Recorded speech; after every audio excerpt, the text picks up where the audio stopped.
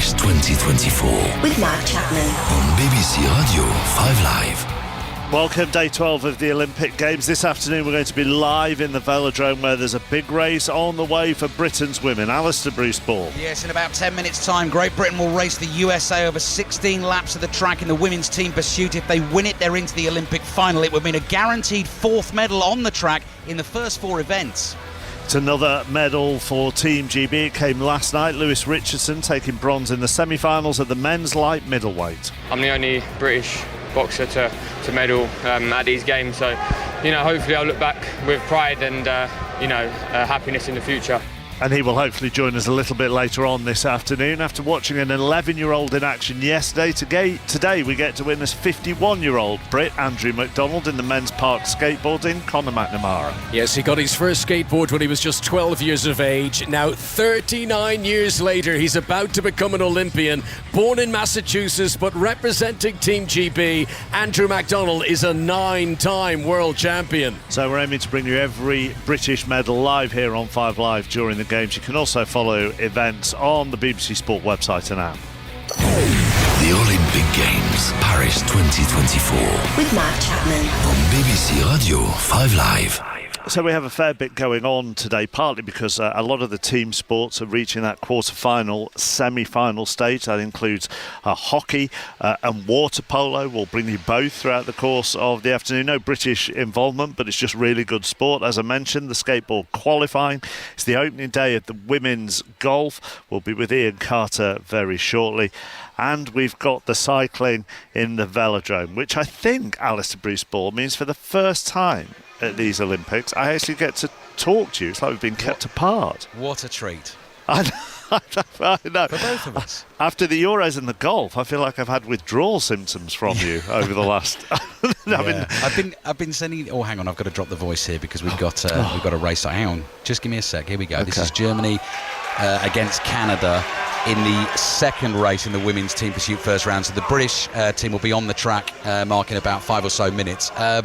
I've been sending you a few messages, haven't I? So I told you yesterday I'd gone native. I've got so carried away with being in France, and actually it was last week being in the pool and watching Léon Marchand just light the whole place up.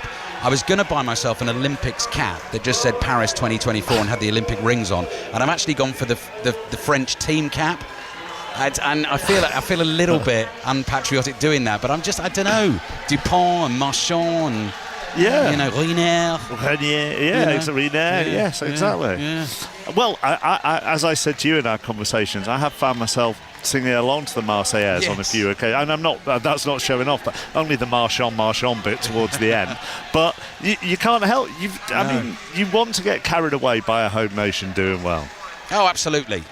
Like I say, in the pool last week, we've seen it a little bit in the velodrome here so far this week, Mark. We've had a couple of French riders in this morning, and it does just lift the atmosphere levels. But, that's that. I remember that so well about London 2012. Victoria can talk about that because she was actually performing for the British fans. But, the home fans get behind the home athletes. It raises their performance. And, Marchand last week, by the time he was winning his third and fourth golds, you had fans of every nationality supporting him and cheering him on because they were just so taken by what he was achieving. If you put a shirt on a tie on, you might get mistaken for Macron on occasion. You're a similar height, aren't you? That's a bit nasty. Wow. Yeah. Come on, Victoria. We've had 2 weeks of not talking to each other on air, so there are a few sarcastic jibes to go back and forth. We are actually about to get ready for one of the big races as far as Britain are concerned here, Victoria. Yep. So basically, this is the first round of the women's pursuit, and it's important that Great Britain post a good time, that they win the heat, but also post the fastest time, one of the fastest 2 times to go for the gold medal ride-off. They're taking on America, Mark. Now, America in qualification yesterday. You never quite know, do you, Victoria, how much teams are holding back. America a second and a half quicker than GB. Let's not forget this is a GB team without Laura Kenny and without Katie Archibald, so not quite as sort of intimidating and as dominant as they've been. But the winner of the race, whatever happens, whatever time they set, will be in the gold medal ride. If they don't win the race, then you need to be one of the 6 fastest losers to get the bronze medal ride. But we know from Great Britain's point of view, they are not thinking about that at all. They are thinking about beating the USA, aren't they? They are indeed. And I think, they only had one ride yesterday, and with the competition schedule, it's quite spread out. Usually you would do like more than one round in a day, but they've come back. It's a new day. We're only talking a second and a half. It could be like a change of gear or setup or order, or how many laps they do, how many turns they do at the front each. So we'll just have to wait and see what they do, but they'll definitely have their eyes on gold.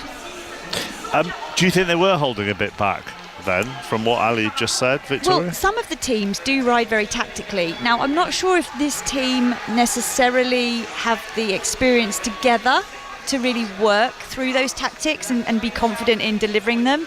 So I'm not sure, but never say never. What was absolutely fascinating, sorry Mike, yesterday, watching the men's team pursued us against Denmark in a race they won, in terms of how a race can to and fro and how you use tactics. Great Britain went out really fast, and over the first 3 laps of 16 built a lead of almost a second. And then suddenly Denmark came back at them, and Victoria, you were speculating whether they'd almost bluffed them, as in, we've gone out hard. Denmark then pushed hard to get them, and then Denmark got themselves ahead, Mark, in the race, and with about 3 laps to go you thought Britain are toast here, but Britain had something left in the tank and powered home and won it by almost a second. So the way it toed and fro was bonkers, really. It was remarkable. It was if it was a tactic, I'm very impressed. We knew that the Denmark team were riding ahead of schedule because we were watching their coach, and he was walking up the track, which was usually indicates you're above the schedule, so he'll take a step every time they go a tenth of a second up, and he was somewhere near the bend at the time, so we knew that they were riding ahead of what they'd planned to ride, and then we just came back with almost a sprint finish. Germany, Canada has just finished, so Britain, USA is next, Ali? Exactly. Okay, let me go to the golf then. Women's individual competition. First round of this, Charlie Hull and Georgia Hall in action for Great Britain. And if you've been listening to Ian throughout the morning here on 5 Live, it's not gone very well for one of them. Ian? No, it's gone terribly for Georgia Hall. I must say, though, that Ali will be thrilled to bits that Céline Boutier of France is in fine form at the moment, currently in second place at 3 under par, just 1 shot behind her playing partner, the 2-time major champion Lilia Vu of the United States. Level par for Georgia Hall through the opening 5 holes. She had a birdie at the 3rd, but then dropped a shot at the 4th. And as you say, Charlie Hull, an awful day so far. She's in dead last position, 60th out of 60. 8 over par through 15 holes, and really the tone was set with her very first drive, which flew straight left and into the water. A lot of players going into the water, and one thing on that opening hole, Mark, and one thing to say, the scoring is not as spectacular as it was for the men, but the men benefited from a big storm overnight before the start of their competition, which really softened up the course, made it very receptive. It is appreciably faster and firmer for the women. There's a teasing, testing breeze as well. So the course playing somewhat differently than it did for the men's competition. Okay, Ian, plenty of updates from Ian throughout the course of the afternoon. The USA and Great Britain are getting ready in the velodrome for the women's team pursuit. One to Victoria, and then Ali can take it away. The USA team's interesting, isn't it? They've got bronze in Tokyo, but a couple of their riders have had really good games already, haven't they? And on the one hand, you could think, well, Chloe Dygert in the time trial or Kristen Faulkner in the road race in which she won gold, well, they might be a bit tired. On the other hand, what a boost it's given them ahead of this. I know. I couldn't possibly say. I mean, if you ride on the road, you're going to have a lot of capacity. I'm going to speak quietly here. 6 seconds to go. But I think it would give you a boost more than anything. There we go then.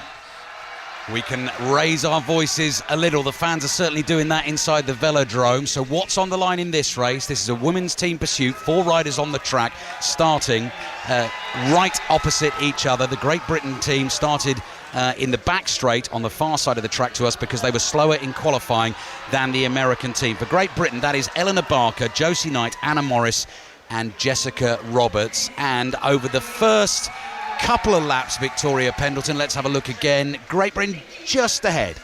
Yeah, and it usually takes them a few laps to just wind up to full speed. They ride such enormous gears on the track these days that it's quite a slow start, and they don't want to completely waste their energy in like a sprinter would. They want to roll up and then just keep building on that pace. 625 metres gone, coming up to 750, and at the moment Great Britain now have just slipped back a little bit, and USA have got themselves in front. So the USA are in the white skin suits. The top half is white. It is a darker short, and Great Britain all in the dark blue with the red trim, and they are 0.2 of a second behind. So we're a quarter of the way through the race. There's 0.2 seconds between them, and the USA just in front. Yep, and it looks like, watching the USA coach, he is pointing to say that they are just ahead of schedule for what they plan to ride. We don't know what that schedule is, but we can just say that they're riding slightly ahead of their schedule.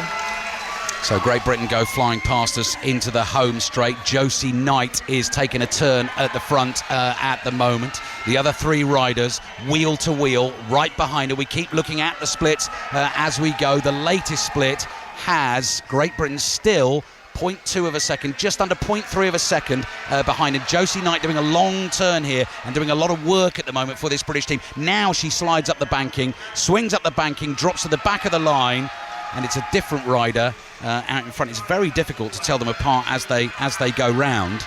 Let's have a look at the latest split, Victoria. At the halfway stage, Great Britain almost 0.4 of a second behind. Yeah, Anna Morris on the front at the moment as she comes round. I think she's doing one lap, maybe 1.5 laps, we'll see. But yeah, they'll be sticking to their schedule.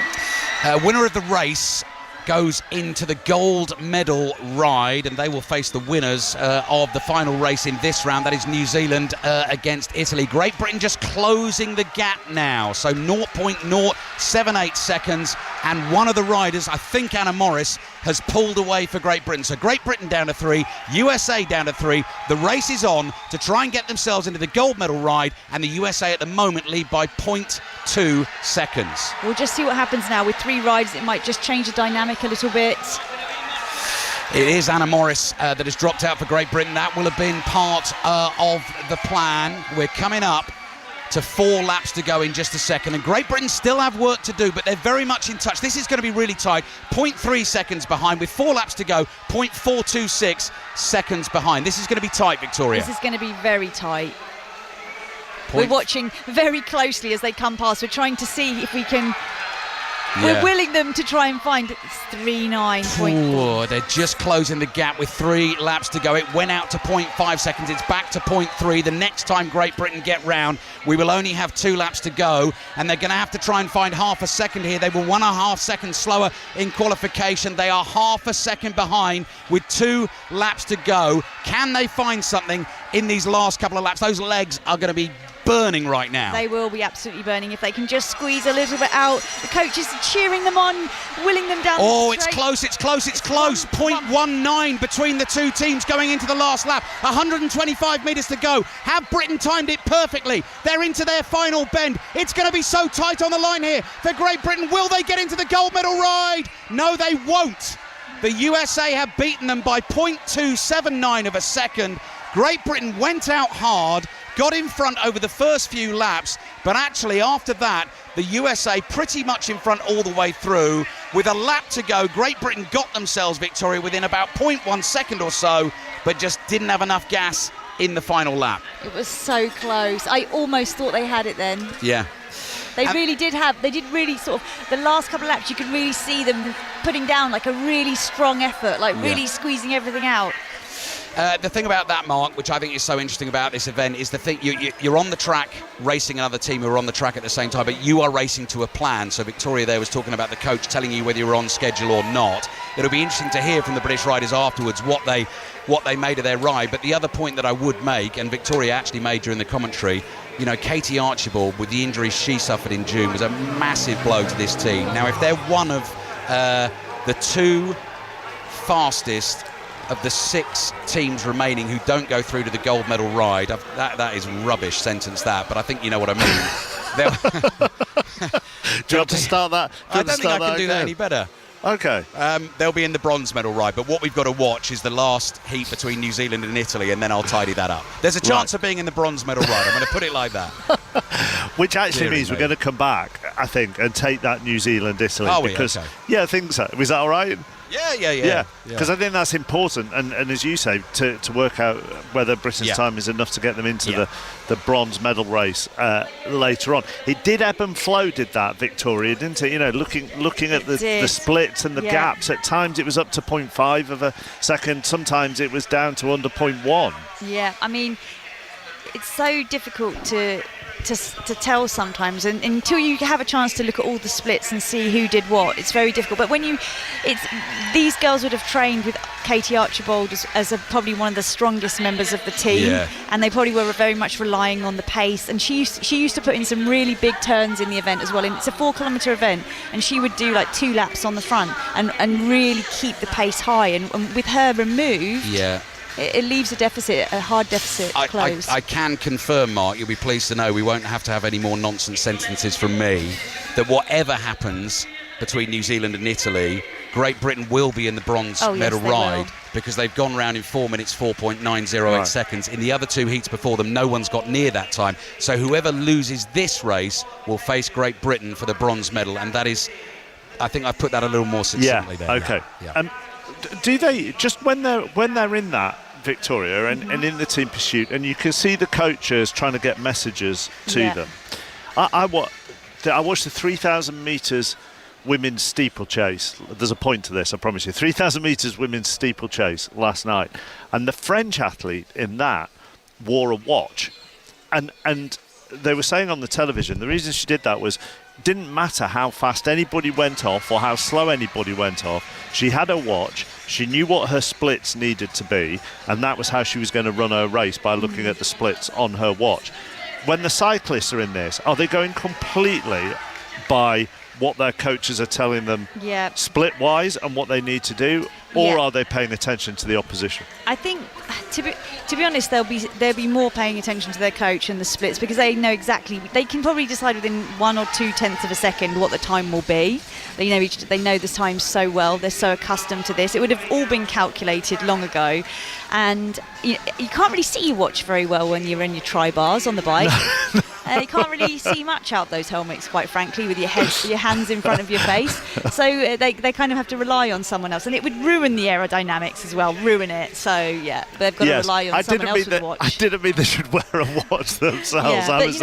It's that information. Yeah, and we are hoarders of information in cycling. We love a number. We love crunching data, and the bikes will have power meters on, and they'll be able to put loads of graphs on afterwards on the computer and analyse every single pedal revolution. So, we love a bit of data. We stick to the data. Absolutely. Are the signals done verbally or by gestures? Because the other thing to remember in all of this, just having looked at some of the speeds here, the women are going at 60 kilometres an hour. I mean, by the time the gesture's made or shouted, you've gone past it, haven't you? Yeah, it's usually a gesture. They usually wait until the women are approaching the straight and then make them usually step forward or step back, which would mean 1/10 of a second, so that they don't really have to take in too much. Like, just look, eyes flick up for 1 second, see what it is, and carry on.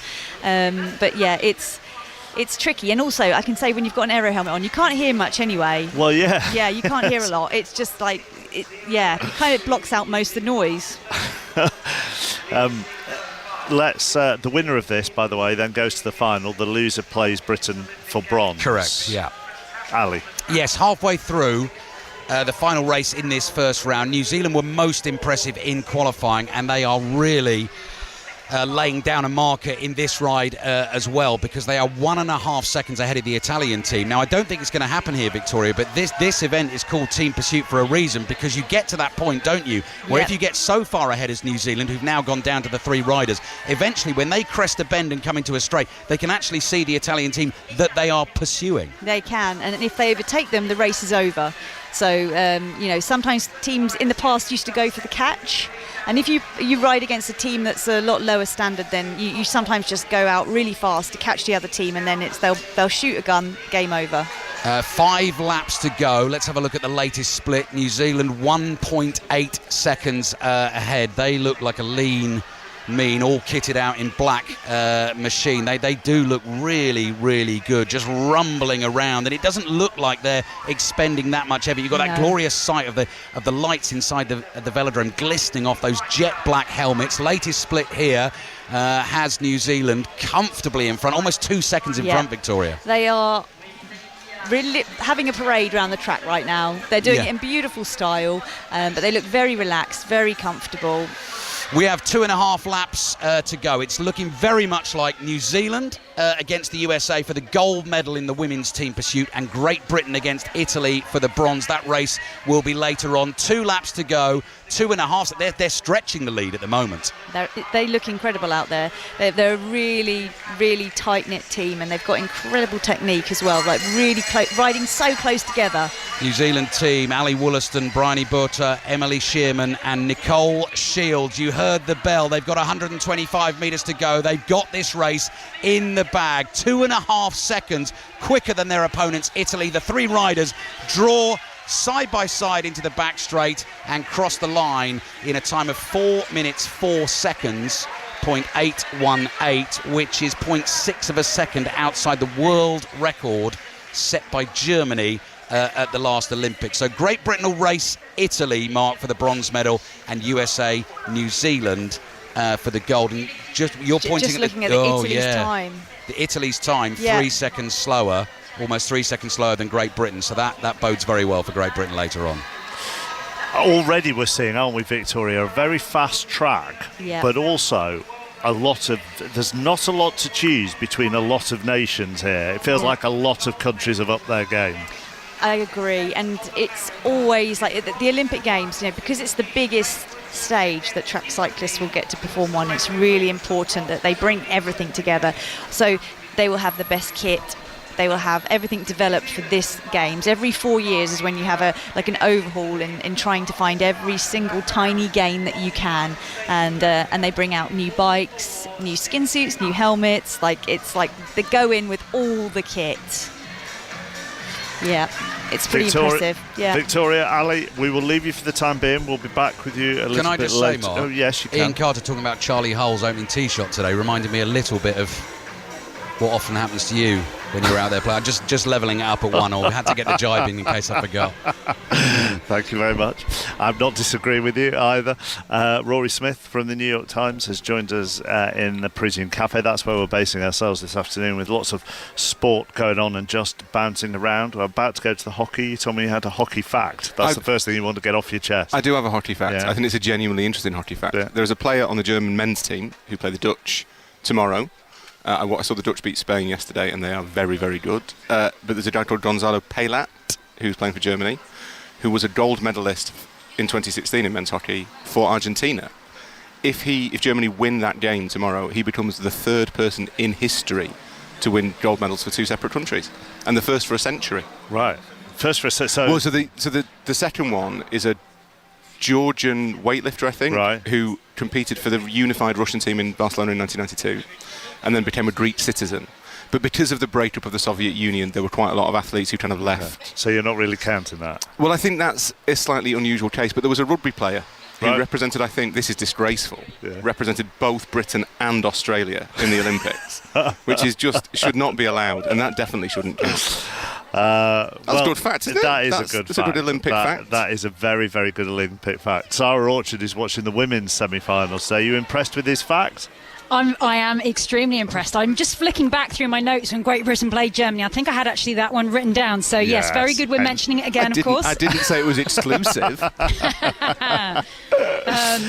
But obviously, the Germans, their 8th Olympic final tomorrow. That one, of course, will be getting underway, that gold medal match, 6 p.m, Germany versus the Netherlands. I'm watching the women's semi-finals day, though. Netherlands against Argentina for the women. 1 versus 2 in the world. I mean, it's been incredibly tense. We're into the second quarter now, only a minute played. The Netherlands, they're easy favourites still to get through to that gold medal match. And when I say that, they haven't failed to make the gold medal match in 24 years. So if you wanted to put your money on something, that's where it would go. Argentina, though, they do have their moments. They played a really good brand of hockey. But when you look at the stats, listening to you guys talking to Victoria Pendleton, I felt the need to find some statistics or some kind of data to add to what we're talking about on 5 Live. And I can tell you the Netherlands, 70% possession is what you need to know with only those sort of 16 minutes gone. They have really dominated so far, but no goals on the board. And it doesn't matter what data you have, unless you're winning, you come away with nothing. So there you go, Netherlands 0, Argentina 0. Yeah, I mean, you mentioned the Dutch's record, and Argentina have won medals in 5 of their last 6 Olympic Games. So on the women's side of things, it does feel, doesn't it, like on one side of the draw, you've got the heavyweights of the Dutch and Argentina, and then on the other side, certainly in hockey, women's hockey terms, you've got 2. I mean, it sounds ridiculous to call China an up-and-coming nation when it comes to the sport at the Olympics, but you've got 2 more up-and-coming nations in Belgium and China. Well, Belgium have always been there or thereabouts, but we've always spoken more and more about the Belgian men. Belgium in particular, their men's team, they were the defending Olympic champions till they were knocked out the other day. China, this is the second semi-final, of course, we're talking about. They're ranked 8th in the world. They've actually risen up to 6th off the back of the great run they've had at the Olympics. But it's worth saying that they did get to all the way to the semi-finals in Beijing in 2008, so they've equalled that again. They actually won silver in Beijing from that moment forward. They do have their moments, China, in hockey. It's how significant, how important it is at the time, and they've got a great coaching team at the moment. Alison Annan, who's a huge name, and Rick Charlesworth. These are names in hockey circles that are absolute gods that are bringing on that team at the moment. So as much as, yes, we don't talk about China regularly in hockey, they can have their moments, and when they invest in it, it does make a huge difference. And yes, I'm surprised they're in the semi-finals, but they are an incredible clinical team. And they had a real statement win. Everyone was beating the French women by a large amount of goals, but I think it's China who had the biggest swing. They beat them 7-1 in the pool, which, is significant in hockey terms for a scoreline. Thank you very much, Sarah. More from Sarah throughout the course of the afternoon. Next at the Velodrome, it's the men's sprint. There are plenty of heats in that, so we'll keep dropping back with Victoria and Ali for that. Jack Carlin and Hamish Turnbull are Britain's representatives at the Velodrome in that event. Let's talk Taekwondo next, because it gets underway today. Jade Jones, 2-time gold medal winner, starts tomorrow, as does Bradley Sinden, who won silver in Tokyo. So we'll follow them through the day tomorrow. We'll be coming from the Taekwondo tomorrow afternoon. And then Keirin Cunningham and Rebecca McGowan are in action on Saturday, and we'll be following them as well. And both of them join us now. Afternoon to you both. Rebecca, you've had to wait a long time at these Olympics to get going, haven't you? Yeah, we've been waiting a little while to get started, but it's nearly here, so we're ready to go. So when did you get here? Have you been at home first and then come over sort of halfway through? Or have you been here the whole time? How does it work? Yeah, so we are based in Manchester, and we've got a really good facility in Manchester, and we're really privileged, to have the funding that we have from the National Lottery. So we've been able to make a massive centre where we've had everything in the one place, which for this game's been so close to home, it made it perfect for us to do our entire preparation camp in Manchester and fly over on Sunday, just gone. With having to wait, Keirin, there must be a lot of energy and a lot of adrenaline because you're having to wait so long to get going. There's a lot of excitement build up over the time being here. We're seeing people win, lose and perform and smash expectations, so it's very, very exciting, and just look forward to fighting now. Have you sort of had a picture in your mind of what it's going to be like on Saturday? And all I can see is gold in myself. Through training, we're obviously working very hard, and I visualise a lot about what I want to achieve and how I want to achieve it. So I've been in this stadium for a while now, and I've been going through 4 fights mentally. So I'm sure by the time it comes to Saturday, I'll be ready to do it. Have you visualised it as well, Rebecca? Yeah, I think all of us have it's hard not to, falling asleep at night every time we're in training, and we've simulated the entire day as well already before we came out. So we've put ourselves in the position many times before, and it's just about going out and doing it now. But I think we're all ready. Looking at everyone in training, we're all ready. So it's just time to, put it all into action on the mats. And have you watched some of the other stuff that's been going on in I think Taekwondo's in Le Grand Palais, which is where the fencing was, which had one of the most amazing atmospheres that I've been to out of all of this Olympic Games. I mean, it is a stunning venue. Have you seen that? Yeah, we managed to get to the venue yesterday to have a wander around and see what it looks like, and I watched fencing as it was happening, and yeah, it's an unbelievable venue and it looks phenomenal. Even just watching the fights that are happening today, it looks phenomenal. So yeah, we couldn't really ask for a better place to go and make our Olympic debut. I haven't seen pictures today. Do you know, Keirin, if you do what the fencers do and come out onto the big balcony and are introduced there and then come down the sprawling staircase? Do you know? So I believe that's for the finals. Right. But for your preliminary rounds, I think we'll just come out of like a little tunnel. We'll walk out onto the mat, give a little bow to the crowd and stuff, which, like Rebecca said, looks amazing. The fights that have been on today, the atmosphere has been crazy. So I'm very excited for that. It's always helpful to spur you on, and can just end up having so much fun in the ring with everyone screaming and cheering on the good things you're doing. But yeah, we'll get to experience that for our finals. Oh, I mean, it is the best way to introduce any athlete at these games, is the way they've done it for the fencing. So if they're doing that for the finals, it will be fantastic. You mentioned sort of enjoying it there. Do you allow yourself to enjoy it when you're actually in the moment? Yeah, 100%. My style of fighting, I just love kicking people in the face, and when that happens, normally the crowd gets going. So it's very rewarding because I can smile to myself, smile to my coach, but with everyone in the building sort of smiling, maybe apart from my opponent's team, it makes for a very good time for myself and very enjoyable. I'm often smiling throughout my fights. Rebecca, do you find it as enjoyable kicking people in the face? Yeah, I don't think we would do it if we didn't enjoy it. Yeah, like he says, it's just, for me, it's just about embracing the whole thing. And with the Olympics, most oftentimes happen when the person that's enjoying it most in the day, the person that's most relaxed, just so happens to come out on top. So I think it's definitely a key to becoming an Olympic champion, is making the most of the day, embracing it all and enjoying it all with the people who've come along the journey with you. Just on that, Keirin, you know, there are lots of sports that work in a way where within training or within preparation, certain things are done so that by the time you get to the actual competition, it doesn't seem as bad or as dramatic. You know, for example, practicing penalty shootouts, but taking them from 14 yards away as opposed to 12 yards away, so that if you go into a shootout, you're prepared for it.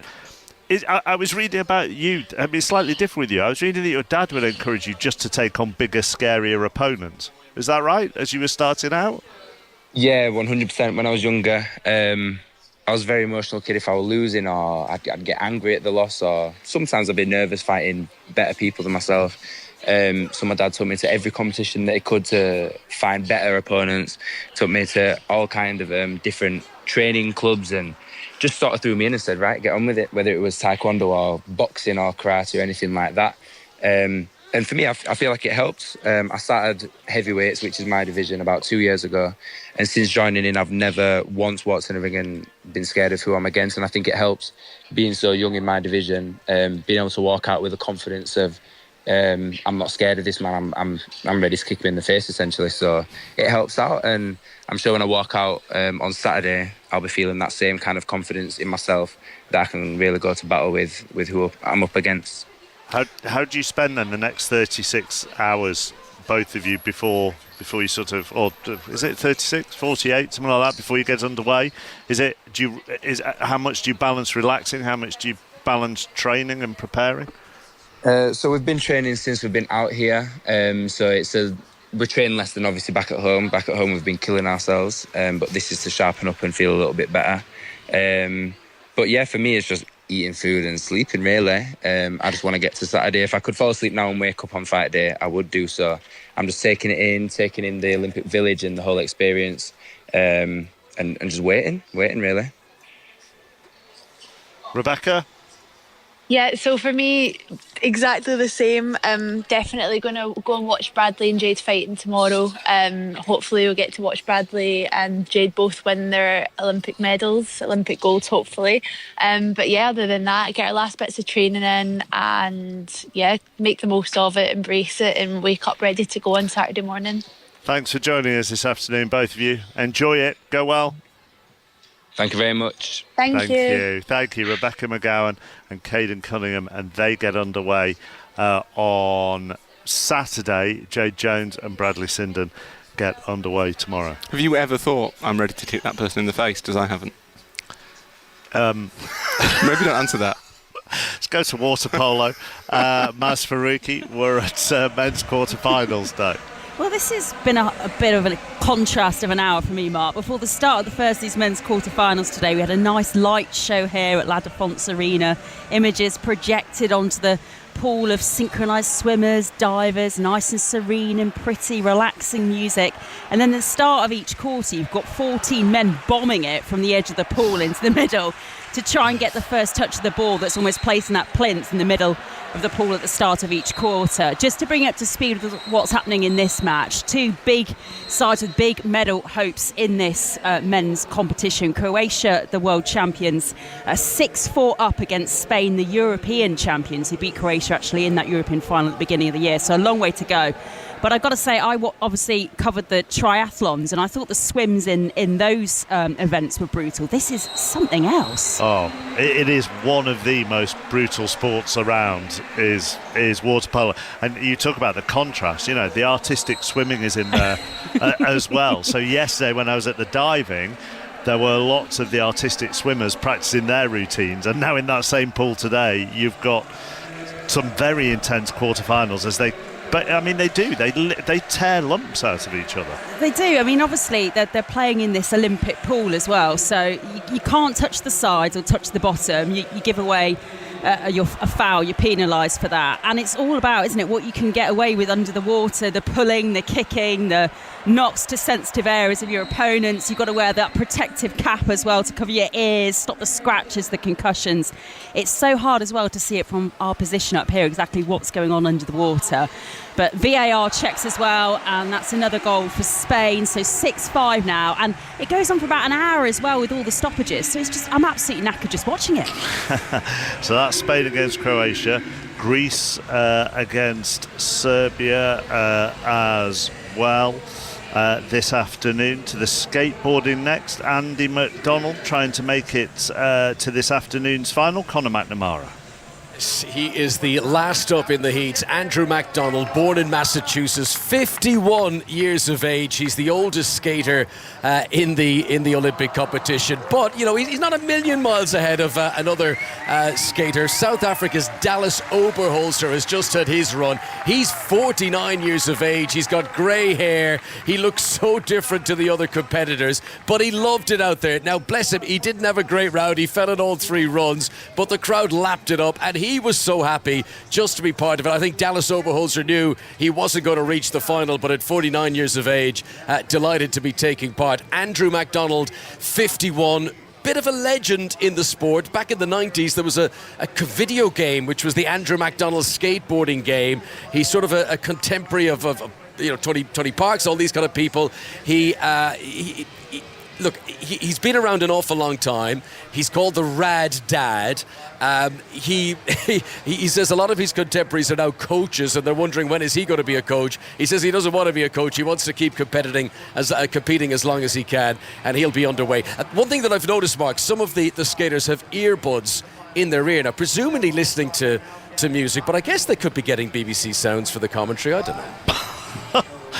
Yeah, I mean, it's a bit of a long shot, Connor, I would suggest. But anyway, so when does Andy McDonald go?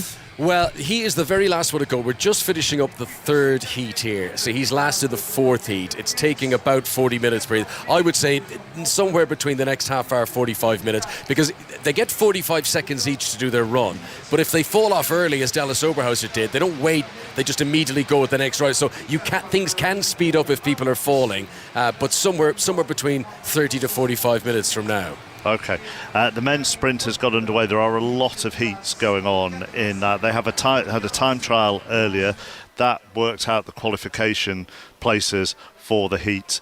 Now, the heats are going on, and the Brits will go in the next couple of races. So we'll head back to Alistair Bruce Bull and Victoria Pendleton very shortly. What else have you watched this week? The triathlon, the men's road race, and some hockey.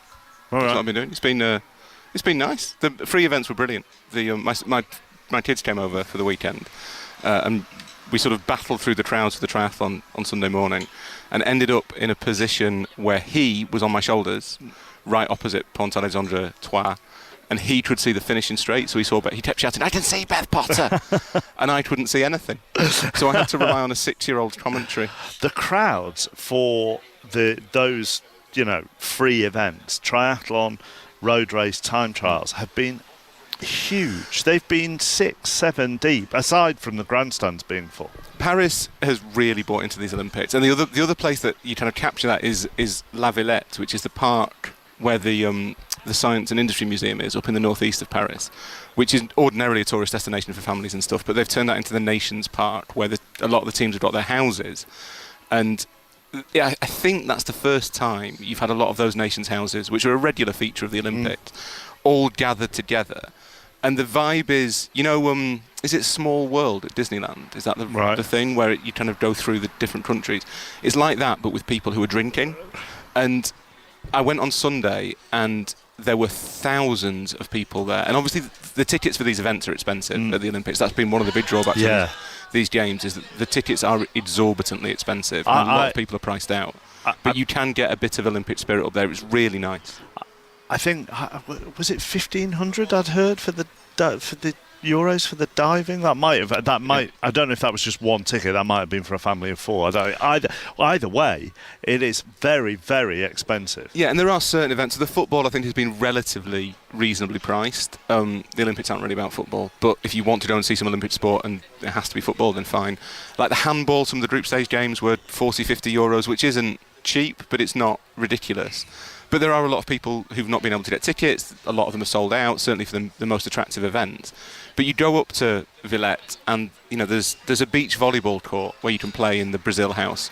There's piñatas at Casa Mexico. You can you can be a part of the Olympics without paying anything, and that is really important. Absolutely. Also, friends and family athletes don't get tickets for friends and family. They have to sort of buy them, but a little bit through the ballot as well. I'm not quite sure how it all works. I mean, I suppose the argument would be you would be giving out a lot of friends and family tickets for every athlete in every event. Let's go back to the velodrome. We're ready for Britain's men in the sprint, aren't we, Ali? Yes, we are, Mark, and I'm going to drop my voice a little bit. So 12 races in this first knockout round of the sprinting. We are now into head-to-head battles on the track over 3 laps. First across the finish line wins it. Doesn't matter about a time, Victoria. And what I love about this, so you were Olympic champion 2008 when you beat your great rival Anna Mears in Beijing. It's tactics, it's strategy, it's watching your opponent, it's mind games. It's fascinating, isn't it? Yeah, it's basically thinking on your feet, which you can have a small idea of what you're going to do, but very much you just have to read the situation. It's like it's cat and mouse. It's the one where everyone goes, "What's that race where it's like really slow and then really, really fast?" This is the one. This is the one. Yeah. I mean, you could bolt it from the start, though. Couldn't you? You could, but it's a long way. That's a big effort to have to repeat maybe 12 times a day to complete a competition. So Jason Kenny is just releasing Jack Carling. Very slow at the start. In terms of the way this is seeded, Victoria, so you're not missing any action at the moment, because as Victoria was explaining, this is the very slow cat and mouse bit, and there's a little 3-4 wheel bounce at the back wheel there of Jack Carling, and his opponent is Tyler Rourke, the Canadian. So he was on the inside lane. He has to take the lead, doesn't he? He has to take the lead at a walking pace. You'll see a commissaire walking to make sure that it's walking pace or above. Otherwise, they will restart. And this will be a tactic. Basically, what is happening here is Tyler Rourke doesn't want to take the lead. So he's gone really, really, really slow and given Jack the opportunity to overtake and take the lead if he wants it. But Jack's like, no, I'm just going to put the brakes on and hunt you down from behind at this stage. Win this race and you are through immediately to the next knockout round. If you lose it, you can still qualify through the repechage. Right, they've had enough of mucking around. They've done half a lap, and Tyler Rourke has just sort of broken into what's the equivalent of a jog on a bike? I don't know. A roll? You know what the word that came into my head was like a trot, but that's the wrong sport. Yeah. So they're building up the speed now. They've got a little bit of height on the track. Jack Carling still keeping distance and height. He's out the saddle, just pumping the pedals a bit, building up some speed, gathering some height. Going to launch an attack any minute. He's encouraging Tyler to take the lead and start the sprint. Here we go at the bell. Tyler Rourke has the lead, and this is where it gets really exciting. And Jack Carling's got work to do. A couple of bike lengths back, but suddenly he eats up that ground on the back straight. He goes flying past Tyler Rourke into the final bend, into the home straight. Thank you very much. I will make it through to the next round, says Jack Carling. I mean, he played that beautifully. He gave a lot of time. I saw you a bit worried there. You forget what it's like. You've got to leave a really big gap to rush in, and it almost like sucks you straight past your opponent. They don't have a chance to get back on your wheel, and that was beautifully timed by Jack. When you see that happen, Mark, on the back straight, and there's that gap between them, and suddenly the rider goes, it's almost like there's a rope behind the lead rider, and they just band, exactly, and they just suddenly just launch forward and eat up the boards. It's anyway. Jack Carling is comfortably through. We've got one more race, and then it is the turn of Hamish Turnbull for Great Britain. He will ride against the Chinese Zhu Yu.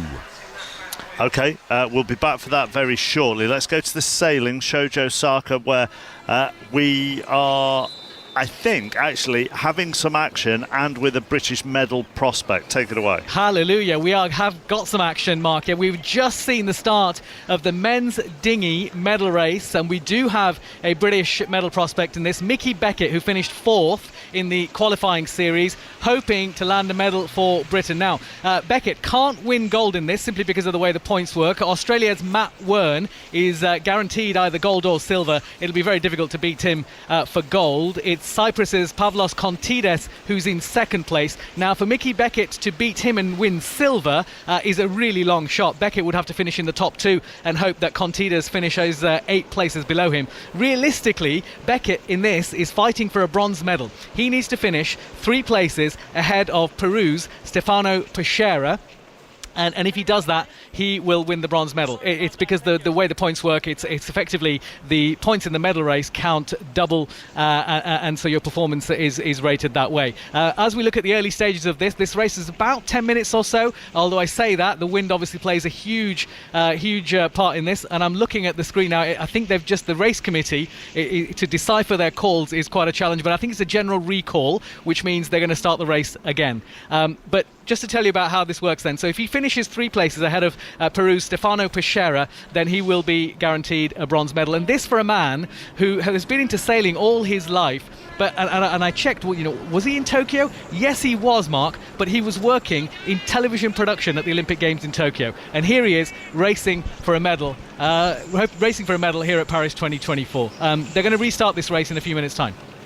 Okay, we will be back for that if it does eventually get underway. We'll talk golf with Ian Carter and Trish Johnson in a little while as well. Not been a good day for Charlie Hull, who went into the water on the first and has struggled since then, and she was at the back of the field last time we were with Ian. Kelly will be back in the Athletic Stadium in the Stade de France a little bit later on. Plenty to point you in the direction of there. Noah Lyles in the 200 metre semi-finals. That will be about 7 o'clock UK time. The women's 400 metre semi-finals around 7:45 UK time. And then men's 400 metres is at 20 past 8. That's the final, and Matt Hudson-Smith will be going in that. Let's take a look at the women's golf. We'll be going back to the velodrome to Ali shortly, but Ian Carter, what's the latest? Well, Charlie Hull has just finished a very disappointing opening round, Mark. A 9 over par 81, par 72 for the women, because the 18th counts as a par 5 for them compared with a par 4 for the men last week. At the other end of the leaderboard, joint leaders Lilia Vu, having just dropped a shot, falls back to 3 under par, the same mark as playing partner and the big home favourite Celine Boutier, who is at 3 under par, and the Indian Diksha Dagar has just picked up a birdie at the par 5 14th, so now a 3-way tie for the lead at 3 under par. As for Britain's other competitor, that is Georgia Hall, just scrolling down the leaderboard because unfortunately she has picked up a couple of drop shots, and it means that she is now at 2 over par. Georgia Hall through 8 holes, so not the ideal start. She did get the early birdie at the 3rd then dropped a shot at the 4th and suffered a double bogey 6 at the 7th. So she really needs to make the 9th count now to try and get back on track. That's something that Nelly Corder has managed to do today. She was over par pretty early in her round, 3-putting the very first hole, but she has got it back to level par through 17. Current Olympic champion Nelly Corder. We'll talk to Trish Johnson, part of our team, with Ian in just a moment, but back to Ali and Victoria in the velodrome. Will there be any Arsenal chat in that, do you think, Mark, or just strictly Olympics? I'm sure Trish will want to talk Arsenal, but I will make it strictly Olympics. Well done. OK, this is Hamish Turnbull, the 25-year-old from Morpeth, riding in his first Olympics. British sprint champion in 2020. We are into the first knockout round of the men's individual sprint, and he will be racing China's Zhu Yu over the 3 laps. And Victoria, Hamish is an experienced sprinter. I've just said he's a British champion, but racing in your first Olympics is a different level, isn't it? Slightly different pressure. I think he's probably got enough age and experience to be comfortable, but it is definitely a lot more intense in terms of media, in terms of coverage, in terms of performance. Like, everything around it kind of ramps it up a bit, but he seems cool and calm, and Jason Kenny is holding him up on the track as his coach. He looks totally relaxed, as always. Does Zhu Yu have to take the lead here as the slower rider from qualification, or is that done by draw? No, it's done by draw. That's draw, is it? Okay. Yeah, just before they get on the track, they'll draw numbers on an iPad, and it will be random. Okay, so we have the bright red cycling uniform of China and the dark blue with red trim of Great Britain, and this is not too slow. They're gently rolling around the back straight at the moment, and they're on that strip of track, that sort of thick blue band right at the bottom of the track called the Côte d'Azur. Hamish is moving up and down the track, weaving around about, trying to encourage the Chinese rider to just pick up a little bit of pace. Hamish gets a bit of height on the track. It gives him a little bit of an advantage on the downhill on his acceleration. So you want to create a gap and you want to create height. Yeah, he's been swerving about a bit. He's sort of trying to get out of the eye line of the Chinese rider here, and the pace is picking up quickly on the back straight. They go past some of the Olympic rings that are embossed on this track. About a lap and a half to go. Pace building, Victoria. Pace building. Hamish is back on the black line. I think he'll get some height, hopefully coming into this corner, yes, and swing back down. There's only 1.5 seconds between these guys in qualification, so he needs to race well. And Hamish Turnbull is coming around the outside of China. It's going to be a tight shoulder-to-shoulder match, but yes, he's got it. Shoulder-to-shoulder into the final straight. Just had the pace to take him past Zhu. So what that means for the British riders, both Jack Carlin and Hamish Turnbull, no repechage for them. Give yourselves a break. You are already straight through to the next knockout round. Did it slightly differently to Carlin. Bit tighter down the back straight, Victoria, but still got the job done. Absolutely, but as we go down the heats, these riders will become more closely matched. The gap between the two riders will be smaller in their qualification time, so they have to race smarter. They can't get away with being relaxed in their tactics. There we go then, Mark. So Carlin and Turnbull safely through to the next round as winners of their individual races in this round. You can take so much from watching this, Victoria, that you can admire, and the obvious is to go sort of pace and power, isn't it? Yeah. But timing the timing of your run at the end, just to, so that you don't expend too much energy in advance, but just cross the line in front. That really is impressive. It's strange though, because sometimes people think, oh, that's close, but when you're a rider and you know, you can feel whether you're going to be in front or not. You can tell, so you can judge it very, very finely, and as you say, conserve as much energy, because in a normal competition this would run from, you'd be at the track at maybe 8 a.m. in the morning and qualify, and you might not finish till 11, so you have to be up and down the track all day long, so you have to conserve the energy, otherwise you just, you'd run out. Yeah. So even watching as a former rider, do you know? Or do you have to actually... I mean, most of the time you can tell. That's the thing, Mark, about commentating with Victoria, I say it every time, is it makes me laugh, because I'm getting all edgy and antsy and this is close, and she's looking at me thinking, what are you talking about? You haven't got a clue. It's a lifetime, a tenth of a second, a lifetime. Oh dear. Right, back with the two of you throughout the course of the afternoon. Back to the golf. Ian is still with us. Trish Johnson, member of our golf team, winner on the LPGA, Ladies European Tours, Women's Senior Open champion as well. Afternoon. Good afternoon, chappers. How are we?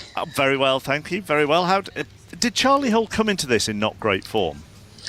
She's not had the best of years, if I'm honest, no. She's had a few niggly injuries. but hasn't really performed to her expected level, especially after last year. Obviously 2 second places in the majors. So, but yeah, regardless of what her form is, or to go out there and shoot 81 in the first round of the Olympics is, especially when it's, she missed the last one. She didn't go because of COVID, and she didn't want to be in the bubble. So she would have been, looking forward to this. It's Charlie's a home bird, so, being in France, only an hour away, she really would have been looking forward to it. So that's a pretty... it all started on the first tee, knocked it in the water. Exactly. First tee shot. Do you know what that took me back to? I know Alistair Bruce Ball earlier said it took him back to playing golf with me, but Ian, do you know what it took me back to? It took me back to Rory McIlroy at Port Rush. Yes. Did that. And that first tee, and all the expectation on him, and here Charlie Hall at an Olympics, and God, this is going to be incredible, and so on and so forth. And then that happens, and it must just take the wind out of your sails. Yeah, the one thing I would say on that, though, Mark, is that McIlroy was pretty much the only player to tug the ball out of bounds on that opening tee at Royal Portrush. First thing this morning, they were all knocking it into the water for fun. I mean, she was far from alone, but the thing was that it just seemed to derail her watching the shots, and because obviously she's fallen so far down the leaderboard, we haven't seen that much of her. But Trish, what I've seen is that there just seems to be very little rhythm about the swing. It seems I know she's a very, very fast swinger of the golf club. She does everything in a very fast and animated way, but it seems so out of sync so many times in the course of this round. She really does look very much out of sorts. Yeah, and you know what? It's just sometimes, you know what it's like, Ian. You not so much, Chappers. But you can just you get on a little run of weeks where it's not right, and it doesn't look a million miles out. I know what that's like. But it's just and obviously the AIG is not that far away, the Women's Open, so she'll be very much. I think after a round of 81, obviously your medal hopes are gone. She's done and dusted with that. I'm not sure if there's a cut at this Olympics actually. No cut. Ian, is there a cut? No, there's no cut. So she will just be looking for the next 3 days to play herself back into some form. That's all that she can really wish for. It'd be an absolute miracle if she'd had any chance, especially looking at the sort of the calibre of the players in this tournament. But it's, as I say, it's massively disappointing. And look, it won't just be her long game that would have been poor, because even if you have a poor long game, if you're shooting 81, then every facet of your game, I would imagine. I haven't seen a lot of it this morning. I've seen her hit a couple of shots. I finally found the channel that it's on, so mentioning no names. And so, it's really obviously her whole game has been off today. And as I say, it's just massively disappointing. She would have been looking forward to this so much, her and Georgia Hall, good mates. And to go out there and shoot that number and then just really know that you have no chance of being on the podium it's pretty soul-destroying. I was very tempted to say that must have been quite the discovery when you finally found the very golf good. there, Trish. Very good. You're allowed to say it, Trish. It's fine. Let me ask you about two other women in the field, Nelly Korda and Celine Boutier. Nelly Korda, I mean, if this was being played, sort of May time, you would have bet the house on her winning the Olympics, and she is the defending Olympic champion. Maybe just gone a little bit difficult to stay as hot as she was back then, but she will be a contender. And Celine Boutier will a bit like as we saw in the men's, Trish, just apart from being incredibly talented, will feed off the home crowd. Yeah, very much so. I mean, Nelly, fair play to her today, actually. Got off to a shocker, was 3 over after 6 or 7, I think. She's made a good comeback, and she's just knocked it on 18 in 2. So, it could be that she finishes under par, which would be a tremendous comeback, especially when you're defending your sort of... Do you defend a gold medal? Yeah, I suppose you do. Yeah. So, for her, from her point of view, as you say, when you win 6 tournaments, I mean, the last time that happened was back in 78 with Lopez. It's so sort of, it's not unprecedented, but it's such a long time since that happened. You just don't know how you can't keep that going. It was such a phenomenal run of form, and admittedly, her form dropped off a cliff after that. 3 missed cuts on the trot, 2 of them in majors. But she was always going to come back. She's such a classy golfer. Her short putting is interesting because at the start of the year it was really poor, and then she obviously went on that amazing run, started putting exceptionally well, and then again when she started missing cuts, I think you remember at the US Open she made a think she made, was it a 10 or a 12, Ian? You can tell me on the par 3. 10. It was a 10 on the par 3. It was almost 12, that was it. Yeah. It was almost that sort of kryptonite moment, wasn't it? And it really was. She went from red hot to absolutely stone cold. She's just putted across the 18th green here for eagle, so she's her short putting will be put to the test here for a birdie to get into the red figures at the end of the first round. It looks like around about 5 feet she's left herself for a birdie at the last. And I should tell you that Céline Boutier birdied the 10th. The crowds are all around her. The noise around her is amazing, and she has the outright lead at 4 under now. Trish, Ian, thank you very much. Trish Johnson, Ian Carter watching the women's golf. Back to Sarah Orchard and the hockey. Yeah, women's semi-finals day, and it's now Netherlands 3, Argentina 0. 7 minutes of the third quarter to play, and Jibbe Janssen, the 24-year-old from the Netherlands, she scored her 8th goal of the game so far. It looks like the Netherlands, they're going to be good to make it through to the gold medal match once again. Argentina are going to have to find something fast. It's Netherlands 3, Argentina 0. Day 12 of the Paris Olympics. We'll be back to the velodrome in a little while with Alistair Bruce-Ball and Victoria Pendleton. First, the news at 2:02. The voice of the UK. This is BBC Radio 5 Live. And with the headlines, I'm Richard Foster. 3 men have been jailed after rioting last week in Merseyside. Derek Drummond was sentenced to 3 years for violent disorder and assaulting a police officer in Southport. Declan Keirin was sentenced to 30 months and Liam Riley 20 months for violent disorder in Liverpool. The head of Metropolitan Police, Sir Mark Rowley, says tough sentences will continue. We'll throw the full force of the law at offenders, whether that's charging people with assaults, violent disorder, riot, and if terrorism offences are appropriate, I know the Director of Public Prosecutions has said he's prepared to consider that. Thousands of police are preparing for more possible riots across England, with reports that up to 100 protests could be planned later. The violence has become the first major challenge for the new government, which has been in office for less than 5 weeks. Our political correspondent is Joe Pike. I'm told the Prime Minister's focus remains on the criminal justice response, the response of the police as well as prosecutors. But there's also an acknowledgement in government that there are wider, complex, deep-seated problems they will need to look at, including the role of social media companies, including racism, community cohesion and views on the immigration system. The inquests have been opened into the deaths of the 3 girls stabbed to death in Southport last week. The coroner at Bootle Town Hall said it was impossible to adequately articulate the devastating lifelong effects of the events on their families. Shamima Begum won't be allowed to challenge the removal of her British citizenship at the Supreme Court. The 24-year-old wanted to overturn a government decision to revoke her citizenship on national security grounds. She travelled to Syria as a teenager to join the Islamic State group.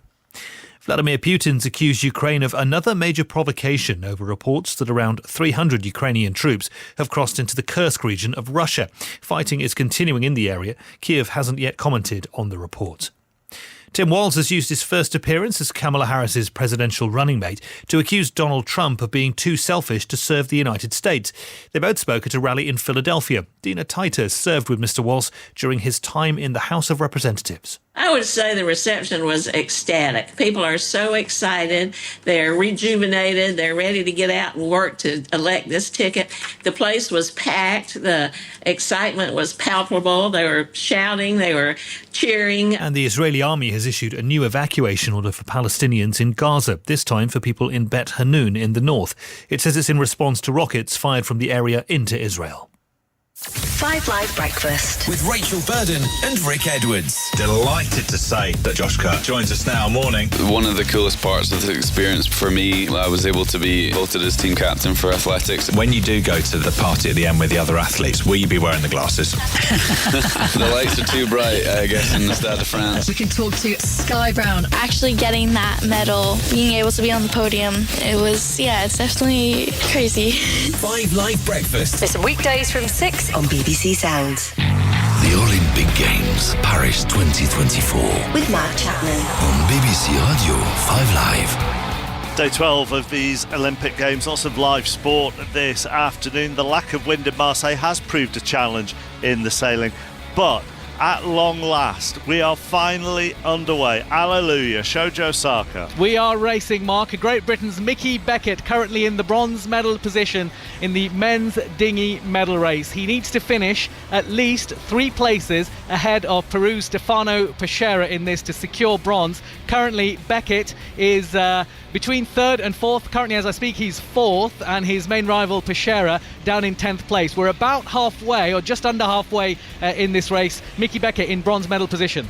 Cracking atmosphere at the velodrome throughout these Olympics. Next up there for Great Britain, Katie Marchant. Here's Victoria Pendleton. She's in the repechage on the first round of the women's keirin and has to finish in the top 2 to progress. Jack Carling and Hamish Turnbull safely through the first round of the men's sprint today. Keep you up to date with the men's skateboarding. Andy McDonald in that. We'll head to the La Défense Arena where the men's water polo quarterfinals are taking place. We'll also hear from Richie Woodall after Lewis Richardson's success in the semi-final of the men's 71 kilo boxing. This is 5 Live Sports at the Olympic Games With Mark Chapman. on 5 Live and BBC Sounds. Yeah, we are live in our Paris cafe this afternoon. Lots of live sport going on, so we're bouncing around between the velodrome and the golf and the hockey and also the water polo. Maz Faruqi. And we've got about 40 seconds left of this final quarter. Spain trying to really fight back in the last quarter of this quarter-final against the world champions Croatia, who have led throughout from the start, from the first opening minutes of the first quarter. 10-8 Croatia lead. The European champions Spain just with a timeout in the last couple of minutes. No, they're running out of seconds now, really. Need to find something quickly. And again, this match has lasted over an hour now. Some tired legs out there. And Croatia look like they're going to sneak through to the semi-finals. They, well, I would imagine tired arms as well. Everything's tired. I mean, I'm tired just looking at them, but they kind of, it's how they kind of build themselves up as well, don't they? They sort of lift their torsos out of the water to kind of get some momentum behind them before they fling the ball towards the goal to try and beat the goalkeeper. And, you know, that, again, is the move that just shows the core strength that these guys have got to have. 1 second to go. There we go. That's the full-time buzzer. Croatia, the first team through to the semi-finals in the men's water polo tournament. 10-8, they've beaten the European champions Spain. They've got plenty of water polo history of Croatia. They're the world champions. They beat Italy on penalties in that final. They took gold in London, they took silver in Rio, they're 5th in Tokyo. Spain, on the other hand, despite being European champions, haven't won an Olympic medal since 1996. The next quarter-final is Greece against Serbia, and that is a repeat of the final in Tokyo, which went the way of Serbia. Greece have never won gold at a major European water polo championships. You're looking at me. I did, yeah. No, so we did a story a little last week on the boats. This is Rory Smith, by the way, of the New York Times. During the opening ceremony. Yeah. The American men's basketball team, who are obviously all global superstars, Anthony Edwards, LeBron James, Steph He Curry, held the flag. and we're talking to the table tennis players. And apparently Anthony Edwards challenged the Olympic table tennis players, to a match based on the fact that lots of people, when you apparently say you're a professional table tennis player, lots of people think, well, I used to knock around a bit in my garage. I'm pretty good at table. I bet I could give you a game. And I was with a friend of mine yesterday who assured me with absolute confidence that if he'd discovered handball when he was a child, he would be the best player in Britain. Like, absolutely certain. No one has ever said that about water polo. No one watches water polo and thinks, I bet I'd be really good at that. I can't think of a harder sport to compete in. Well, do you know what? I'm going to bring in a water polo player now who is part of the GB water polo squad. But there are 2 other bits of it, just on that and table tennis. No. Whenever I watch table tennis, I couldn't even imagine thinking I could take on a professional.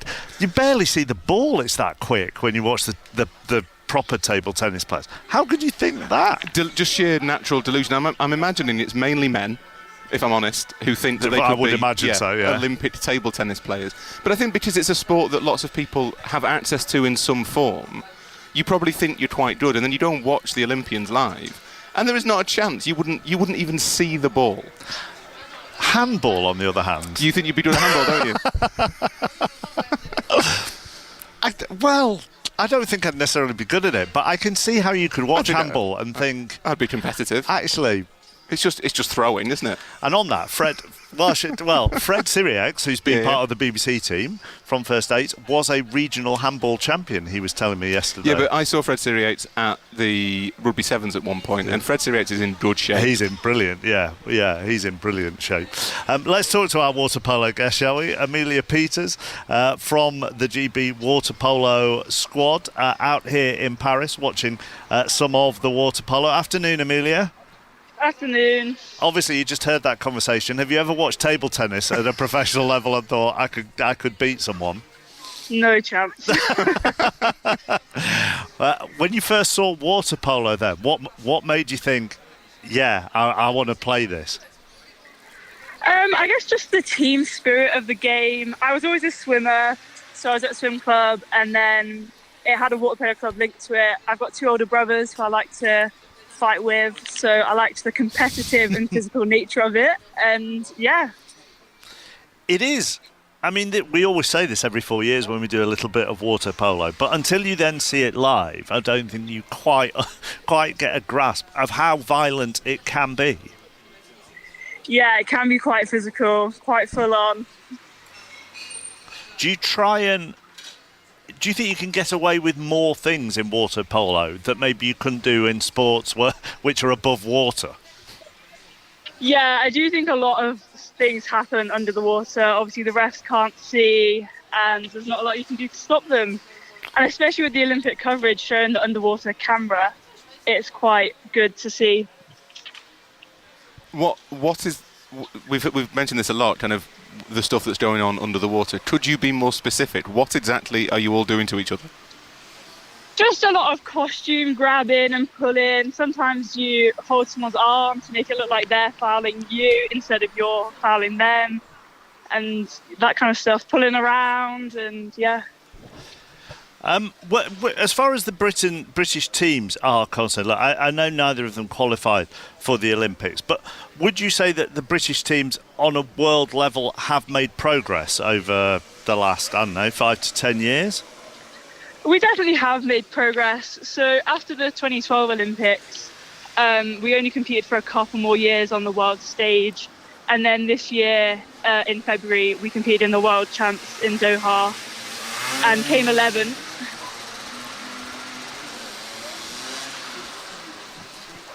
And finally, just before I let you go, what's the most important skill to have as a water polo player? I mean, is it swimming? Is it fitness? Is it physical strength? Is it a bit of everything? I think it's a combo of everything. Obviously, your swim fitness does have to be good because you have to swim up and down so much. But also, you do have to be physical and to be able to handle all the physicality that happens in it.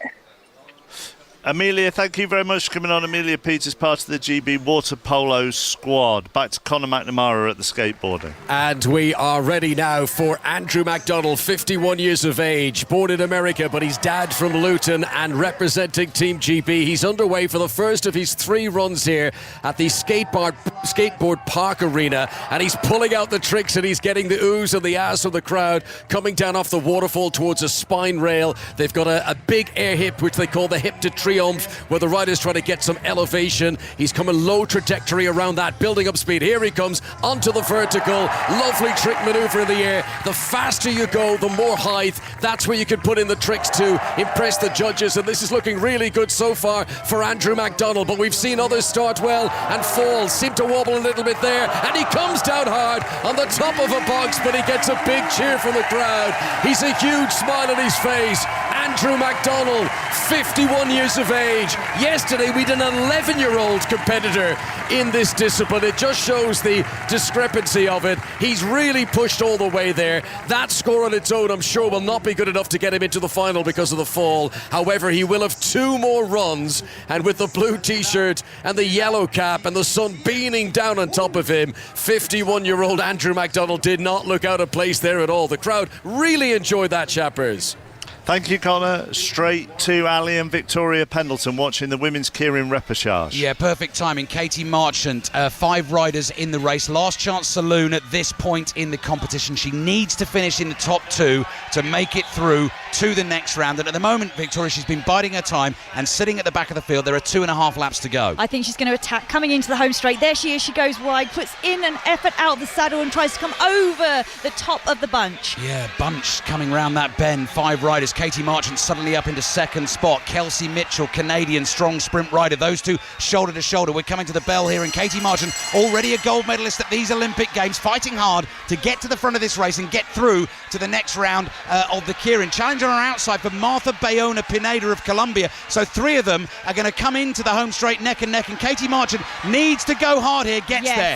Gets there in second place. How was that ride, Victoria? I mean, that got a bit messy there in the middle. It was tough to sit on the shoulder of Kelsey Mitchell because you're travelling a lot further around the track, so it's difficult to match her speed. But she held on, and she held on really well there to go through now into the main heats. So it's an extra ride for Katie Marchant today, but she will be delighted she is through to the next round of the women's keirin. Emma Finucane straight through. She won her first race this morning, so she has also gone straight through. So Marchant and Finucane are through. Mark? Going well, Victoria? Yep, they are going well. I think a little bit of maybe nerves in the first ride. This is not Katie's best work. I know she can ride keirin's much more clinically than this. So good to be through. Put it to bed today, come back tomorrow and give it her A game. Now, 20 minutes ago, we were getting all excited that the sailing was underway in Marseille. And now, Shojo? Just drama and disappointment in equal measure, Mark. I mean, what can I say? This medal race, the men's dinghy medal race, has now been abandoned almost 3/4 of the way through. It'll be great disappointment to Mickey Beckett of Great Britain, who was bang in bronze medal position. Let me tell you what happened. Basically, the wind dropped so much in the second leg. It was supposed to be a downwind leg. The wind had dropped to about 2 or 3 knots, so the boats were barely moving. The fellow who was leading, Jonathan Vadnai of Hungary, he was trying to work his boat so hard that he actually capsized. He got back up. They went round the next marker, and he almost capsized again right on top of Mickey Beckett's boat. He appealed. I don't think anything came of that. And this all after the sailor who was in silver medal position, Cyprus's Pavlos Kontides, got a penalty on the start line for blocking other boats. So it was all going on. Eventually, they got round about 3/4 of the race, and they have now decided to abandon the race. As far as I understand, all of the points and the situation in that medal race will be nullified, and they will go again. But all in all, we've had so much disruption to this sailing regatta at the Olympic Games. I mean, Shirley Robertson... When will they go again, then? Well, as I've learned over the last week or so, a sailing schedule is really not a schedule. It's just a guide. If the wind stays like this, there's a chance they might not race at all today. I think the forecast for tomorrow is better. We were due to have 4 medal races today. We had the women's dinghy race that was completed a little bit earlier. This is race 2 of 4. We've got the mixed multi-hull scheduled for a little bit later. That does have definite British medal prospects in that as well. But if there's no wind, you just can't sail. Okay, so we're just on a watching brief, really, with the sailing this afternoon. We'll be back with Shojo when we get any updates on that, but we're still waiting for that British medal prospect, which we've been waiting for with Mickey Beckett since, I think, yesterday afternoon around this time. So we're now 24 hours into asking the same question about whether he can pick up bronze or not. Great Britain could win their first men's 400 metres gold since 1924 this evening. Matt Hudson-Smith looked assured while winning both of his heats so far. Alison Kirbishley and Catherine Merry will look ahead now to another big night at the Stade de France. A few hours away, Alison Kirbishley from the men's 400 metres final tonight. Let's get the main stat out the way. It's been 100 years since Britain won this title with Eric Liddell in Paris in 1924 out of lane number 6. Oh my days. And Matt Hudson-Smith starts in lane number 6 100 years later. I think get Vangelis ready now. Da, da, da, da, da, da. I mean, can we get excited? He looked so good in the semi-final. He's going into this fourth quickest, 44.07, but He looked like he was on for a personal best, a national record, a European record in the semi-final, and then he shut down and just coasted in the last 20, 30 metres. Look, have no fear, there are a lot of guys in here, none more so than Keirin James, who did it 12 years ago in London 2012. He's back at the age of 31. The quality in this field is phenomenal, and Matt himself has said anyone that beats him is going to have to run a world record. I think we're in for the quickest 400 metres Olympic final ever. You say quickest because when you look at that semi-final where Matt looked so impressive, he went through 200 the fastest in 20.5, he went through 300 the fastest of anybody in 31.4, but the world record is 43.03. Matt's best is 43.74, but it's not the times, is it? Matty wants the big G for Great Britain and Northern Ireland. Absolutely. I mean, when I say it's the fastest all time, I mean like that men's 100. I think collectively, I don't necessarily think that a world record will be run, because Wade van Niekerk, when he won in 2016 in Rio, I mean, he blew us all away. We couldn't believe he ran the time he ran. I think collectively we could be seeing almost all the field go under 44 seconds, because every one of them is capable. You know, you've got Quincy Hall there, the man who looks like a Bond villain with the gold gnashers from America. He's been trash talking since he got here.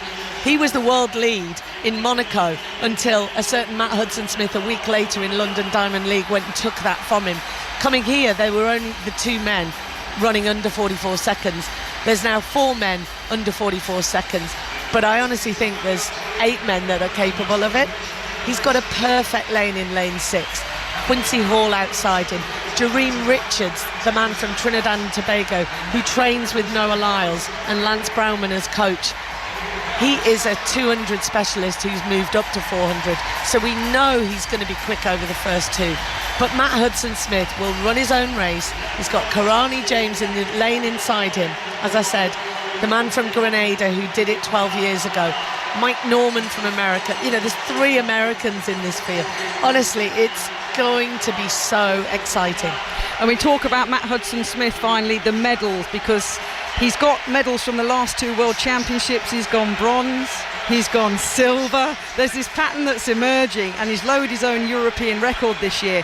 In a nutshell, therefore, what does Matt Hudson-Smith have to do to not win the gold medal tonight? What's he got to concentrate on most? He's got to run his own race. He is running so maturely. We went through a phase with Matt, as you know, where he made an awful lot of mistakes. He would do a false start, he would fall out of the blocks, he would run out of his lane, he would slow down when he was in a qualifying position and just switch off and then miss out on that qualifying. So many mistakes.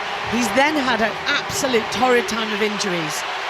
But his move across to Gary Evans, his move across to America, he has just grown. He's matured as an athlete.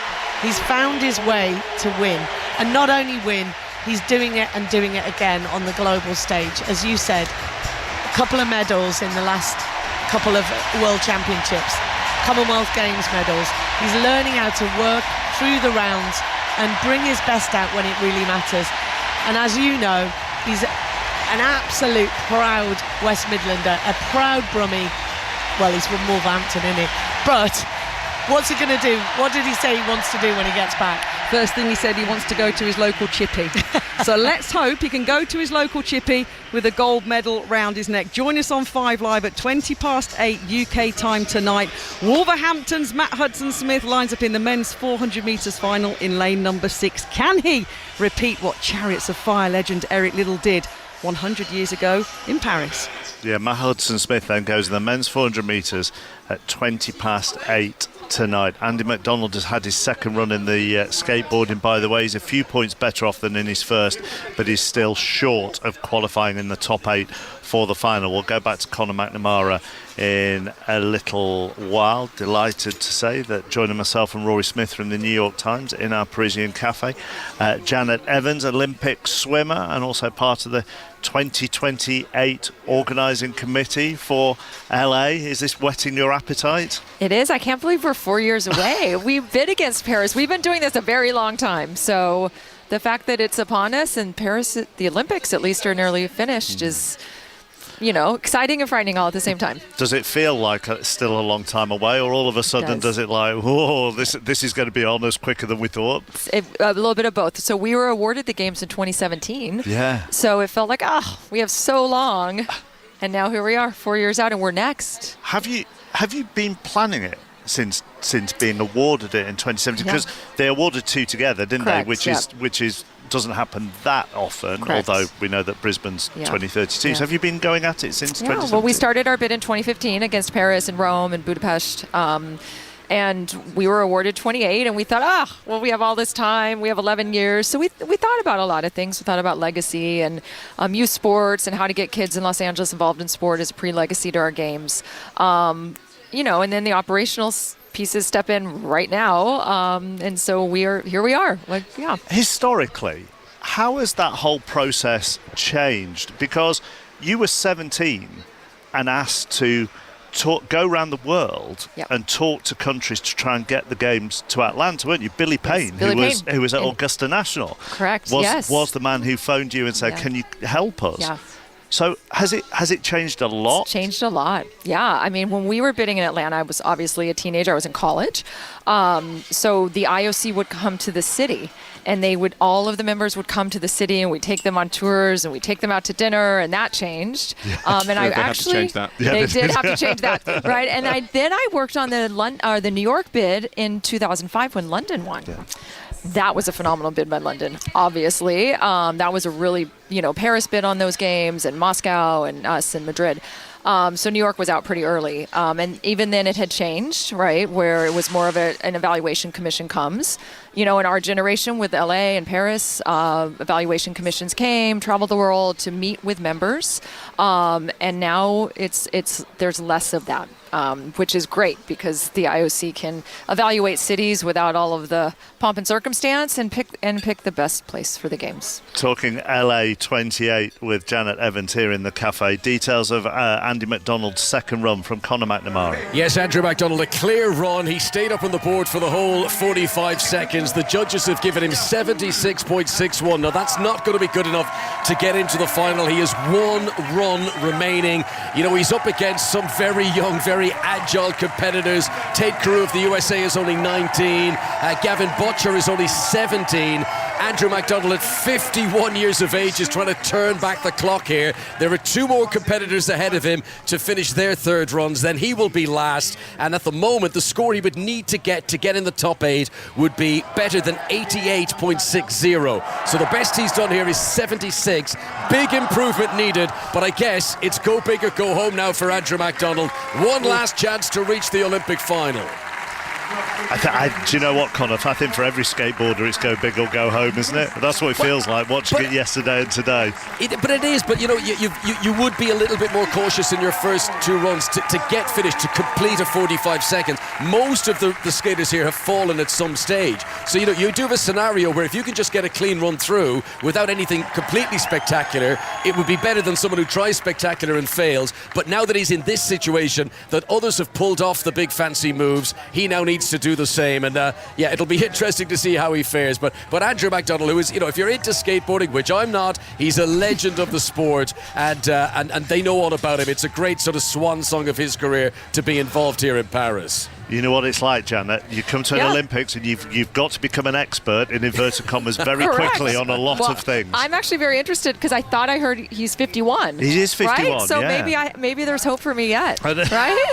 If you I want can make a comeback. I mean, I'll be honest, I'm nearly 51 and I'm watching that and thinking there's no hope. Yeah, there is no hope. That is true. I can dream. One can dream, right?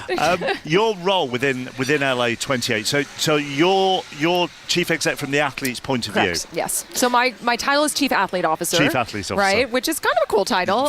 But the role really is, what is the athlete experience at the games? So when they touch down at LAX or one of our regional airports to the day they take off and go back home, what does it look like? What does their food taste like? What are their beds? Are they comfortable? Is the village okay? Transport, venues, all of that. So it's a great role, and it's been great for me. I've been able to reconnect with athletes, and I plan to reconnect with a lot of athletes after these games to understand what they've loved and not loved. I've been reading a lot and seeing a lot, but a lot of my work comes after the games to talk to them. I mean, one that's a logistical project and a half. Yeah. Secondly, that's also a cultural project, isn't it, if you think about it, because of different people from different parts of the world will require different things from you. At our Olympic Games, there'll be 206 National Olympic Committees, right? And you think about all the languages they speak and how they get around the village or how they understand how to get to their venues. And many of our venues are large. We're putting swimming at a SoFi Stadium, which is incredible. But I go in there and I think we have to have signage everywhere because athletes could literally get lost in there, right? So those are the little things we have to fine tune. Paris has done a phenomenal job. We have a lot to do. I've got so many questions to ask you about swimming in SoFi. And we'll do that after Andy McDonald. Connor. Right, he's getting ready for his third and final run. This is it. This is it for 51-year-old Andrew MacDonald. Just to paint the picture, in Place de la Concorde, where all the urban street sports are being held here in Paris 2024. The skateboarding park course looks like a big, drained, empty swimming pool. It's huge. They've got some boxes in there, which are sort of lumps and bumps in the middle. Some of them have got rails across the top of them. And the skaters like to use the side to propel themselves to get speed. And once they're in the air, that's when they can perform their tricks. Their feet leave the board spins around. It's all about if they can land again after doing that. And here comes Andrew MacDonald, who has been born in Massachusetts. His dad is from Luton, that's why he can represent Team GB. Famous skater through the 90s and the noughties, and now at the age of 51, appearing at the Olympics for the very first time. This is his third and final run. He's got to stay on the board for the full 45 seconds, and more than that, he's got to impress the judges. Can he get the speed?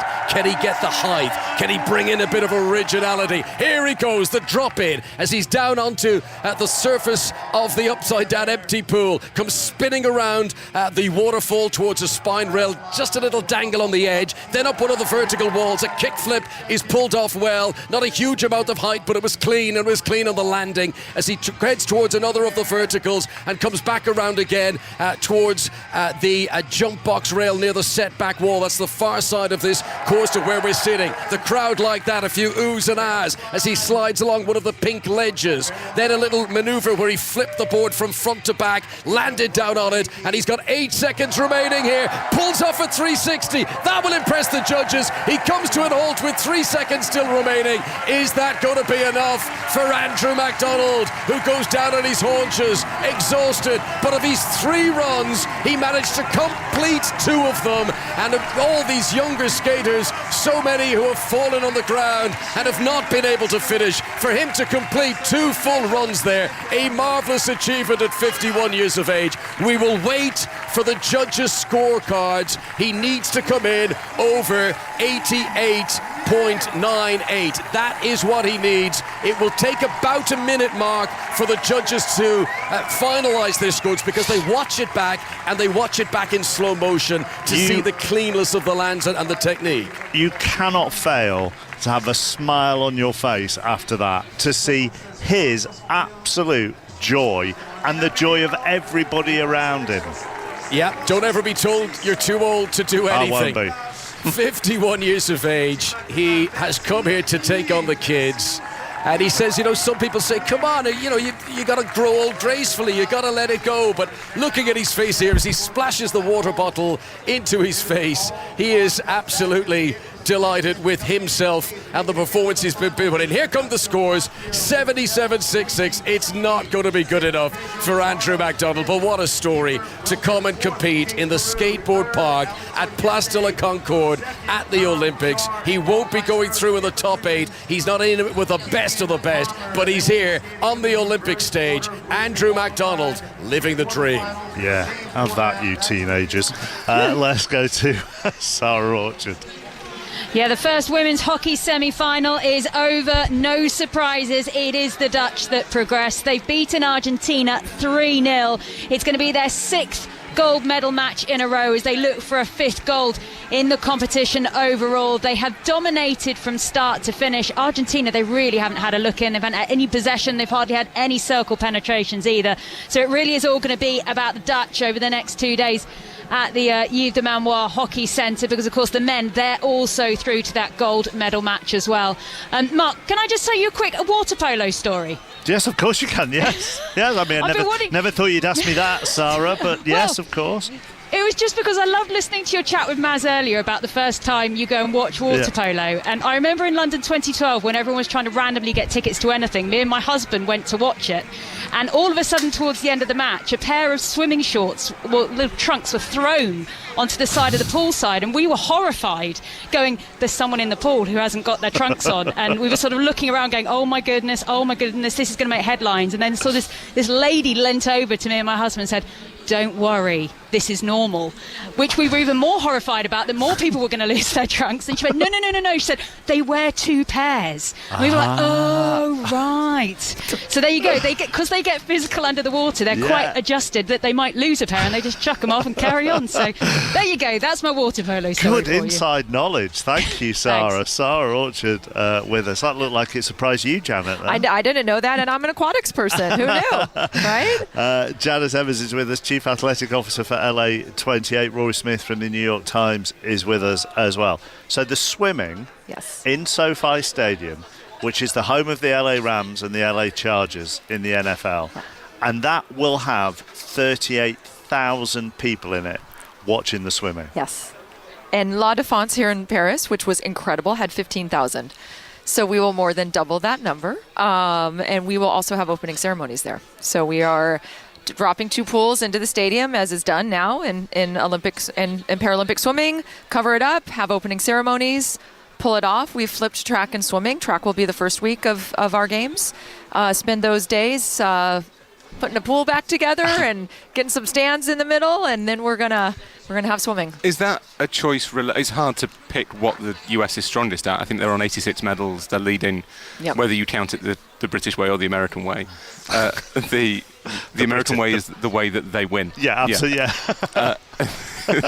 Is that deliberate? Is that because there's a sense that the track is still for the US the main event of the Olympics? I think that it's a little bit of both. I think, the swimmers I've spoken to about it are very excited, but they're a little distraught that they're not the first week. And I'm like, just plan accordingly, right? It's not that difficult, right? So it's like a shift in mentality, but I think viewership draws swimming first and then track and field. So it's going to be different. It's going to be different for the viewers. Gymnastic fits in there somewhere. It's kind of the big 3. But, the track guys too are like, wait, well, we're first, right? We can't go to opening. And, so it's all just a mindset. And I think that's been the interesting thing of my job is not every athlete gets exactly what they want, because everyone thinks I'm going to take the best care of swimming, which I love to take care of our swimmers, but we have 27 other federations that have their priorities and their athletes as well. So it's an interesting mix. It's interesting to be on the other side of it, to watch how we navigate things and get everything the best we can for all athletes. And sometimes that means switching and going with the flow, and I think that's what our swimmers and track athletes are going to have to do. I mean, SoFi Stadium and the complex around it is probably the most elite stadium in the world at the moment. But when you look at your venues for this as a whole, have you got other venues that are going to give you goosebumps, or you recon? I mean, one of the brilliant things about coming here is how the Parisians have reconfigured some of the most beautiful buildings to turn them into sporting arenas. Like the Grand Palais for fencing. Beach volleyball under the Eiffel Tower, right? Even Place de la Concorde, and how they've had that becomes a sort of cool sports area and so on and so forth. It's incredible, right? And we're not Paris, and we know that, but we're LA, and everything's different. We have the mighty Pacific Ocean for our beach volleyball, which is the birthplace of it. So we have, it's LA. It's our own flair. I mean, when we go back to SoFi, when we bid against Paris, we didn't have SoFi. SoFi wasn't conceptualized, and so all of a sudden this enormous, beautiful technological stadium falls in our lap. And by the way, the new Intuit Dome, where we're going to have basketball across the street that's still under construction, is where, that would be the future home of the Clippers. Yeah. That's being constructed. So that's where we'll have basketball, which opened up Crypto.com, which is our old Staples for gymnastics. So everything shifts a little bit, but our stadiums are incredible. But let's not forget about the Coliseum. I was going to say, and you still have the history, don't you? Correct. Because the track and field will be in the Coliseum, which has so much Olympic history to it. The first stadium in history to host track and field 3 times in a row.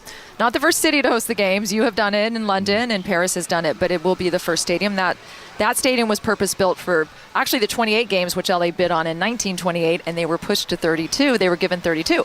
So that stadium was built in the late 1920s for the Olympic Games, and it was used in 84, and it'll be used for us. So that stadium is incredible. Is that crucial now, do you think, to the kind of the future of the Olympics? As there was a point where it felt like encouraging cities to indulge in this really reckless building of arenas they didn't need was just asking for trouble. Yeah. And the IOC had a period where people didn't really want to, the Winter Games more than summer, but people were looking at it and thinking, do you know what, this isn't worth the money. But LA has so many facilities. Yeah. There's other sustainability issues around the Olympics, and there always will be, but that particular one, there's presumably not a huge amount of construction. It was a big part of our bid. No-build Olympics, right? We have to do overlay. We actually, at the Coliseum, have to take...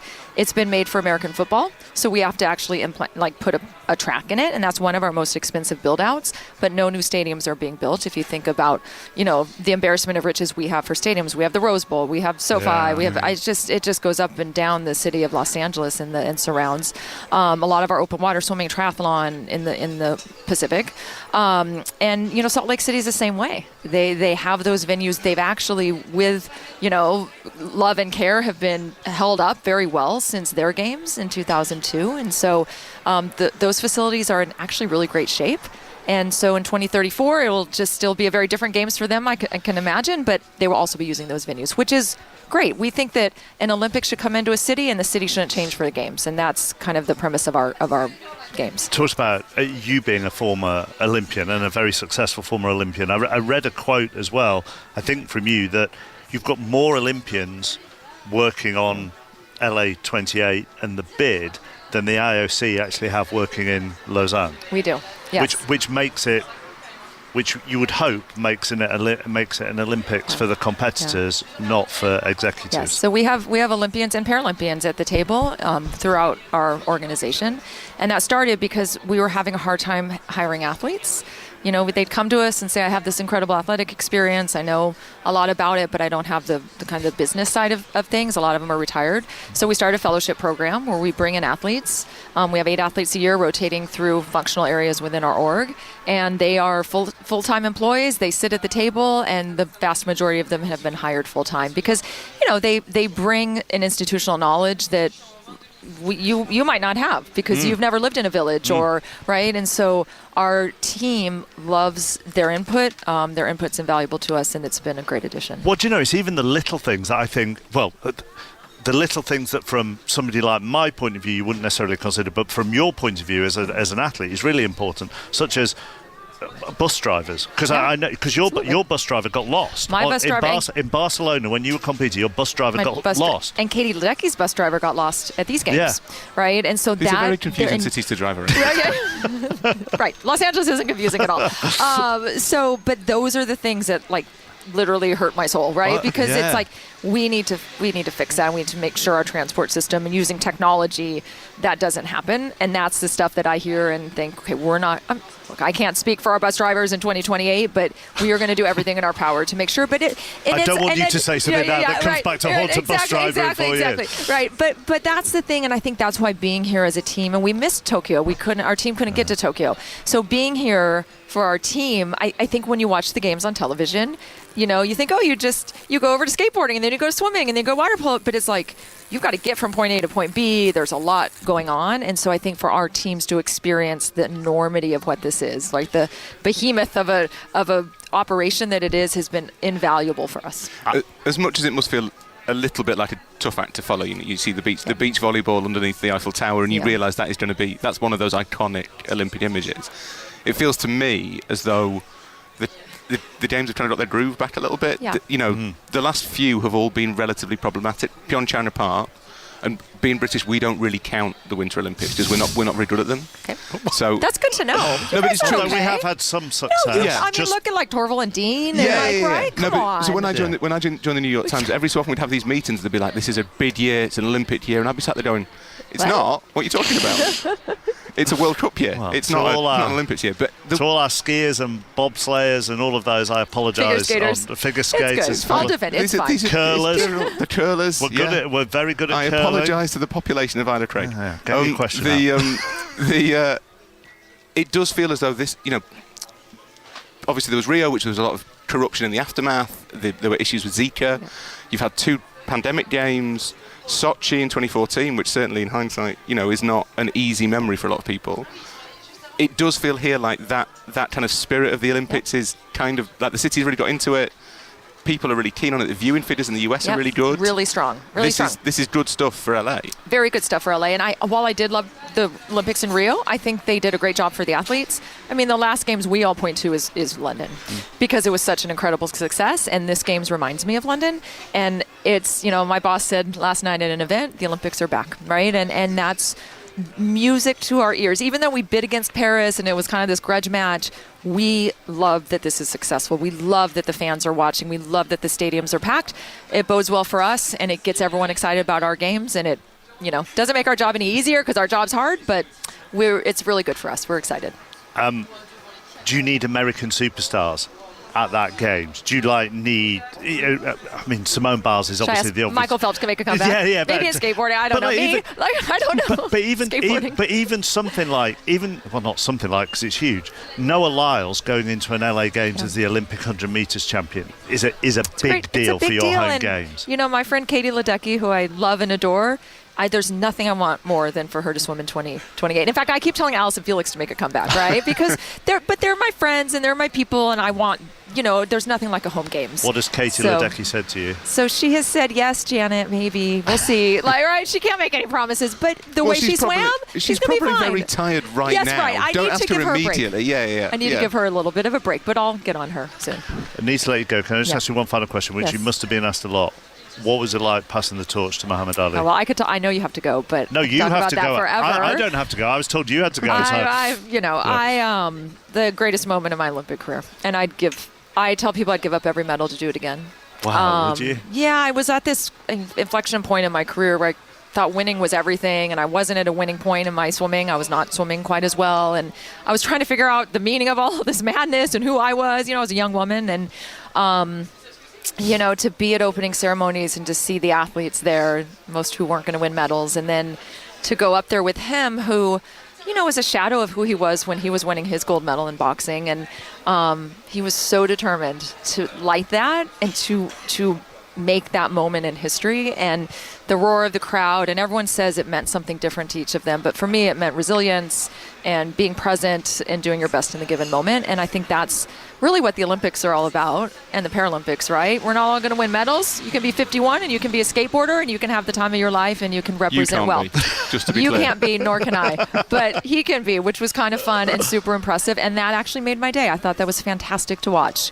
So that's why we're all here, I think. Thank you so much for dropping by and talking to us. Wish you well over the 4 years. Thank you. We need it. It will go quickly. Yes. And if, with a little bit of luck, maybe we'll see you in LA. Yes, hopefully I don't have a Parisian cafe to meet you at, but we will find a place for you guys to go. Jana, thank you very much. Jana Evans, Chief Athletics Officer for LA 28. Ian Carter at the golf. Georgia Hall suffering frustration at 11 and 12, trying to get bounce-back birdies. It's a struggle. She is 3 over par as it stands at the moment as she goes to the 13th, which means she's 7 shots off the lead. Céline Boutier of France is really delighting the sellout crowds here. 4 under par through 13 holes. Had the chance of a bounce-back birdie at the 13th. Couldn't take it. And it means that she has just the 1-shot lead over Lilia Vu, the American, who has said that a win in the Olympics would rank higher than in a major because representing your country is more than just golf. So she is highly motivated at 3 under par through 13 holes. Gabi Lopez, Diksha Dagar, Marialo Uribe of Colombia and Ashley Buhai are all at 2 under par. And Mark, we were talking about Nelly Corder and having that birdie chance at the last, and Trish Johnson was highlighting her shakiness over short putts. Well, she missed that putt, so it was a level par 72 for Nelly Corder today. Ian, thank you very much. Rory Smith's going to leave us in a little while. I kind of have a lot of trust in LA 28 after talking to Janet there. Yeah, I think it is a tough act to follow, because this has been London is the obvious comparison. It's been like a classic Olympics. It's what the Olympics should be like. Obviously we're here. I think the interest has been really, really high at home, and in the US certainly, which obviously we're conscious of professionally.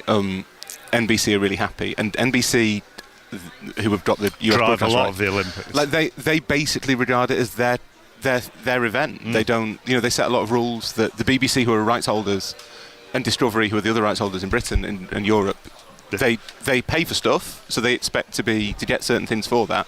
NBC dictate quite a lot of how the Olympics goes, and I think for LA it was really important that the viewing figures in the States were good, because the last few have been disappointing. Tokyo, partly time difference I guess is probably a factor, and also coronavirus. There wasn't that much interest, and it did look a bit like maybe, they talk a lot in the States, as we do in Britain, about like the fracturing of the media landscape, and young people don't have attention spans anymore and all that stuff. And it did feel as though maybe the Olympics were a little bit passé and kind of old-fashioned, and why would you watch archery on a Tuesday afternoon? But here, you see what happens when a whole city gets into an event, and I think that is a massive plus for LA. They won't be able to create a beach volleyball stadium by the Eiffel Tower, although having said that, watching beach volleyball on the beach in Los Angeles sounds pretty good. And the idea of the athletes being central to it is important. California, at Team USA House, which is Palais Brongniart here in Paris, they've got this graphic of where all the US athletes come from in the States. 145 of them from California. Plus all of the athletes who train in California but compete for other countries. Plus people like Luis Grijalva, who's a long-distance runner, who's competing for Honduras, LA raised, certainly I'm not sure if he's LA born, but he's a Los Angelino, competing for his parents' homeland. California produces more Olympians than anywhere else by some distance, and to have an athlete-centred event, I think that's a good sell. That's a pitch. It's a story to tell people, and that's what makes the Olympics work. They are definitely going to need about 10 snoops, aren't they, there to get around everything. Well, the other one I was going to say, to tie together the water polo, I've seen that Flavor Flav's really into women's water polo. I haven't seen that. So no. Flavor Flav of Public Enemy is backing the US women's water polo team. There's certain sentences that only modern sport bring about, and Flavor Flav's really into women's water polo is one of them. And so in our chat we've come full circle. Yeah, there you go. We started with water polo, we end with water exactly. polo. That's what we do, chappers. Thank you very much. We will let Rory go. Don't forget, another big night in the athletics tonight. Point you in the direction of that in the Stade de France. Noah Lyles in the 200 metre semi-finals. They are around 7 o'clock. The women's 400 metre semis are around 7:45, and then the men's 400 metre final with Matt Hudson-Smith is at 8:20 this evening. Let's just get an international flavour, a little bit more of an international flavour on how these games are going. The Argentinian journalist Martin Mazur joins us, has just watched the Netherlands beat Argentina in the women's hockey semi-finals in Paris. How are these games going down back home, Martin? Well, it's a fantastic experience to be here in Paris, and everyone in Argentina and South America, of course, is following very, very carefully what is happening. But yes, the Olympic spirit is felt here with the athletes, and especially with the journalists that are here, which is not easy for the South American journalists, to be in Paris so many days. Do Argentina set medal targets in the same way that, say, we in Britain set medal targets? Well, not really. Even if Argentina, for example, has only one gold, Today was the semi-final. Now they will go for the bronze here in the women's hockey, which is one of the big possibilities for Argentina. But having one goal already meant that it's better than Tokyo, because in Tokyo they didn't have any gold medals. So the BMX that happened, you could say by accident in a way, that no one was expecting that. No one knew exactly. And from one day to another, we built a sort of iconic athlete out of literally nothing, with Lionel Messi sending him messages and he didn't know what to do. Called Maligno Torres. Even the nickname is quite particular, Malign, because he was very kinky with some jokes he was making to his friends, and it stuck with that nickname. So, for example, this came out of nowhere, but the real target of Argentina has always been the team sports, and here we didn't have, for example, the basketball, men's basketball. They didn't qualify this time. Volleyball was eliminated too soon, men's volleyball, that won a medal in Tokyo. And the other possibility was the men's, again, hockey, that were eliminated as well. So it all depends on especially for Argentina, on team sports, and not very much on individual sports. Is there the usual rivalry between Argentina and Brazil at an Olympics, as there would be in a football tournament? Because Brazil are going quite well, aren't they? Yes, but to be honest, football is like a completely different world in terms of the rivalry. For other sports, it's not that big. Actually, I'm pretty sure that most of Argentinians, for example, were cheering for Rebecca Andrade in the women's all around. Of course, it's battles there, but to have two Brazilians at this event was something that, from the South American perspective, is big. I was there actually. All the people there are not just from Brazil.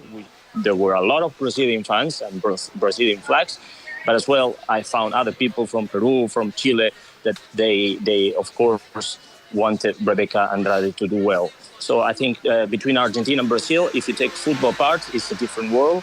If you put football inside, it's of course a big rivalry. Actually, now for Argentina, the big rivalry is against France, because of the whole scandal and the song and everything. And Argentinian athletes, and especially the family of the athletes, have suffered quite a hard time here in France, with the welcome, with the booing, with the way they were treated. Martin, thank you very much for joining us. Martin Mazur, Argentinian journalist. Julien Laurent is with us as well. I mean, the booing they've kind of brought on themselves a little bit, I would suggest. Yeah. Hi, chappers. Hi, everyone. Yeah, I mean, it's never good to see families. I mean, not to give stick to the family exactly. and stuff. But I do think that when you do things like that, don't expect the best of welcomes if you're the players of a country where your own footballers, for example, sing songs like that. Although, and I can understand the stick being given towards the footballers, I mean, it would, even though actually a lot of the footballers who are here aren't involved in that video. I think if you are I don't know, like the guy that, although to be fair, the guy that won the BMX freestyle got cheered, exactly. And there was complete respect for him. So I think a lot of them on their sport are being respected because they've got nothing to do with what's happened there. Yeah, that's true. I mean, the Rugby 7, I think when France played Argentina, there was quite a lot of booing, to be fair. I think they're probably giving it to male team sports. Yeah, probably. Exactly. I think that's it. You're right. I think this is what it is, yeah. Where are you at, medal-wise? I haven't looked. So, you know how much I love, and we love our team sports. Yeah. And coming here, the men's handball team was in the quarterfinals against Germany, and they lost in extra time. They were the Olympic title holders. The French were? The French were, yeah. Big disappointment, massive disappointment.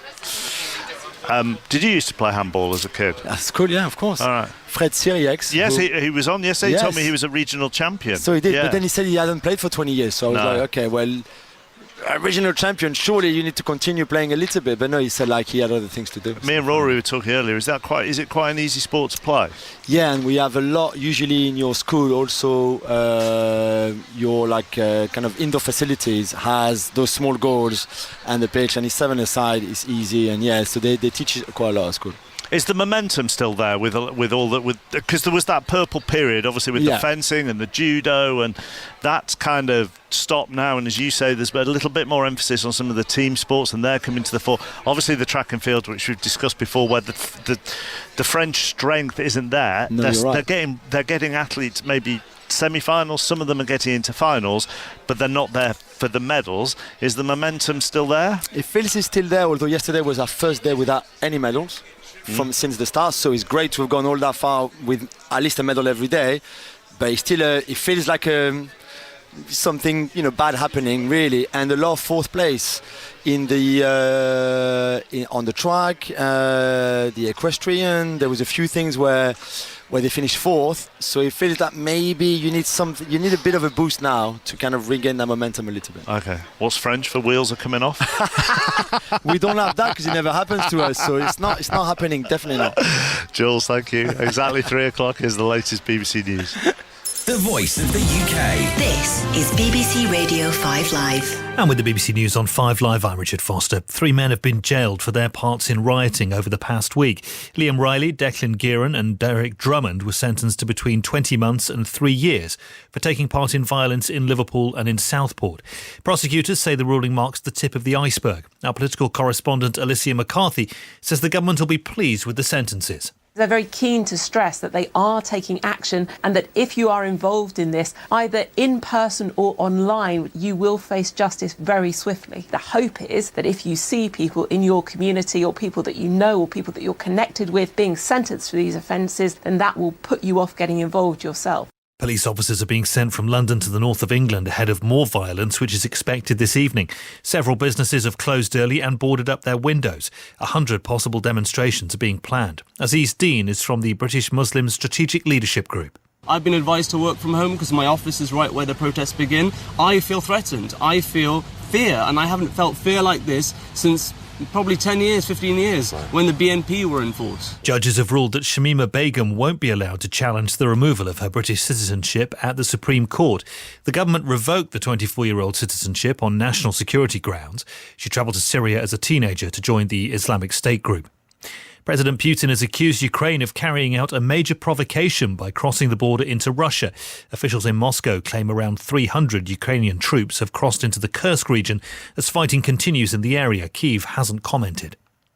The man who could be the next Vice President of the United States says Donald Trump is too selfish to be president.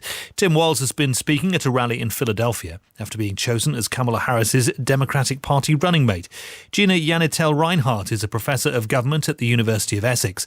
She told 5 Live Mr. Walz is a good choice. It's going to comfort people and it's going to make them feel secure, and it is going to galvanize them as well. So anybody who was thinking, I just won't vote, I'm just concerned, I don't know whether I can trust this woman, they're going to look at him and say, oh, wait a minute. And Banksy's completed his third artwork in as many days. The latest one features the black silhouettes of 3 monkeys swinging on a bridge in East London.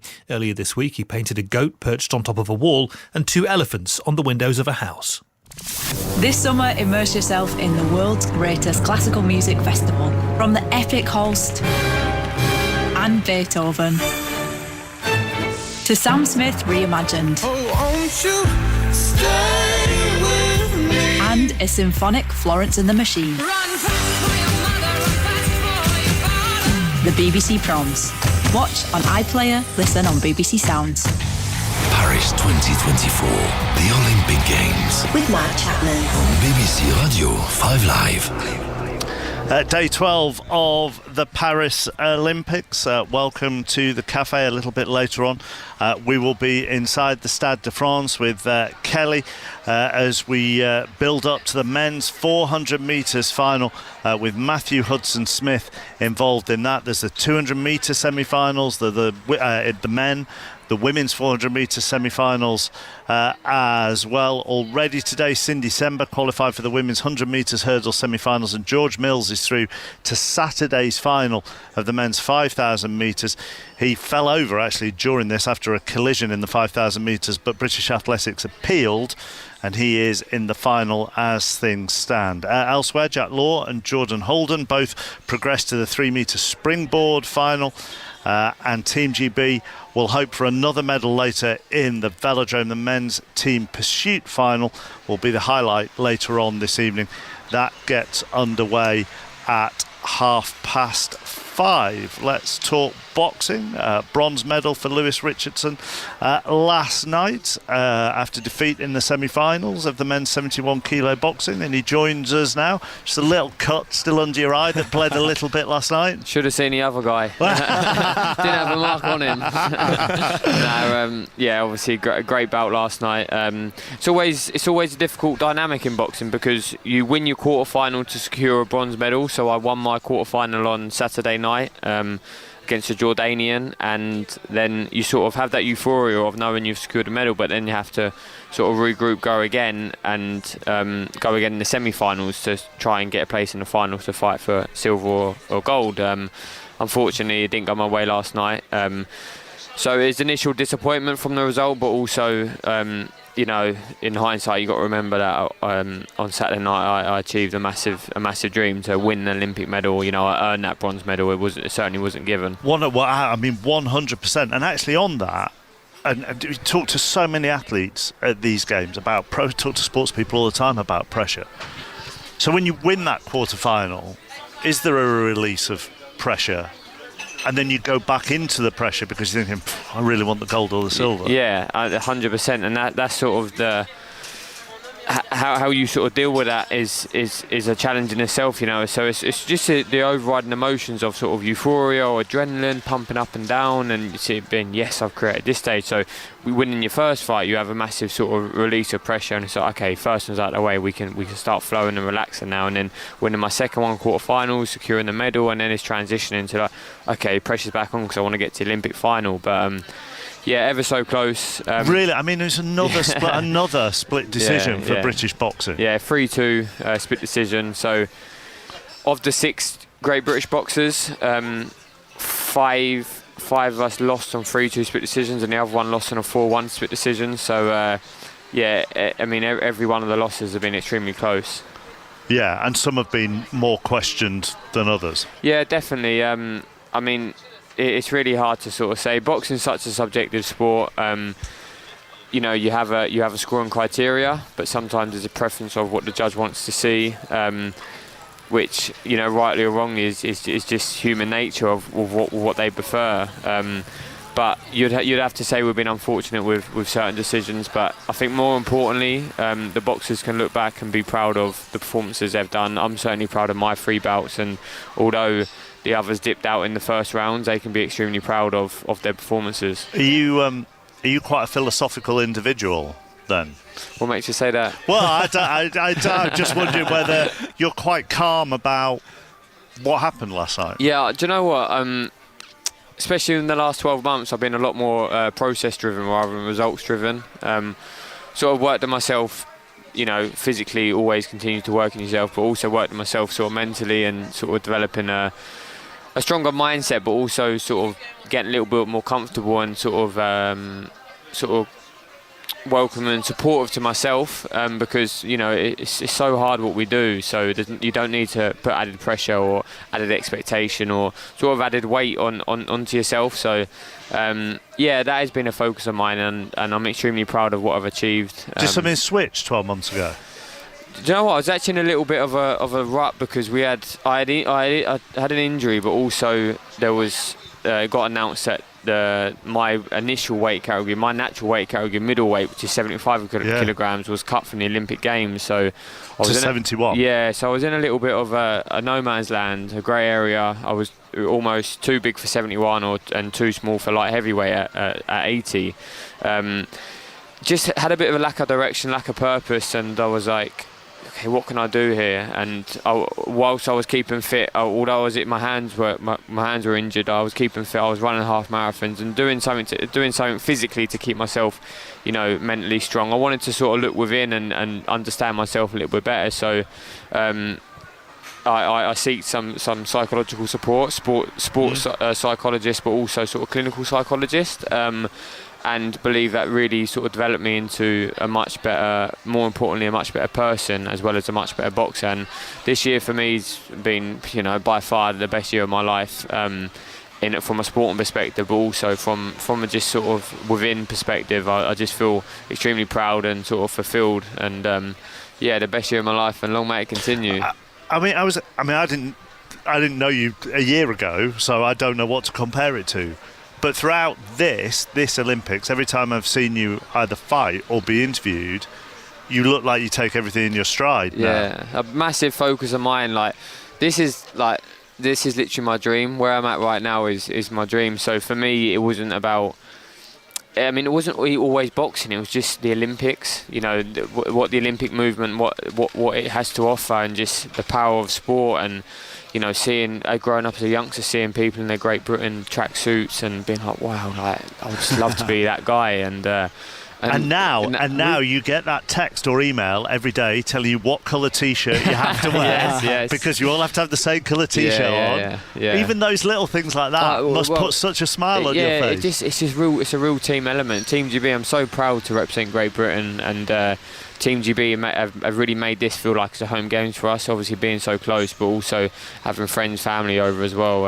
It's been an amazing experience. I'd say up there with the best few weeks of my life, but certainly as a collective, the process for me this year has been absolutely wonderful. We were chatting off air just before we came on, and you said that you wanted to go to the 100 meters. You went to the Riener nights, like us. Oh, you were at Riener, because you wanted to experience that side, right? Yeah. You could have stayed in your bubble like a lot of athletes do before the event starts, but no, you wanted to experience it differently. I want to be really present, and I want to soak every experience up. So even when I qualified, I wanted to be present there, which was a few months ago, but then heading to kit and out day, and then moving into the Olympic Village, a holding camp before the Olympic Village. Every single moment, every day these last few weeks has brought a new experience, a new memory for life. And like last weekend, I secured an Olympic medal on Saturday night, and then Sunday night, the 24 hours later, I'm at the athletics watching the most iconic, the best race in the world in a 100 metre men's sprint. So it was such a special weekend, and unfortunately I didn't get a result last night, but I'm proud of my performance. I believe I showed humility in and out of the ring, so I hope I'm proud, but I hope the country are proud and can get behind me also. God, absolutely. So you've won a bronze medal. You've watched one of the greatest men's 100 metre finals in history. That's what that will go down as, because they're all under 10 seconds. Yeah. And you saw one of the greatest French sporting superstars take gold in Teddy Riner in the judo. Yeah, and now you've just been bashed on the head by Eleanor Oldroyd's rucksack. She arrives. That's all right. But also, just bringing my family out as well, so I was able to get my brother to judo, and they've obviously been to the boxing every day with me as well. So just creating memories for myself, but also memories for my whole family. GB boxing, obviously, rightly or wrongly being the only medalist in boxing for this cycle, but bringing sort of happiness and joy to the coaches who have invested so much time into me, not just the coaches, the support team, the whole of GB boxing. So so many people to thank, but extremely grateful. Two sort of overriding emotions for me over the last few months has been pride and gratitude. Also, how hard going from your 75 limit to say, because they may have been your feelings the last month, but also you've had to put the work in to go from 75 to 71, haven't you? How tall are you? 6'2". Right. Yeah. So it's been a big challenge. I had a bit of a light bulb moment when I got back fit last year after the injuries. I boxed in November, which was meant to be like a farewell tournament for GB boxing, because my weight wasn't there. It was like, okay, you haven't boxed for a while, let's get you out, and you sort of we'll make a decision after that. And I won gold at that tournament, and then I was like, I'm doing this, I'm making this weight, and it was just the path wasn't really there for me, but I feel like I created that path and made the weight, and I've boxed 15 times since the year's out, and we made it happen, and not only made it happen qualifying for the games, made it happen and got an Olympic medal. Technically, is there anything to change when you go the weight below? Is it just the weight that you need to literally make? Just stripping weight. The boxing stays the same. You box the same way. So I'd say the biggest difference at this weight is I feel really strong at the weight, but the speed of these guys they are quicker. Yeah. So you got to be mindful of that. So at middleweight, where I've always been tall and rangy, but at middleweight sometimes they try and bully me. Whereas they still try and do that at this weight, but they can't bully me. It's more the speed that gets me at this weight. For training for myself, it's just. Obviously, the diets had to be super, super strict, but also just burning more calories throughout the day. I've had to strip fat, but also a little bit of muscle. Stripping the muscles, the not enjoyable bit, because you're having to really be in a calorie deficit. But yeah, it's been worth it. Listen, I wouldn't change anything for the world, because as I said, I'm living my dream. I'm in Paris, outside a cafe, sun shining, with you guys. What more would I rather do? Stripping the muscle is simply, but not eating as much, is it? Yeah. So it's but that's hard. That's hard. You're 6'2", and how old are you? Yeah, 27. You've kind of got a healthy appetite, I'm guessing. Of course, and especially when we're training so much. So it's finding that very fine balance of obviously. You're making sure you can still train optimally and still perform. Still, you've got to go and win your fights. You can't just make the weight and you're through. And that's a big thing with amateur boxing in the Olympics. I think people get confused sometimes that I'm for getting selected to go to the Olympics. You don't get selected. You have to qualify. Especially, I'm pretty sure it's very similar in most of the sports, but definitely in boxing, you have to qualify. So you get selected to go to the qualifier, but there's only 20 quota places at for my weight, like middleweight. There was 3 qualifiers spread out over the last 12 months. I believe there was something like 210 boxers at my weight at 71, and 20 have qualified. And also, as Bunty has been telling us throughout the course of this, with only 6 British boxers qualifying, you can be geographically punished depending on your weight and whether that is a popular weight within your geographical region. So Europe is going to have a lot more boxers in certain categories, and maybe in general, or Europe is, than say the South Pacific. Of course, and also my weight in particular is extremely busy. So middleweight was always the most popular weight, and light middleweight, the average man is going to be around 71 kilograms. That is between 71 75. It's challenging, but listen, it's more than worth it. And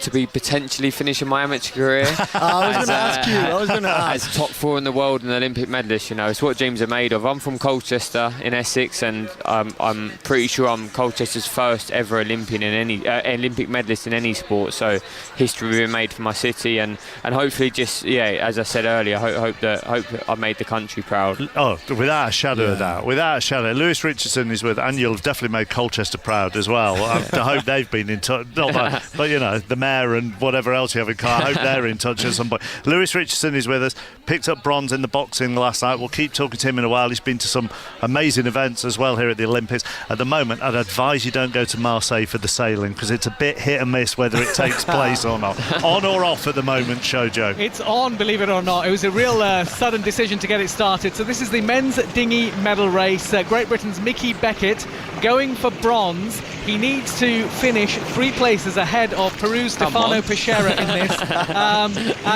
Currently at the moment he's in 6th place. The Peruvian is in 8th place. From what I can see, the Peruvian has decided to hang on to his coattails as much as he can. They're about a quarter of the way through this. Let's hope we get a finish. Thank you, Shojo. So you may have heard Lewis say, come on there. That's because in our ears we were just told he's front page of the Colchester Gazette this morning. So there you go. Happy days. Happy days. We're making it. After you finished last night then, did you, because we just talked about having to get down from 75 to 71 kilos, did you indulge last night? Did you stuff your face? Yeah, I did, but it's hard because you don't really want to eat after it's so raw. The emotion of obviously not getting the victory.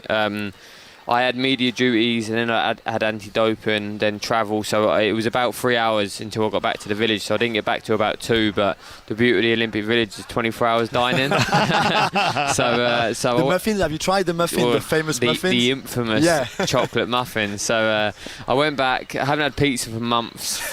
Maybe not even this year. So I went and had a pizza, and then I tried the chocolate muffin. And good on you. I'm gonna double check that it was 10 out of 10 today when I get back again. Enough. But fair enough. I'm pretty good. It was a good one. And we were saying earlier as well that Friday is the medal ceremony. Yeah. So Friday is going to be a very special day. Yeah. Too. So as I said, every single day's brought so many great memories. Even today, doing media with you guys and some other outlets as well, has just been memories for life, And I've got so much to look forward to. Friday medal ceremony, Saturday Paris are doing a really cool thing where it's Champions Walk. Oh yeah. So So that's underneath the Eiffel Tower, isn't it? Yeah, amazing. And I think 13,000 people spectators, free entry, can get there and sort of see every Olympic medalist for whatever day. And so that will be special. So Saturday, Sunday will be closing ceremony, and then Monday travel home, and hopefully we'll get a hero's reception home. I'm sure the British people will make us feel welcome when we're home. I mean, also other things like you fought at Roland Garros. In 50 years' time, the French Open will be on telly, or however we're watching things in 50 years' time, and you'll be able to say to kids and grandkids, I fought there. Yeah, I know. And I'm a big thing about me, Mark, is I'm a massive sports fan. So I grew up just loving sport, and like Wimbledon, obviously, and transferring over to French Open, American, US Open, and and a massive football fan. So even meeting you today, after watching you present for so many years and things like that, it's been so special. And Roland Garros. Who do you support? So obviously I'm an Essex boy, but I actually support Leeds. So dad supports Leeds because one of his side, the family from Leeds. So you usually go over who your dad supports. So I've got 2 links there. I've got Colchester United or Leeds United, but I'm not saying nothing actually on the radio. Do you go on what? Do you go to Ellen Road? I do actually get to go to Ellen Road a fair bit because we're based up Sheffield with GB Boxing. That's where we're based. Obviously it's not far from Sheffield, so midweek games I try and get tickets. Obviously just unfortunate. So they will do that. I absolutely guarantee that you will do half time at Ellen Road. Oh my God! Absolutely, they will get Olympians. Show your medal. Absolutely. Are you going to sort this out? He's that powerful. I don't have amazing contacts with Leeds. I'll be honest. I'm on the other side of the pennant. Strangely enough, with my connections on the other side of the pennant. But I'm sure they'll be able to sort something for you. Yeah, I hope so. I mean, that would be a special moment, and just really exciting I've had many messages from boxing people, from other people, and just saying like what you've achieved is life-changing, and I think it's life-changing from within, but also the opportunities it'll provide in the near future and in the future afterwards. It's just really exciting. I know you were asked this after your first fight. Did you feel, because you were the last one to go, did that add extra onto you? Did you feel like, having seen the other 5 go, suddenly, oh crikey, I'm carrying this now? So I think consciously, no. I made a conscious effort to not try and put added pressure onto myself. Again, be more process sort of focused rather than just trying to think about the result. And another thing, as I mentioned earlier, the team did perform well. It's like no one underperformed, so it wasn't from a lack of preparation. And obviously we've been in camp together, but I think subconsciously it was quite hard to ignore some of the noise around the fact that GB Boxing or Team GB boxers, which historically very successful in recent years, were losing their first bouts, and I was the last one to go, so I guess subconsciously it was a little bit difficult, but I tried to stay as sort of present and as relaxed as possible. And I think for those who have seen my bouts in the Olympics, you'll see in every single fight you've seen me with a smile on my face at stages. So that's when I'm at my best, when I'm having fun and enjoying it, because the hard work's done. The hard work's done way before. You haven't had pizza for a year. Exactly. Yeah, that's the hard work. That's the old chocolate muffin. That is hard work. Yeah, I mean, you sort of said maybe your last fight as an amateur, and I'm not going to sort of go down the what are you going to do next, but what is the thought process about whether you then go on to the professional side of things? Yeah. What do you have to weigh up? I mean, it's usually quite a clear transition with amateur boxers who go to the Olympics, and especially amateur boxers who go to medal at the Olympics, to transition into professional ranks. The beauty of this event is it provides a platform for us as boxers to showcase our skills to the world. So we've got a profile to then turn over into the professional ranks. So from a promoter's, from a broadcaster's point of view, we've got Lewis Richardson, Olympic medalist, and I'm already a profile, a somewhat public figure within sort of the British scene and potentially worldwide in the future. So it's definitely something I'll consider. For now, I want to go home. Well, I don't want to go home. I actually love my time here. But when the time comes, I'll go home. My girlfriend's definitely due a holiday. She's been a massive support, particularly this year with the weight. There's been certain times where I've been grumpy and it's been tough at home. But she's been great, so we're overdue a nice holiday. And then I'll come back clear, fresh, hopefully with a nice tan, probably a few kilos heavier, and then we'll go from there. But what I would say is GB Boxing, I've been in the programme 6.5 years now, and it's really developed me from a boy to a man. I'm a much better person as well as an athlete from GB Boxing, so extremely grateful for all their support, extremely grateful for all the support from the National Lottery, so all the players that do the National Lottery. That's where UK Sport gets its funding from the National Lottery. We then, GB Boxing, get its funding from the UK Sport. So without those guys who play the National Lottery, we my dream, all the athletes' dream we're seeing on the TV, the Paralympians that we're going to see in a couple of weeks' time, it wouldn't be possible without those guys. So yeah, extremely grateful for all the support we've had, especially like for me locally within Colchester, local sponsors, family, friends. We're extremely grateful for all of that, but also from a national scale, And you hope boys and girls in Colchester follow you, don't you? Yeah, and it's just like it's hard when you're in the moment. When I am, in my position, it's really hard to appreciate quite how many people you are inspiring. But the amount of lovely messages, support I've had over the last couple of weeks. It's been quite overwhelming, to be honest, but been really special in the fact that knowing that you are making a positive impact. And a big thing with me is I want people to leave a conversation meeting me, or leave an experience leaving me and be like, I've had a better day because I've met Lewis Richardson, or I've had a better day because I had that conversation. I want to be a positive influence on people's lives, and it doesn't mean changing lives, it just means having a positive influence on their day. Well, I've had a lovely half hour, so like, genuinely. It's been half hour. So yeah, well, it's been half an hour. We've just been sat having a chat. Final one. Do you miss Bielsa? Don't do that to him. Don't do that to him. Yeah, I mean, he got our hearts, didn't he, going again? Got us back to the Prem, and we had a great couple of years there. It was disappointing to miss out in the playoff final. I was actually in Thailand when we lost our playoff final against Southampton. I was qualifying for the Olympic Games, so I had my first bout. I had 4 bouts out in Thailand over like 5 days to qualify, and it was my first bout. I was watching the playoff final in an ice bath, recovering from my fight. Wow. So yeah, it was frustrating to watch, but it made the ice bath a little bit easier. I asked that because that's the power of what Bielsa made you feel like is the power of sport. 100%, and I didn't do it to make him cry. I know, but he sounded a bit mean at the start. Yeah, I know. Like the sport is so powerful, and it has the potential to change so many people's lives, and just super grateful for everything it's given me. I've come from pretty humble beginnings, from typical council estate sort of environment, and a lot of boxers do, but.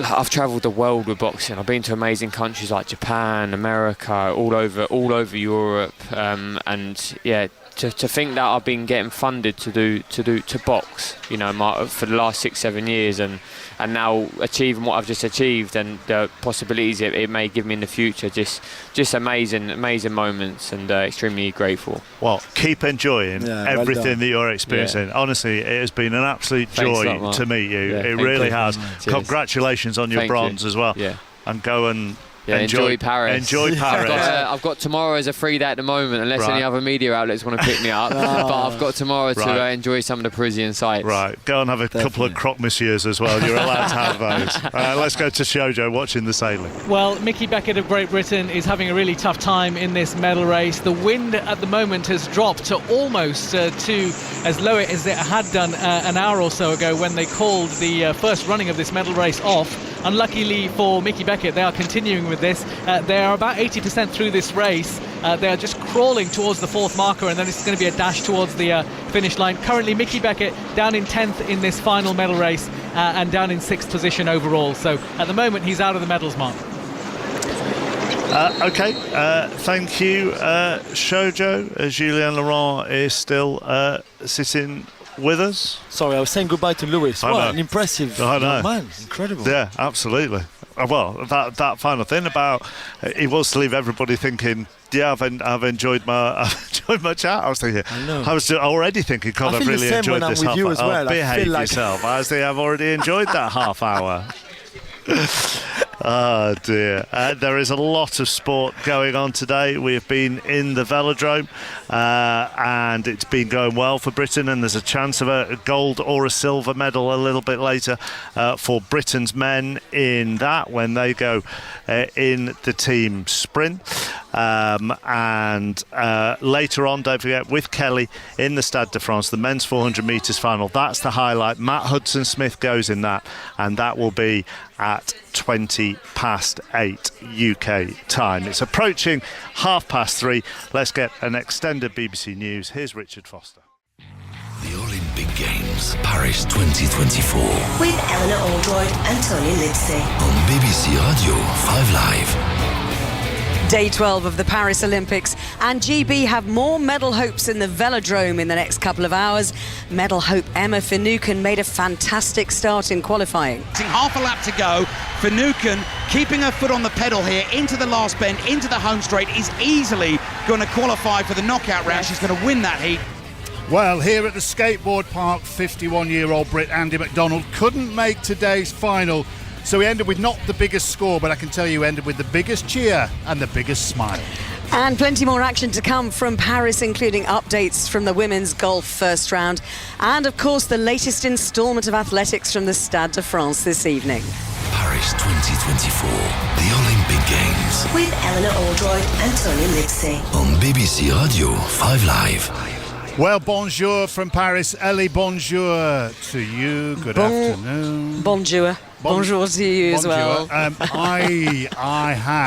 been to various venues now over the course of the past 12 days or so. I'm in the best one, I think, Ellie.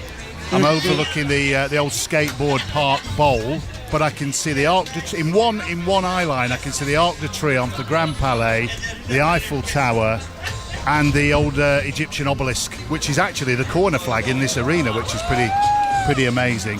They have designed it perfectly, haven't they? I think that venue. I'm very keen to get down there at some point. Julien Laurent is sitting next to me. He's nodding with pride, Tony. He's very much in agreement with what they did. Tony's often right in what he says. Sometimes. Thank you, Julien. On this one, Tony, very much so. I was there at the BMX with Chapman and Steve Parry was there with us as well, a few of us, and it was amazing. Yeah. It was I've seen a first. It's not like as the Olympics go along, the first come fewer and fewer, don't they?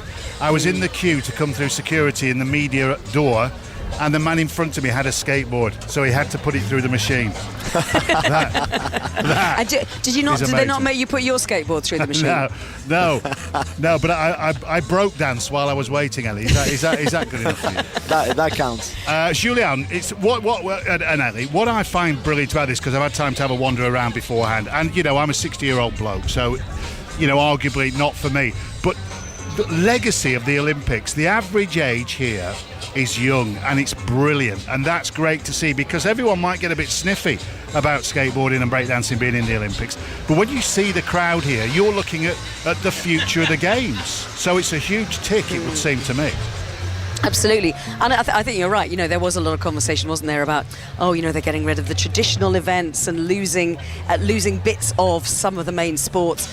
But yeah, it's all you've got to move to the new generation. Although actually, the bloke that you were actually hoping to watch this afternoon, but you're not going to be watching, is of the of the previous generation of skateboarding. Well, a word about Andy McDonald, and I have to say UK skateboard legend Lucy Rafferty-Adams is with me here. Hello, Lucy. Yeah, good afternoon. I've just seen Andy out the back about half an hour ago giving a press conference. There must have been 50 journalists all clambering around, hanging on his every word. Lucy, he's not made the final, but he's done a lot in his life, but he's had the time of his life, hasn't he? I mean, what an honour to be out here watching like skateboarding royalty do his thing today, and he just executed everything perfectly. He did what he wanted to do. We got the cheeky backflip, we got the fakey 540. It was all out there. I wasn't here for it, but by all accounts, he got the loudest cheers of the day, and he got the biggest boos when his scores came in, and everyone knew he was going to make it. That's it. There was a roar through the stadium, people stamping their feet. You could feel the vibrations under your seat, and it was awesome. And yeah, the disappointment when the score came in,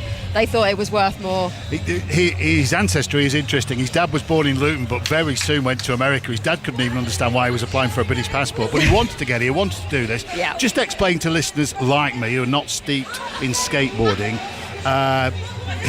why he's so special, Andy McDonald. I mean, he's just been through every part of skateboarding, gone through the hard, the lows when skateboarding wasn't fashionable anymore, kept going, dominated the vert scene alongside Tony Hawk, and then just every medal that you could get at the X Games, Andy's got. He's done the mega ramp, he's transferred now to park skateboarding. Just a phenomenal career, and so to have this, just finishing it off for him, it's awesome. I mean, he's not finished by any means, but yeah. Well, no, he would say that as well, wouldn't he himself? Ed Lee's joined us, broadcaster, snowboarder, skateboarding legend himself, journalist, you name it. I could go on forever. Ed, hello.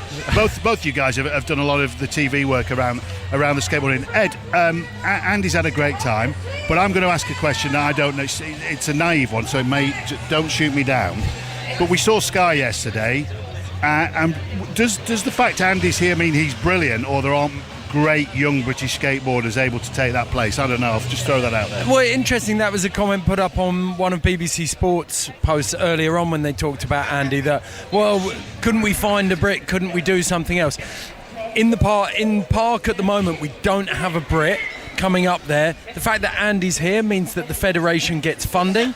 It means that we can build a pathway, and when you've got someone like Andy working with Sky, working with Lola Tamlin, you're getting that pathway starting to be built by a mentor who has way more to offer than anyone else we could hope for in the UK at the moment. He, as Lucy just said, he's been to every single contest.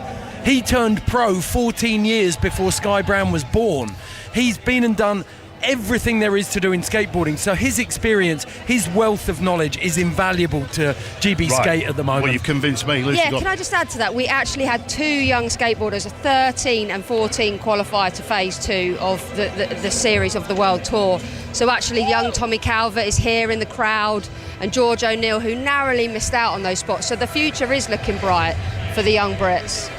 We'll turn to what we're about to see here this afternoon shortly, but just another word about Andy then. You've talked about this legacy and creating this pathway, which is great. Lucy, how committed is he to Team GB? I mean, cynics might say he's a show and go. He's done this, that'll be it now. Is he committed to the absolutely. enterprise? I think he wants a future. I think he's looking to help where he can. He's been phenomenal, as Ed said, and knowing the team, knowing the staff on the team, Sam Beckett, coach, Daz Piercy, the performance manager, they've just said it's been amazing to have him in everybody's corner, and I think he's in it for the long haul. Yeah, what if he was a show and go?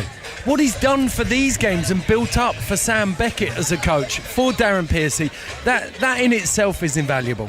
I saw a post from you on Instagram, Ed. You were just saying, here we are, we've got skateboarding at the Olympics, let's go for it. What do you make, both of you, what do you make of this park, this setting, this fact that urban sports are getting such a showcase? It's fascinating. I mean, we're here at the very heart of Paris. There were so many different sports looking for these city centre venues. The fact that Paris went out on a limb and said, you know what, this is the sport we want to promote at one of the most valuable settings. Like, as you said earlier on, you've got the Grand Palais, you've got the Eiffel Tower, you've got the Arc de Triomphe, and this is the home of skateboarding, and BMX, breakdancing and 3-on-3 basketball. To me, this is a glowing illustration of just how far action sports have come in the last 20 years. Yeah, and I meant what I said about all the young kids. They're practicing basketball down there. I saw earlier on, you have line dancing. Someone my age on a cruise, I'll be doing that in the foyer on a Wednesday night. They had line break dancing, which I thought was amazing. Oh yeah, imagine getting here and being able to have a go at that and then seeing the professionals in action. Yeah, it's great way they've set it up, and everybody's just dipping in and out of stuff here, being able to see, watch and just be in the atmosphere. One of the key things as well that I've picked up on in the last 2 weeks in here, across BMX, across skateboard, definitely across the basketball, is that you have very, very passionate fans here. There's been a huge amount of noise made, but they're also educated. We've gone past that stage of having to explain what each and every single trick is. Instead, you've got fans in here who love the sport, and they've paid big money for each of these sessions, and they are so invested in what's going on here. Yeah, I know particularly because we were on air yesterday when Sky was going. I was elsewhere, but we were watching on the telly, which was slightly behind.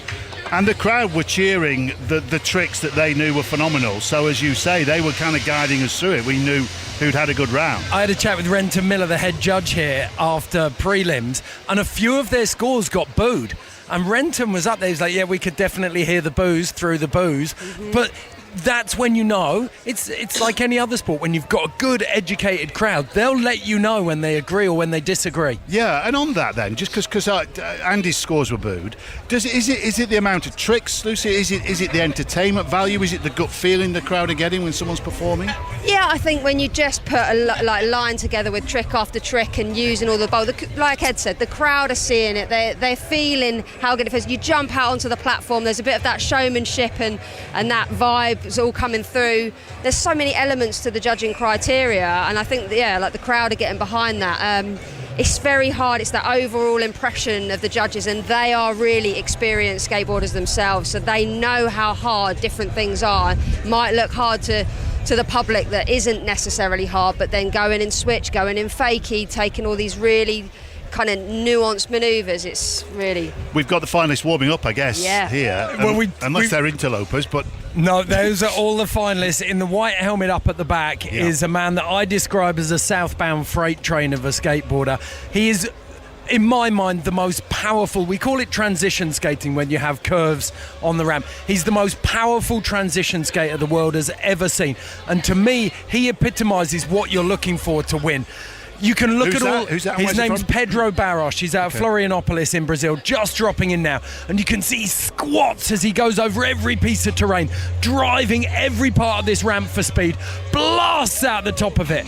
And it is phenomenal what he's capable of. And you'll see a lot of, as Lucy said, you'll see technicality, but when you see that power, that speed, that's what really ignites the judges' scores. We've got 3 Brazilians in the final by my count, and Australia and America. They tied 2 Americans to Australians.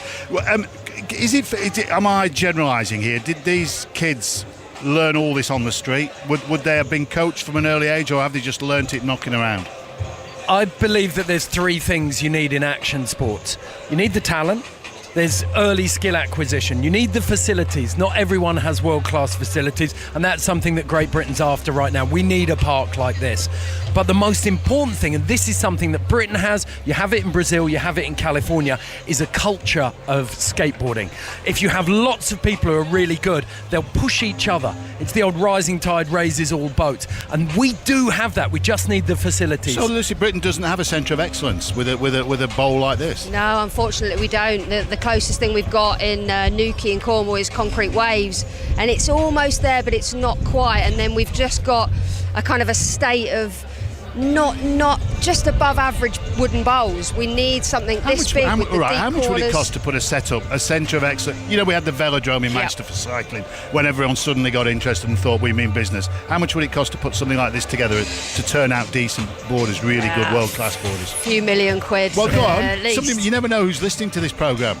Yeah. Well, we'll have 20, thanks. Okay, 20 would do it. 2 million, you'd build a fantastic bowl. And what's fascinating about these sports, the key thing to remember about these is that you've got a sport where you don't have a set practice time. If you build this, anyone can go at any time.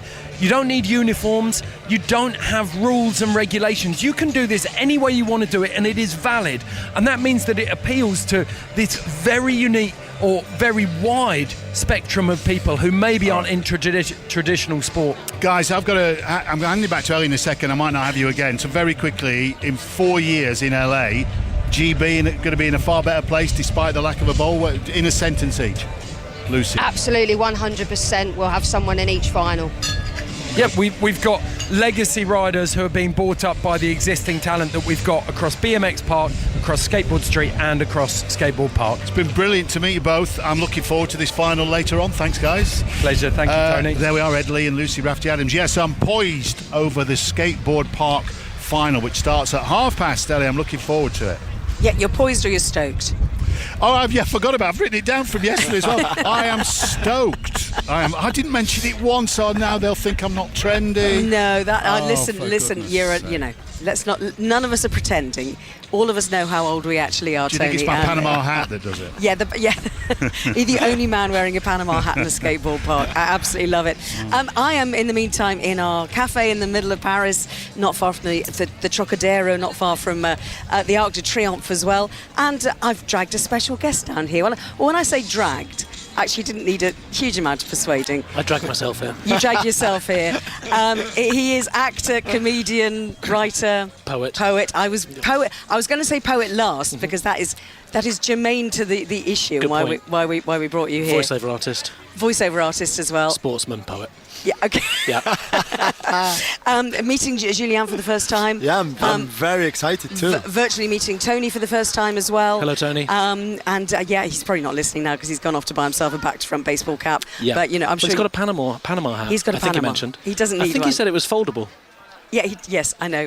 The thing is, you know this because you've been listening to every second of our coverage, haven't you? I've come on in my capacity as fan of Radio 5 Live coverage of the Olympics. Well, we not a fan of the that. Olympics. Take it or leave it. So it was an extreme measure to come to Paris when the Olympics were going on, just to talk to the team. But you have come here, obviously, to watch a lot of sports, a lot of things. What have you seen so far? Saw the beach volleyball last night, iconic, in front of the Eiffel Tower. Yeah. The Swiss girls did a job on the Americans. Fantastic. Decent DJ. Yeah. Great crowd, isn't it? You jump all over. They play with the crowd. Takes a bit of getting used to. We're British, Jules. We don't do these things. Horrible atmosphere. No, it's great. And I thought that was kind of at the start going to preclude actually how much people get invested in the sport. Yeah. Because they are ramming it down your necks. And like you say, you having to do quite a lot of dance moves. But after a bit, you do get invested when it starts to get tight. And the second game was fantastic. The Swiss girls coming back against the Americans. Yeah, somebody's suggesting that I haven't actually said who you are yet. I'm sure I did. Must have. Tim Key. It is Tim Key. It's one of the Tims. Yeah, of course Tim it Pine, is. Tim Key. Yeah. Whichever Tim's in Paris, really. So you're fitting this in before you head off to Edinburgh for the Fringe, aren't you? I am, yeah. At the weekend. But so you did beach volleyball last night. Beach volleyball last night. You did wrestling this morning. Greco-Roman. But you nearly ended up... Doesn't matter where I went before I went there. Or what time I arrived. I mean, it is the confusing. The point is, I saw the second half of the Greco-Roman wrestling. Yeah. It's once you get in there, it's quite easy to catch up on what's happening. Yeah, because actually it is something that we don't really have any tradition in wrestling. No, yeah. In the UK at all. So give us your impression of Greco-Roman wrestling. You see, the thing is, your coverage, everyone gens up on what they're going to talk about, and then they become an expert overnight in something that's quite niche. I'm just a fan, so I mean, I'm watching some people grappling. I can't give any more insight than that. That's not lots of insight, is it? Did you just get the tickets? Or you wanted those tickets? You wanted to see two men Does it sound like I each wanted other? those tickets? So what we're saying is you've actually made two quite bad choices No, so I haven't far. made bad choices. They were both very, very enjoyable. But the Greco-Roman wrestling took a bit of getting into. I think the thing is, you don't have the commentary, and that sort of cliche of sitting down, flicking on the coverage on the telly or on the radio, and just sort of sitting with it for 5 minutes and then getting drawn in. I think that is partly because you're learning very quickly everything to do with that sport. And when you're just seeing a Hungarian grappling with a Cuban, there's a little bit of work that you're having to do yourself. I don't know whether I should break this to you or not, actually, but if you're there at the start of the session, they do a little introductory I already rundown. explained I wasn't there at the start of the session. Well, as I was going to say, if you hadn't accidentally gone to the wrong venue. Well, yes. Would it kill them to do a little rundown 3/4 of the way in? For anybody who's just joining us via the Bercy Arena, then this is how it works. But it was a fantastic atmosphere. Mm. And there's what I found very interesting is the French element, where people are into it. There's flags, when the Hungarian's in, there's little pockets going up. But then the French guy comes in, and it really does kick off. A lot of French people who, they seemed like they were really into it, in terms of, they seem like how in snooker they say that they're a knowledgeable crowd when people clap a safety.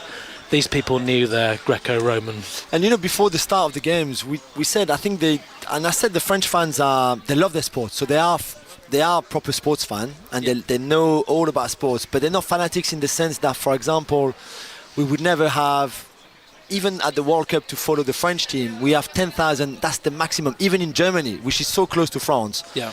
Where there's 100,000 England fans or 150,000 Scotland fans, we would never do that. And yet, I've seen the crowd in these Olympics being much better than anything I would have anticipated before, even expected. So maybe we are a bit fanatic just when it's at home, because we don't travel. We go to the beach, we go on holiday. We don't spend that money to go to a World Cup or Euros we don't do that. or World Championship or whatever sports. That's not, but we love our sports. Yeah, but the thing that always strikes me about going to the Olympics, and I always say to people, is get tickets for whatever you can. Whether it's the wrestling, whether it's the weightlifting. I mean, weightlifting is awesome. Because you might think, I'm going to go to the weightlifting. I don't know anything about this, but there'll be a crowd of Turkish fans doing their nut over the Turkish weightlifter, and it's the atmosphere. You cannot help getting involved in it, even if there are no Brits. I think that's what got me into the Olympics in the first place. Because what's your first memory? Well, Mary Decker and Zola Budd in '84, but I do remember watching in '88 the Seoul Olympics. And of course, there's the hockey, the men's hockey and stuff in that one, and Flojo, I think was Flojo '88. Yeah, of course. Yeah. And all of that stuff. But it's just kind of, I remember waking up and sort of scuttling downstairs at 10 years old, and just getting your Rice Krispies. And I really remember the weightlifting because it's so exotic, and it's kind of a pure thing, isn't it? The sort of the fastest, strongest, highest type thing. That is, who is the strongest guy at lifting up that enormous great weight? Well, do I think what's quite interesting actually is that the multi-sport element of an Olympic Games, where there are sports that you only ever see once every 4 years. Yeah. I think we used to see. I mean, you're obviously a lot younger than me, but not Tony's about the same age as me. I don't know if Tony is still. Are you still listening out there on your skateboard? Hello. Yeah, you are. But yes, I don't know whether you agree with me that actually when we used to have things. Hello, Tony. Yes, I wasn't being ignorant. They turned my mic off. I was saying hello before. There we go. And it is a foldable Panama, so there we go. Sorry, Ali, go on. I feel seen. But when we had Grandstand and when we had Saturday afternoon ITV Sport as well, World of Sport, you saw a lot of saw a much bigger range of sports. So that was your in non-Olympic years. program on TV. That was the multi-sport program on Saturday We also had afternoon. Transworld Sport. Do you remember that one? I do remember Transworld Sport. Yeah, actually, that's more your generation as well. Which I don't know whether that happens anymore now. I'm not sure, but then you would get. It was kind of a mad program, but I remember because I just loved sport. You'd sort of get into sport through other things like cricket or Sebco or something, but then you're sort of, this is sumo, and on that Transworld Sport they left no stone unturned. Really? Yeah, there was some really good sports. Yeah, but the Olympics is brilliant because, unlike the Transworld Sport stuff, the Olympics is also every 4 years. So to each of those guys who are putting all that chalk in their hands and picking up the bar, it is the biggest moment for their life, but maybe a lot of people in their community and in their country. It's like a huge moment. I think what it is for me. So sorry, Ali. Sorry, go on, Teddy. Just a quick. I think what it is for me is if you like sport per se, you just get invested in the backstories, and very, very quickly you can see someone going head to head or two teams going head to head. I mean, I've watched all sorts on French telly when I've got home at night at these Olympics, and What about sport? Yeah, exactly. Hey, I don't think we subscribe to that at our place, do we? I don't know. Still too early, Tim. I've not gone up that high on the channels. I've only gone to 3. But no, I've watched it with French commentary for 3 hours, the Olympics. I just, and I think that's the beauty of it. You've got to have a breadth of interest. And the last word for me on this, the Five Live, what I like about it, blowing smoke up ourselves, is we tell the human stories behind the sports, so you very quickly get invested in the human beings, which I love as well.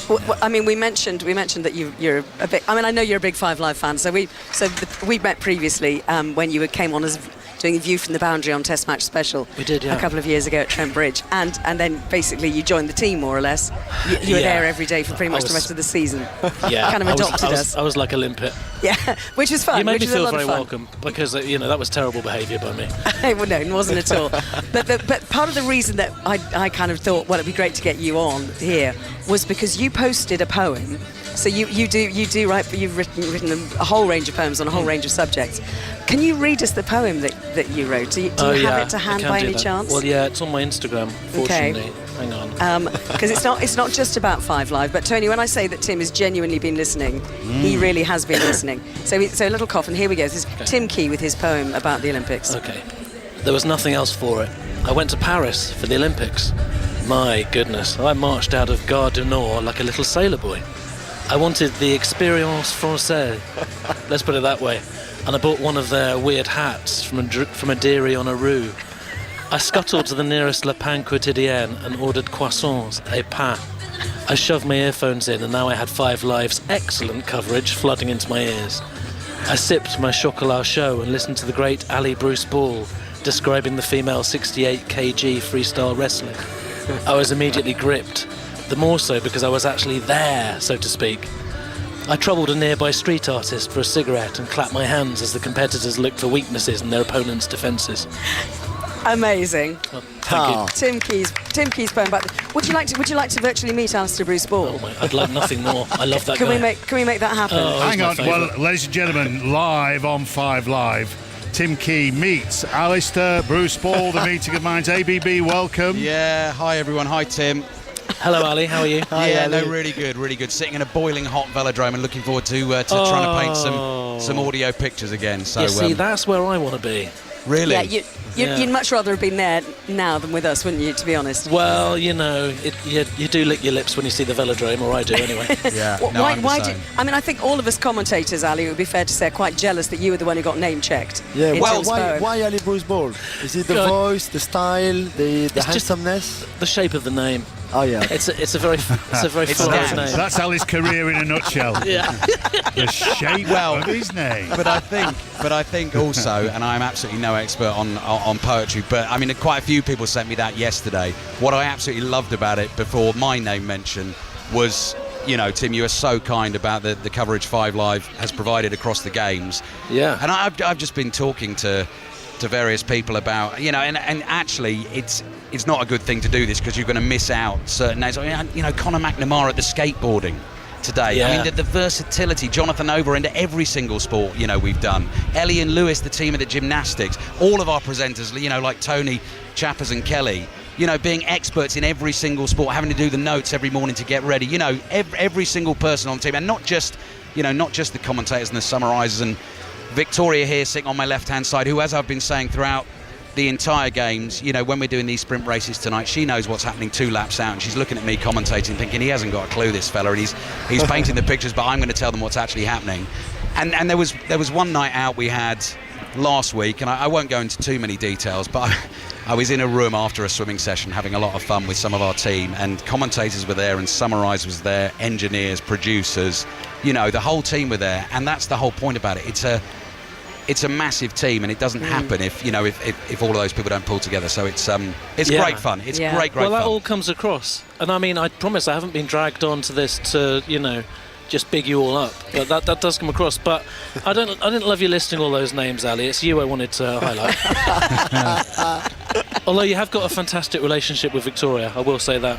Well, to be honest, I'm here too, listening to this, and I have to say, I'd probably fight you to be leader of the ABB fan club, to be perfectly honest. That's good. Greco-Roman. Did you hear? It's on. I've not done the wrestling yet, actually, Tim. Have you not? No, You've got to never get done down the there. wrestling. Yeah, okay, It's very confusing if that's what you're after. I hope you listened to us for the opening ceremony when ABB had to describe what the Minions were doing during the ceremony. If you don't, go on Is that BBC on Sound. Listen Again? This is a thing. This is a thing. Yeah. And it's worth it. It's worth your time. Okay, perfect.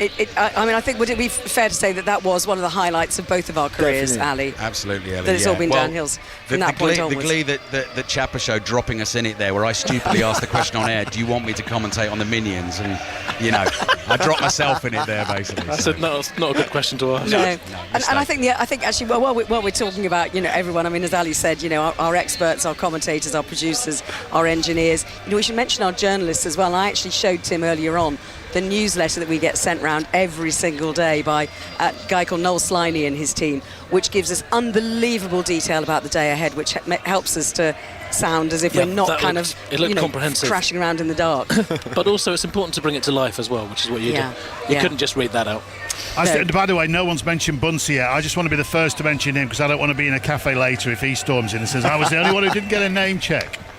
So Bunsey as well. Yeah, absolutely. Well, we couldn't do without any of us, any of them. Bunsey is and Jules. Right, I think we named everyone now. Yeah, pretty much. There's going to be one you've missed out. I know there is. I know. My name is going to be mud when we get back. So what? So Ali, well, we've got you and Vic. Oh, yeah. What have you got coming up this evening? That's a good or this point. afternoon? I completely forgot about that. I think the key thing to look forward to in the next half hour or so is the men's team pursuit final. So Great Britain against Australia, 16 laps of the track, riding for a gold medal, a sort of Ashes ding-dong on the velodrome boards. And if you go back over previous Olympics, you've got Australia beating GB back in 2004. That was the last time they won the gold medal in that particular discipline. Then Great Britain beat them in the final in 2008, beat them in the final in 2012. And Australia were quicker in qualifying yesterday and go in as the favourites, but that is absolutely mouth-watering, so we'll have full commentary on that. I mean, it says in the schedule here 5:33 UK time, so I'd give or take a little there, but that's the big one in the next half hour or so. Lovely. I mean, we should say that, as we mentioned earlier on, Tim, that you were really desperate to get to the velodrome, weren't you, really? Are you feeling a bit jealous listening to Ali and Vic there? Yeah, but you've got to fight that. That's their job.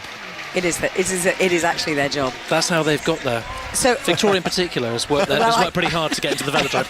That's really. I was aiming to this my whole life. This was the end game. It was.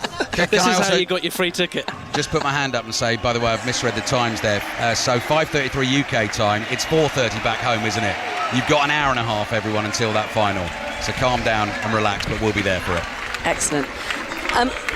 Failing the velodrome, what else are you going to try and get to see while you're here? Going to the basketball now. Yep.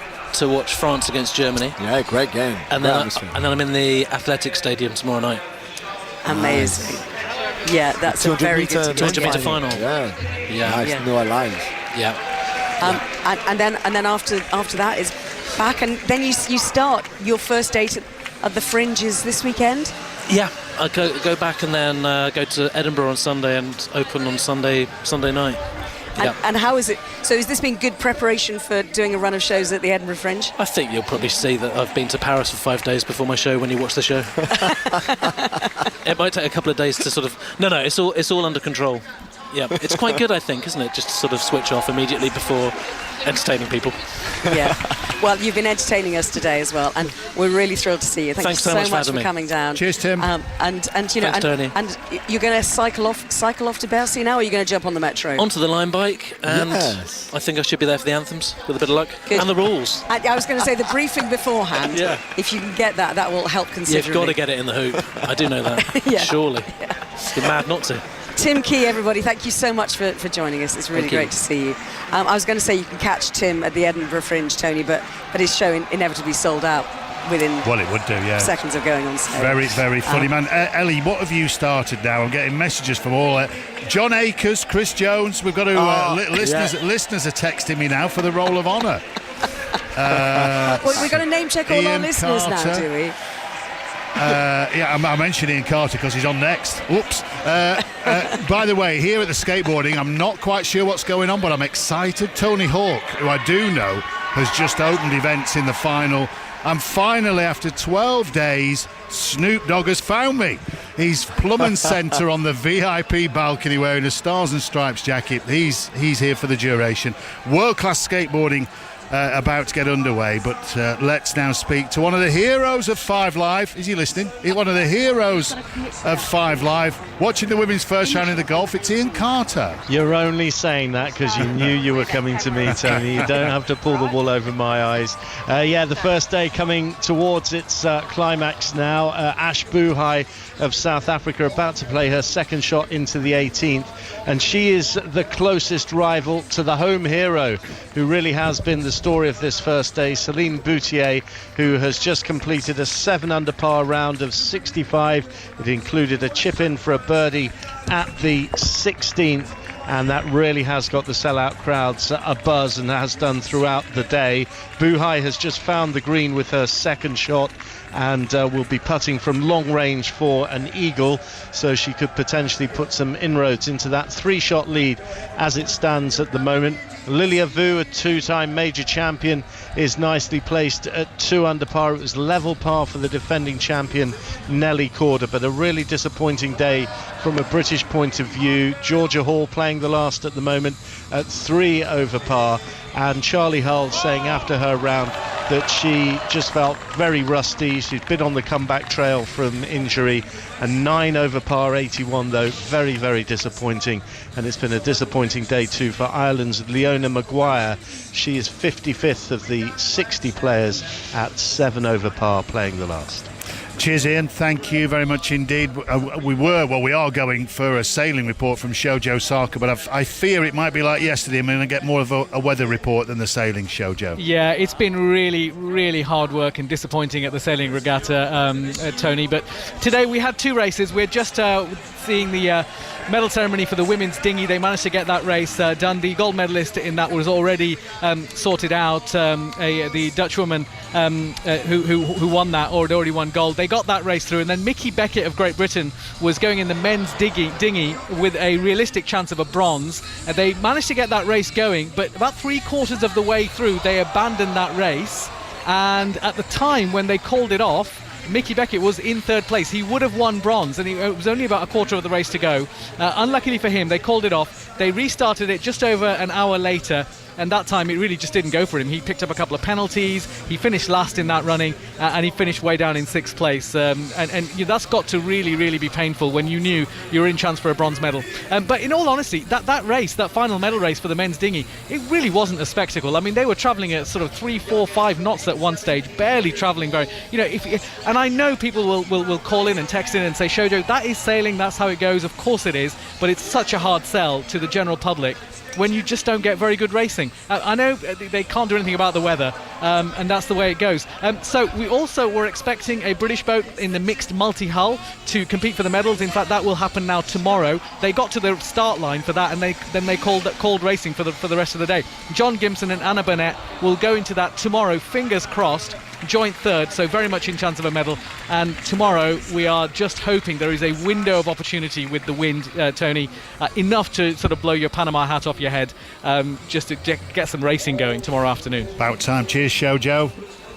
Let's give you some of the other stories of today. In the diving, there was action in the springboard individual events. GB's Jack Law and Jordan Holden progressed to the final in the 3 metres springboard. Team GB's Yasmin Harper and Grace Reed also advanced to the semi-finals of the women's 3 metre springboard competition. Those semi-finals will take place tomorrow morning at 9 o'clock. On the track at the athletics, George Mills has been reinstated in the 5,000 metres after a collision in his heat. So 20 men in Saturday's final. Meanwhile, Ben Pattison, Max Bergin and Elliot Giles all advanced to the 800 metres semi-finals. And in the climbing, the men's bouldering, GB's Tony Roberts and Hamish MacArthur reached the final. GB medal hope Matt Hudson-Smith goes in the men's 400 metres final later. Full coverage in Kelly's show this evening. And I did actually manage to get to the stadium last night.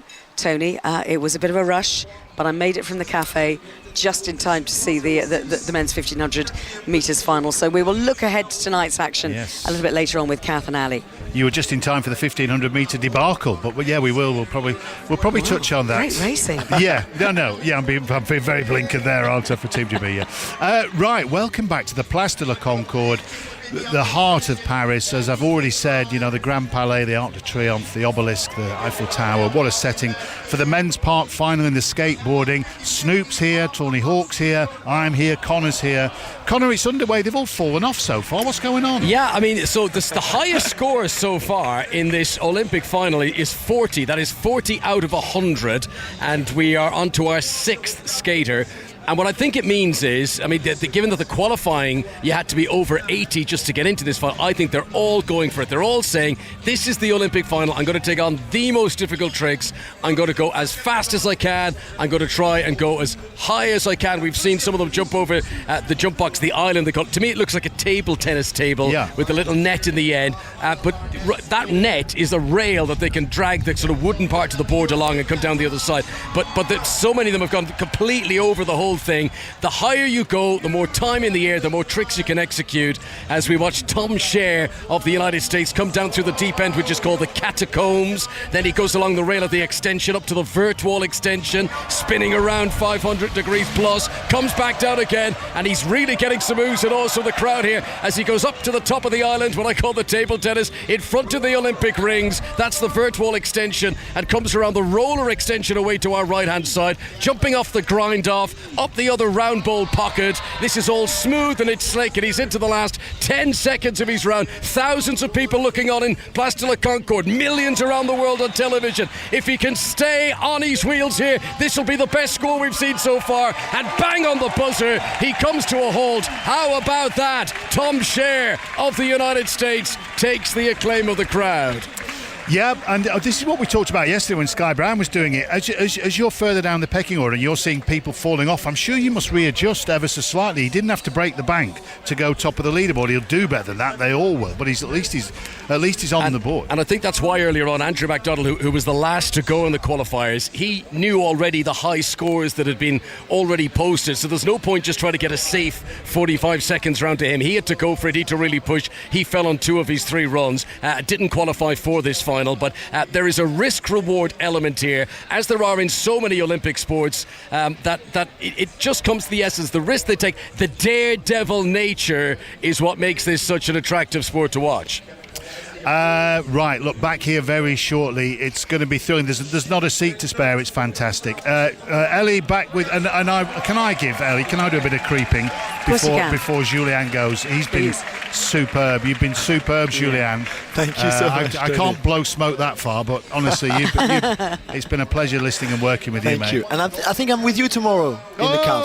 I did. Good job I said that then. We're going to see a lot more of Julian between now and Sunday, Tony. Don't worry. I think you're actually here on our final day as well, actually. Yes, I am with you. To say a big farewell to the Olympic Games. But talking about blowing smoke, there's quite a lot of it floating down here, Tony, as always, because, as we discovered, the one thing that the French like on a terrace of a nice cafe is a packet of, something which is not terribly good for you. Julian's got to head off to the stadium because you don't want to do the rush that I did up there last night. No, that's true. But you're taking the rest of the family up? The 3 mini Lawrences, are all here. They're very lucky to go to the athletics tonight. So. And what are you going to see? So we saw the 400 meter men's final. Mm-hmm. We saw the pole vault women's final. We have a few of the semi-finals, 200 meters men, 400 meter hurdles with a couple of Frenchmen as well. So it should be fun. And every time there's a French athlete in there, they'll be cheered to the rafters. They're very full of who doesn't jump is not French, and they know all the songs and everything. So perfect. It should be a lot. Lovely. Yes. All right. Thank you. Thank you so much. Lovely to see you. Take care. See you later.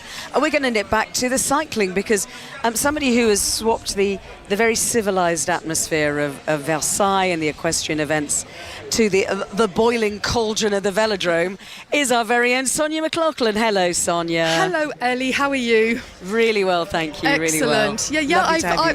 Thank you. I've swapped horses for pedal power and left Versailles behind with a slight sort of tinge of regret that it's all over in the equestrian events. And I've come over to the velodrome, which isn't too far at all, where the horses have been competing. And I walked in here to this velodrome, and it was one of those wow moments, because this is my 8th Olympics. I really am that old.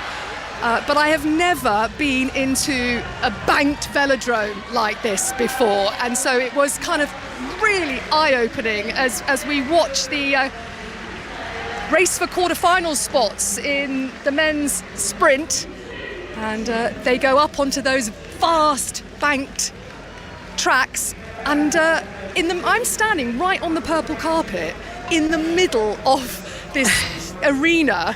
I'm peering at my pictures now, Sonia, to see if I can see you. I feel a little bit like royalty because I'm on a purple carpet. And then, of course, you have all of the teams and all of the support staff in the middle of this arena with all the bikes and all the paraphernalia that comes with operating these highly expensive bits of equipment at this Olympic level. And actually, it means that, funnily enough, Ellie, because I've been, at this horse sport where there's been, 20,000 there every night. Here, actually, the crowd is significantly smaller, and you don't kind of really, it's almost like, of course it would be, because the track is so sort of wide and steep, doesn't leave a lot of room for supporters.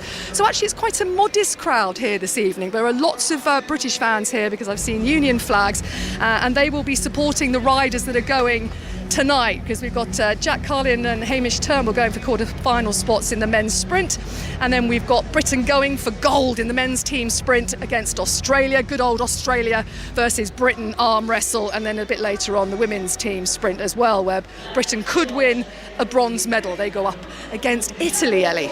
Absolutely. Well, the men's sprint is well underway, and Ali is watching. And as we've mentioned, British interest in this with Jack Carlin and Hamish Turnbull. Just remind us how this all looks as they're racing around, Ali. Yeah, I will, Ellie, and I have the very best person sitting next to me to tell you all about it and how to race one of these races. Victoria Pendleton is here, Olympic gold medalist in Beijing in this discipline. So this is the last 16. These are one-off races with the two riders on the track. By the time we get to the last 8, it is a best of 3. But at the moment, it is a one-off race, winner takes all. If you are a loser, you can still qualify through the repechage. In terms of the race itself, Victoria, so this one in front of us, before we get to Jack Carlin's race, we got the Australian Lee Hoffman in the green and gold and Yuta Abara of Japan, and they are just gently rolling away to our right-hand side. So it's a 3-lap race, which to the listeners at home will sound incredibly short.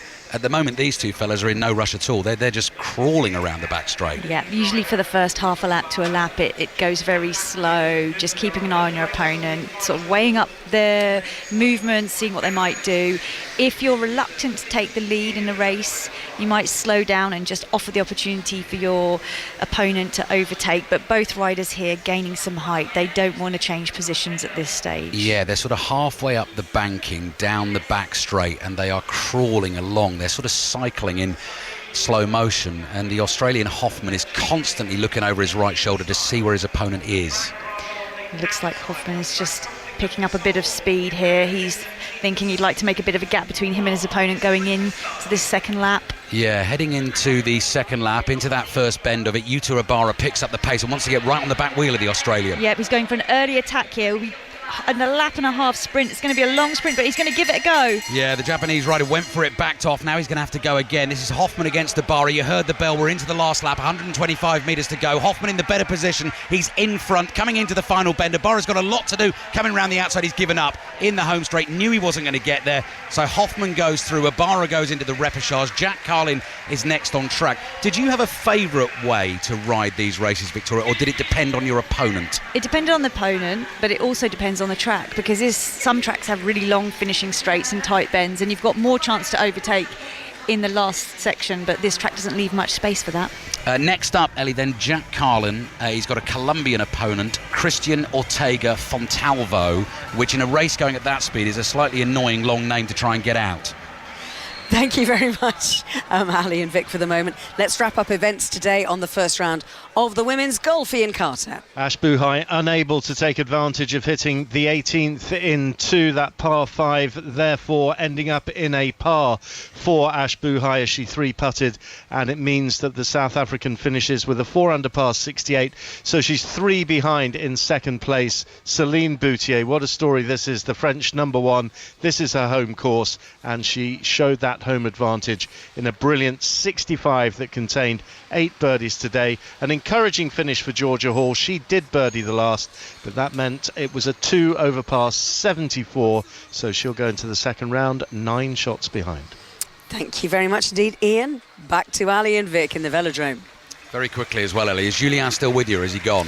No, he's gone on paternal duty to take the kids to the stadium. We would not have got through that opening ceremony without Julien Laurent. We definitely would not. No, we owe him a huge debt of gratitude. Right, let's concentrate on this then. So this is the last 16 in the men's individual sprint. Jack Carlin, the Scot, representing Great Britain, up against our Colombian friend just in front of us on the start line here, Christian Ortega Fontalvo, who just tried to get the fans going a little bit there, Victoria, with a wave. I think what he must realise, though, there's the announcement for Jack Carlin. Colombian fans inside this velodrome, slightly outnumbered by the British fans. A little bit today, just a little bit. So Carlin is on the inside of the track beneath us. So just remind us, Victoria, what that means, what he has to do. It means that Jack has to lead the race. He has to take the lead of the race and at least go above walking pace for the first half lap. So he rolls off Jack Carlin. It was very tiptoe to begin with, but immediately he's gone rolling forward and he's just going up off the Côte d'Azur. So the Côte d'Azur is this thick band of blue that runs around the inside of the track. And occasionally, Victoria, you will see the rider behind sort of dummying to go, swerving in and out. Are you trying to get out of your opponent's eye line? Exactly, trying to get out of his vision, because he's noticed that Jack Carlin has to ride along pretty much looking over his shoulder more than he's looking ahead where he's going, and that's a skill in itself. Now, we know Jack's a good sprinter. He got bronze in Tokyo, and he also got the bronze medal at the 2023 World Championships. So we know he's a very good tactician. I mean, Jason Kenny is his coach. But I think he should be fairly confident at this stage still.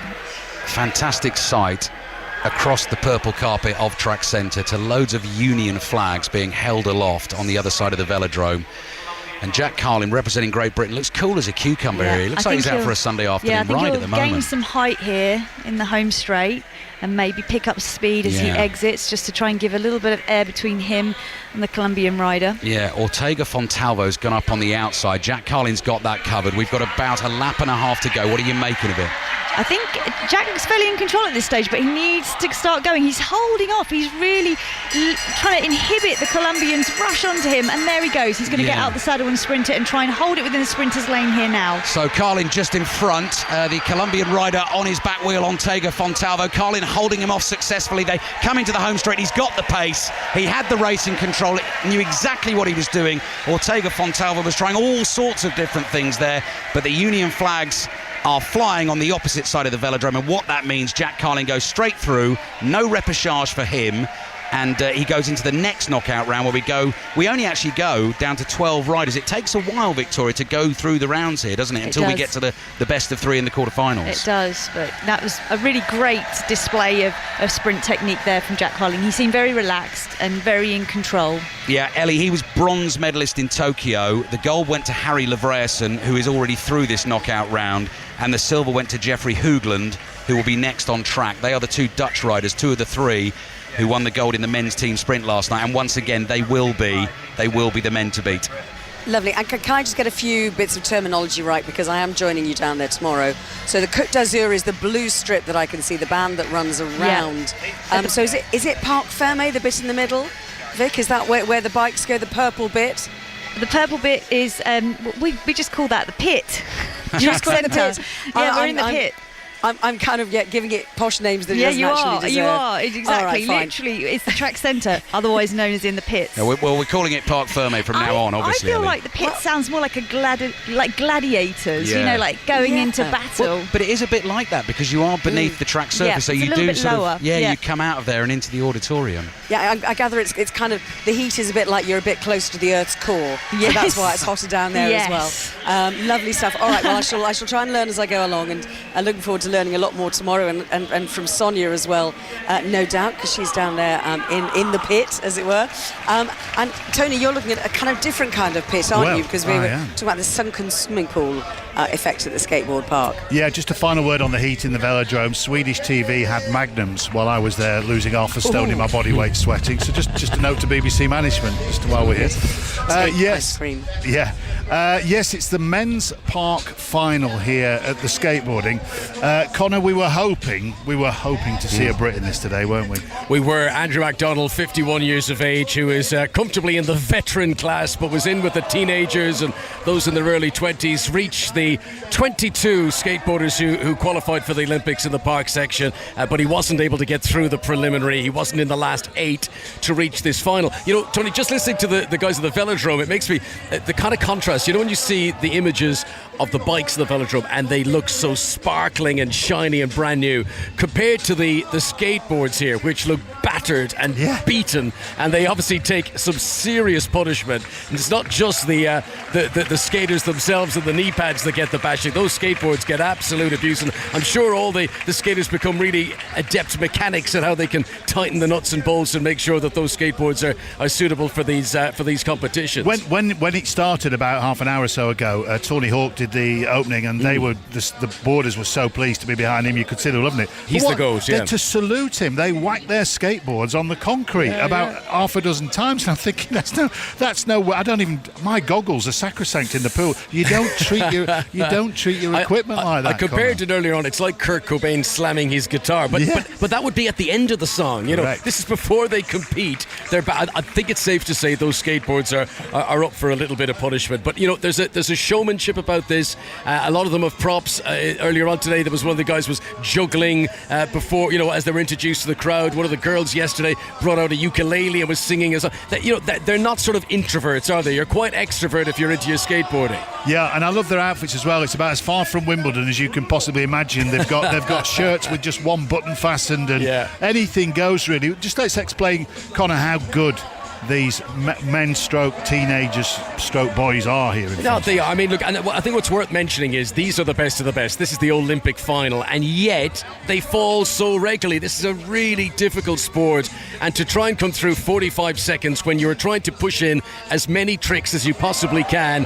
to impress the judges, it is an extremely high piece of difficulty, you know. And the sort of equivalent I would give is any footballer can send in a corner, but in a World Cup semi-final or something, you might send in a dreadful corner. We know you're capable of it, but on the big moment, can you achieve it? And that's what I think is going to decide this Olympic final. Tony Hawk is up out of his seat. He's applauding there. Tom Scher, the American, who's already had over 90 from his first run. He's right up there in the medal contention. And even Snoop Dogg is on him. Look, Snoop Dogg comes across to give him his hug. Well, they can't get better than that, can it? That was equivalent to the mic drop when he finished. His skateboard went up in the air and landed who knows where. He loved that. This is crazy. I mean, it's not like you swear the final was over. The final we're midway through the final, and all the skaters are going over to hug Snoop Dogg. Yeah. He's walking away, Snoop. I wonder where he's going now. He might be going to the table tennis. He's not going to the velodrome where we are. Alistair Bruce-Ball. British rider on track, Hamish Turnbull, the 25-year-old, in the men's individual sprint. Victoria, he's got a very tough opponent here, but he's actually the fella he's running against is one of our favourites. Got quite a story to tell, hasn't he? Yeah, he has. He's more of a keirin specialist from Malaysia, as is Ula Wang. He's 36. He's known as the pocket rocket man. It will be his 5th Olympics. He won bronze in Rio and silver in Tokyo in the keirin.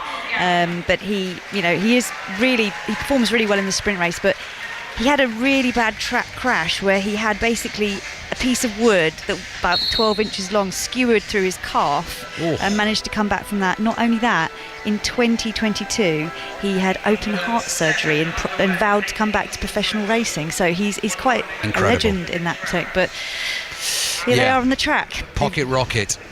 Representing Malaysia, what a story. So many of those stories during the Olympics. This one has gone out relatively fast, actually, because they've almost completed 3/4 of a lap, and Turnbull is probably 3 or 4 bike lengths back of a Wang. And I think a Wang will be very active in this sprint. Like he isn't a sprint. He is a great sprinter, better a keirin rider, but he is very confident on the boards, and that's what makes him so great. Hugely experienced rider in his 5th Olympics. Hamish Turnbull trying to follow him down the back straight, and we've got just over a lap to go. Wang has the lead. Turnbull's got him in his sights. There goes the bell, and Turnbull goes high, and then both of them duck down the banking, and they're on the inside bend into the back straight. Now Turnbull is trying to make up the ground on that back straight against the 36-year-old. Turnbull up to the back wheel, trying to go round him on the outside. Down the home straight they come. Awang gets it, and Turnbull, Victoria, will have to come through the repechage. Yeah, you even saw, as he's all there, Awang, he pulled a little wheelie over the line, which was one of his signature moves. So he just lifted up the front wheel as he lunged as hard as possible to get that win. It was close. It was great riding there from Termish Hamill, but I think it was the Hamish Turnbull. I can't even say the word, can I? Look, I'm all in a fluster. Very easily done. Awang is such an experienced track rider. He used everything he had. He might not be as fast on paper, but he's definitely got the experience. So Hamish Turnbull gets one more chance. Jack Carlin is through, Ellie, but there is repechage here. So if Hamish Turnbull can come through the repechage, he can go through to the next knockout round.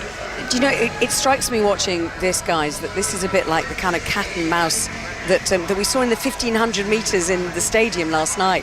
It's about how to race, isn't it, really? It's about timing your sprint, in the same way that Cole Hocker did to take that medal away from Ingebrigtsen and Kerr last night. But, I mean, how do you do that, Victoria? Do you know the time to make your push? Well, you make a lot of mistakes firsthand. That's what you do. It's a really tricky. It comes naturally to some people. I can speak of Jason Kenny, for example. It comes very naturally to him. You always have to have a sixth sense of what your opponent's going to do. You've got to keep eyes on them at all times, which is when you're sort of flying around a bank track isn't the easiest thing to do. We used to practice just riding only looking backwards and not forwards, which is... That sounds dangerous to me. Yeah, I mean, you have to make sure no one's in front. Somebody has to make sure the track is clear, but just to sort of practice that skill. But it's like hunting. It is cat and mouse. You have to read the situation as it unfolds. You can't really go in with a strict plan. You have to be very adaptable and use what you can. Yeah. Can I just ask a question about repechage? It's a word we're hearing a lot of at these Olympics, and it has been controversial. So what's the purpose of it? And do we all agree with it? Gives you a second chance to get in. Do we agree with it, though? I mean, I think in the early stages of the race, I agree with it. I think, especially if there's an early chance to get back in, because there's so many great riders here, and I think it is especially the sprint disciplines, it's a blink of an eye decision that catches you out, and I just think it helps get the best riders into the final. I suppose you could argue as well, Tony, in terms of if you paid for a ticket to come and watch some cycling action, by whittling the field down bit by bit more slowly, you're getting more racing in, you're getting more bang for your buck, and as Victoria says, 3 laps like that, bang, the Olympics is over. I don't know. I don't mind the fact they get another go. I think it helps filter the very best to the final stages, right. Because if you get the 2 best riders riding against each other early in the competition, they both deserve to be in the final, but they somehow end up ranked in a way that knocks one or the other out. You want to see the best of the best in the final. So yeah, that's how I feel about it. No, I get it. I'm just a bit mesmerised here. There's a Brazilian bloke just finished a run in the skateboarding, and to celebrate, he's balanced his skateboard on his chin for 2 minutes. I don't know how that's a skill. How Vic celebrated her wins, but I'm sure it wasn't anything. I definitely didn't balance any bikes on my chin, that's for sure. Actually, he's juggling now. I'm sorry. So it's like Britain's Got Talent here. Sorry, I could talk all day. Carry on, Ellie. I'm just wondering how Sonia's getting on down in the pit, because I'm fascinated to know what happens when those bikes go off, because we're so focused on what we can see on the track. The action off the track, I think, sometimes is as interesting as what's happening on the track. I'm here, Ellie. Yeah. Yeah, no, at the minute, it's a bit like kind of, queuing outside your local bike shop at the minute to get your tyres fixed or to go in for a service, because there are multiple coaches here waiting their turn to sort of have their bikes go through clearly what I assume, and Vic Pendleton will tell me more, I assume is the pre-race checks all the bikes have to go through. I'm literally right next to it. They're all being measured, they're being weighed. It's a bit like a Formula One car, isn't it, to make sure that there is nothing untoward that is being done to that bike in advance of it going into the field of play. Is that right, Victoria? You've got it right on there, yeah. That's exactly what are the key things they are looking for here? Because it's even like there's clearly a weighing machine as well here. So they weigh the bikes because it has to have there's a minimum weight, but also there'll be like a jig, so that to make sure the dimensions of the bike fit within regulations, because it has to have like 2 triangles in the design and lots of things like that. So there are very strict regulations on the bikes. I mean, people try and squeeze all kinds of technology and development into the bike design, but fundamentally it has to adhere to the regulations that the Bike Federation put together. So yeah, just to make sure that no one's changed anything between rides, every single race and every single bike is checked.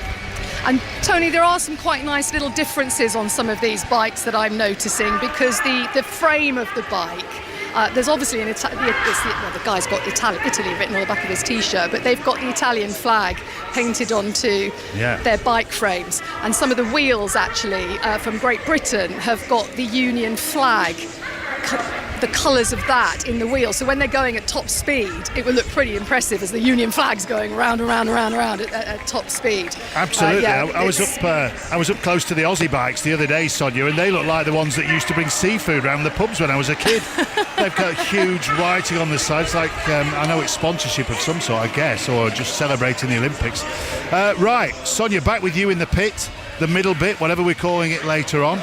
Back with definitely not Parc Fermé. No, don't. You're going tomorrow, Ellie, aren't you? I mean, you can impress everyone with that. Yeah. Well, maybe I'll think of other random names for random things and transfer names, because of course Parc Fermé is in Formula 1, isn't it? So that's what I was thinking of. But anyway, good. Lots to come. Yes, we've got more cycling to come, more here from the skateboarding. We'll be out and about here, there and everywhere. But let's break for the news now on 5 Live. Here's Richard Foster. The voice of the UK. This is BBC Radio 5 Live. Thanks, Tony. Good evening. Prosecutors say the jailing of 3 men who took part in rioting in Southport and Liverpool is the tip of the iceberg. Liam Riley, Declan Keirin and Derek Drummond were sentenced to between 20 months and 3 years for violent disorder. BJ Harrington is the National Police Chief's Counsel for Public Order.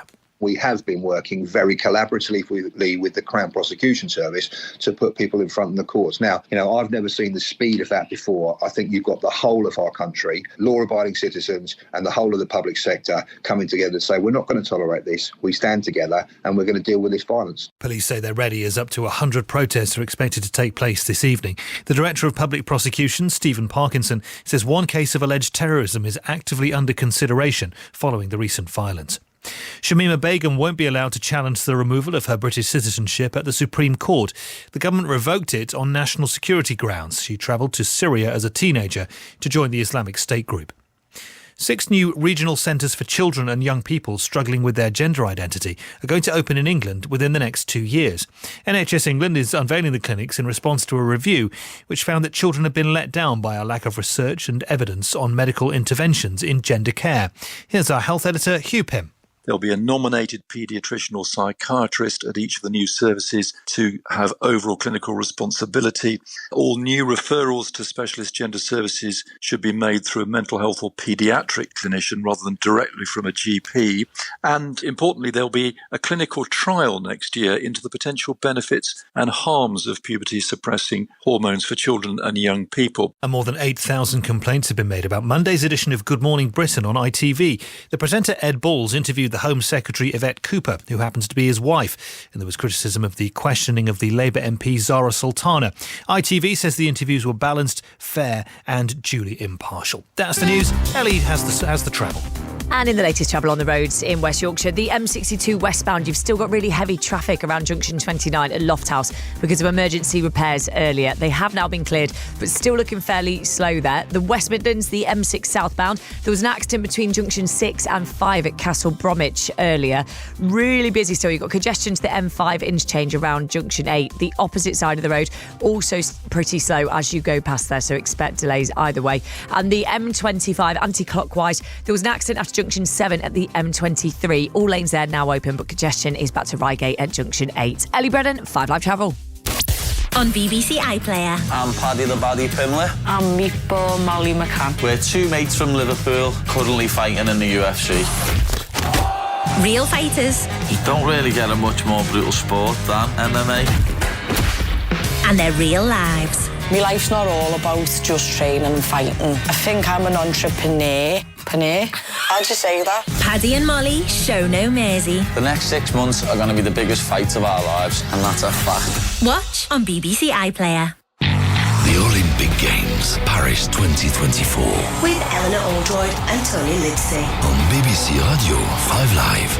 It is day 12 of the Paris Olympics, and Team GB have 2 more medal hopes coming up in the next 90 minutes in the velodrome. Alistair Bruce Ball will be watching the men's team pursuit final. Yes, in just under half an hour, an age-old battle. Great Britain against Australia over 16 laps for the gold medal. Then Britain's women team pursuiters race Italy for bronze at about 6:15. Well, I'm at the Olympic skateboarding final this afternoon. There's no British interest, but there are plenty of celebrities and plenty of excitement. Rapper Snoop Dogg is here, swimmer Leon LeMarchand, skateboard goat Tony Hawk. They're all here watching Australian Keegan Palmer, who's currently in pole position for gold, but 3 other skaters can still catch him. Plenty more athletics action to come from the Stade de France this evening. GB's Matthew Hudson-Smith goes for gold in the men's 400 metres, and the USA's Noah Lyles looks to do the double in the men's 200 metres. This is 5 Live Sports and the Olympic Games. With Eleanor Oldroyd and Tony Livesey. On 5 Live and BBC Sounds. Yeah, it's been a busy all day so far.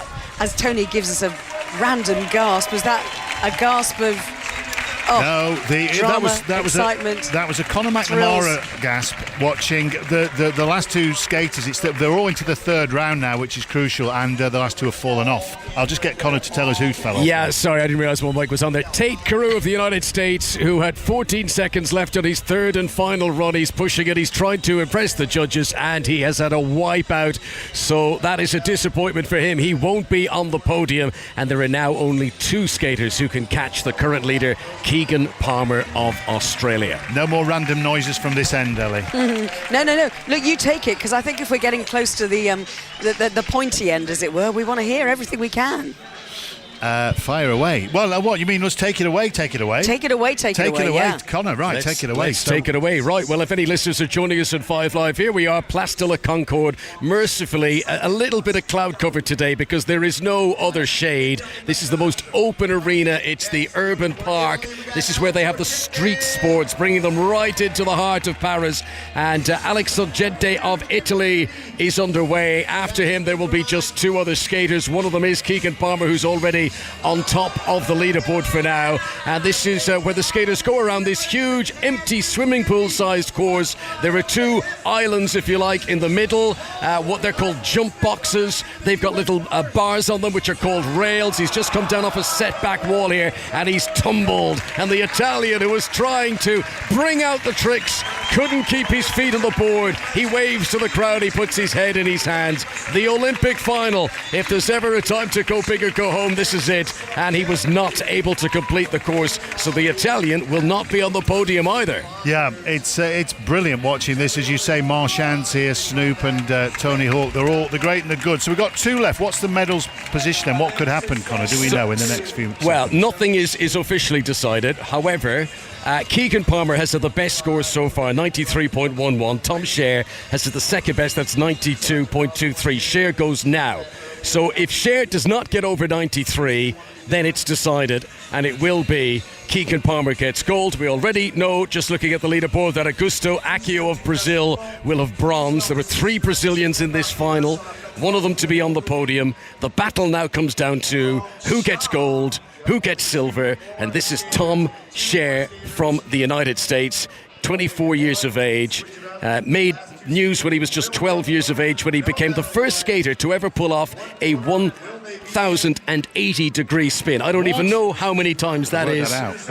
You work that out as we watch him come down off what they call the drop-in. And that is 3 360s. I mean, so here he is wearing navy. They call it the drop-in. You can enter the course anywhere you want. I guess it's given that Snoop is here, drop in like it's hot as he comes up the vertical wall extension on the far side, comes over the jump box called the island, up the deep end, the catacombs. Remember, this all started in an empty swimming pool goals on Venice Beach. That's why it's got nautical and aquadal sort of phrases. Here he is coming around the roller extension, trying to get up a little bit of speed now. Onto the grind off. That's a nice little kick flick on the far side. Then he switches around from regular stance into goofy. Tries to attack on the far side up the vertical wall extension again. That's a huge spin. Biggest, most difficult trick that he tried, and he ends up on his backside, down on the base of the concrete, and that probably decides the gold. Tom Scher of the USA gave it everything, and what a position now for Keegan Palmer, Tony.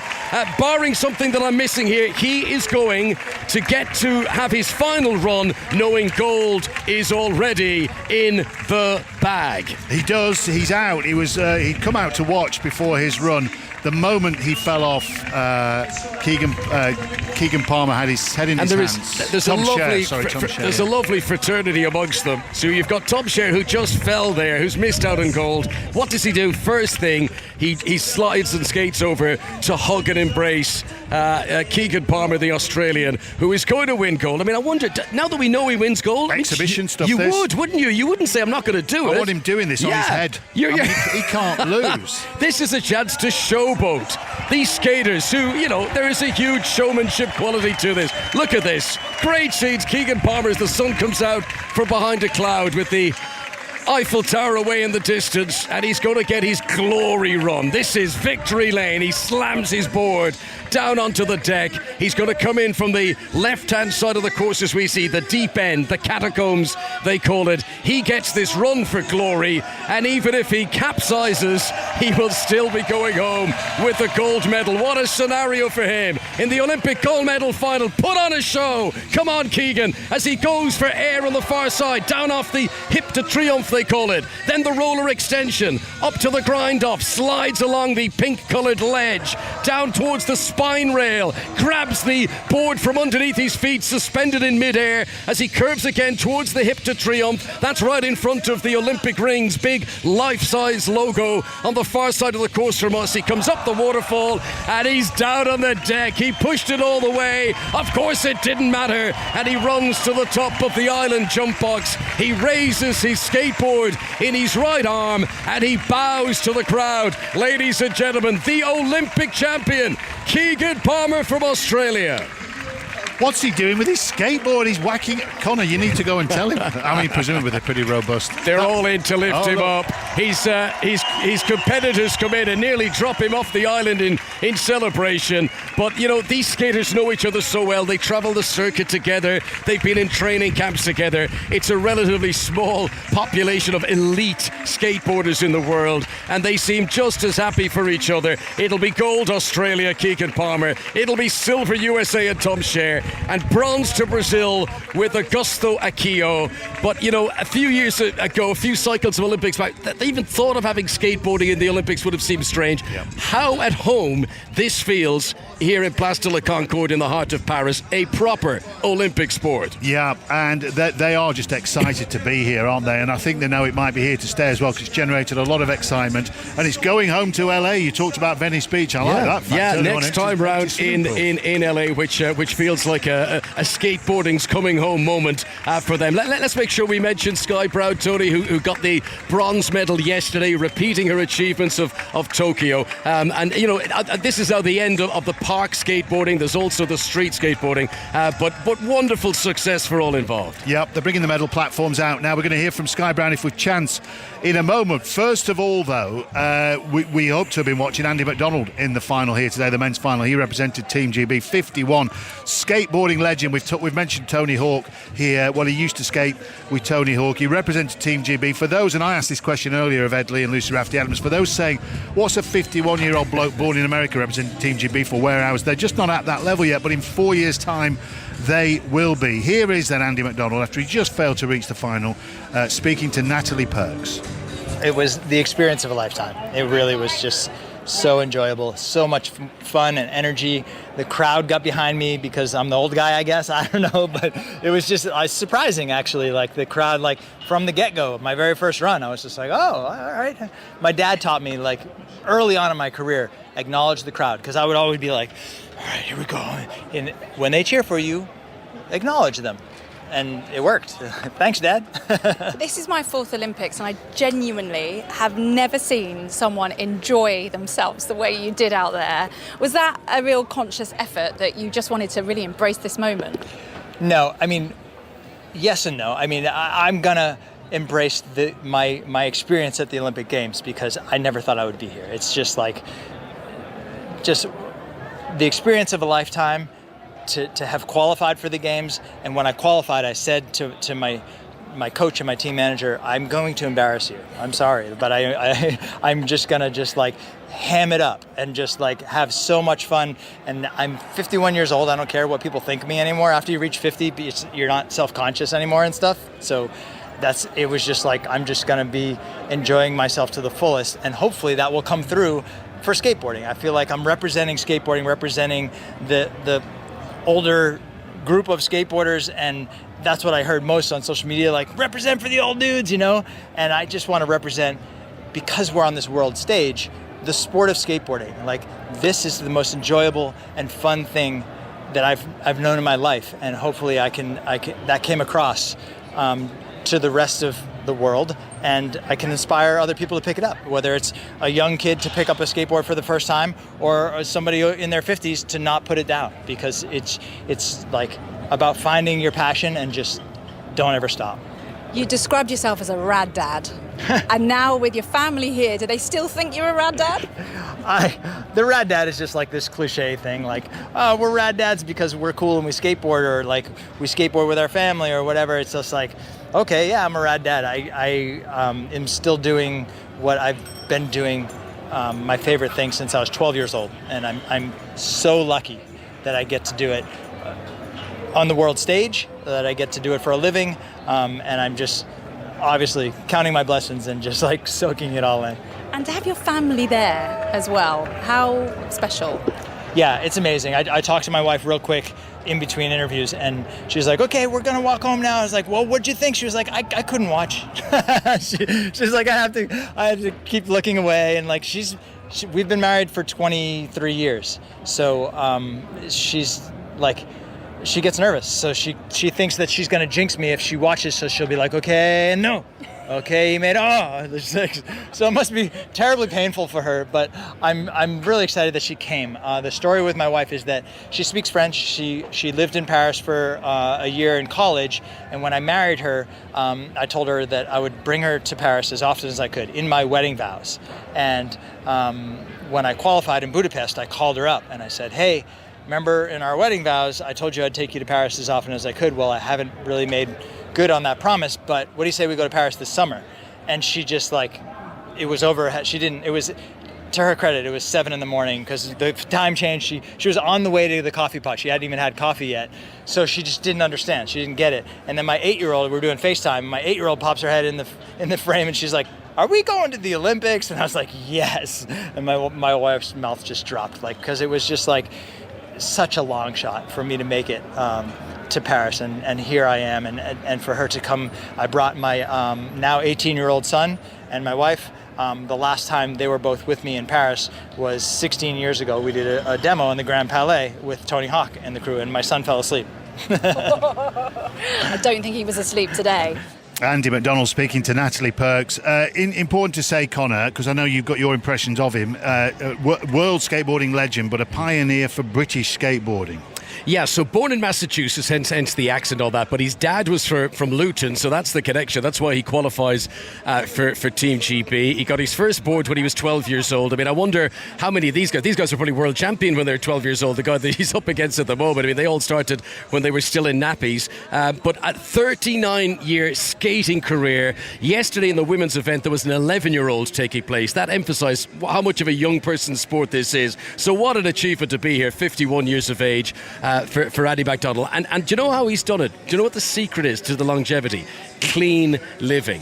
doesn't drink, doesn't smoke, so much so that in the 90s, when he was a big star in the skateboarding world, when his name was on a video game and he was up there with Tony Hawk's, all those, Bill Clinton invited him to the White House in a sort of a "Don't do drugs, kids" kind of campaign. And there was a famous video of him on the, going down the marble corridors of the White House on his board. So what a career, and what a crowning moment of it for him to be at the Paris Olympics, and adding in that story with his wife just, I think, puts the cherry on top. Yeah, that anecdote about clean living makes me realise why I'm not out there. That's the reason. That's the only reason. Well, look, let's mention Sky Brown, because Britain did have a medalist yesterday. She took bronze in the women's final here at the park, and brilliantly, she did it with an injured shoulder. She dislocated it a week ago during the preliminary round. It's her second Olympic medal. She won bronze in Tokyo. At that point, she was Britain's youngest medalist. She was just 13. Well, she caught up with Rachel and Rick on 5 Live Breakfast this morning. Yeah, it's sad it's over, but yeah, it was a lot of fun. Are you in pain today? Feeling some, like, it's throbbing a little bit for sure. A little sore, but, I'm happy, with this medal. I mean, couldn't be happier. Absolutely. 2 bronze medals in 2 Olympic Games is an incredible achievement. Was there ever any doubt in your mind after you dislocated your shoulder that you would go through and compete in that final, given presumably how much you were putting your body through? Well, when I dislocated my shoulder, I was definitely scared for a sec. I mean, I was like, I'm leaving for Paris tomorrow. Like, oh my gosh, like, I've never, like, this is my first time dislocating my shoulder. I didn't know what it was going to be like. So I was definitely a little scared, but yeah, I mean, so just pushing through that and then ending, or like getting that medal, being able to be on the podium after having that little scary moment, it's definitely crazy. and the crowds at the urban park there at Place de la Concorde in Paris were amazing. What is it like competing in front of those kinds of crowds in that sort of atmosphere? Oh, it's, first of all, the location is beautiful. You can see the Eiffel Tower. It was stunning. And also, having the crowd.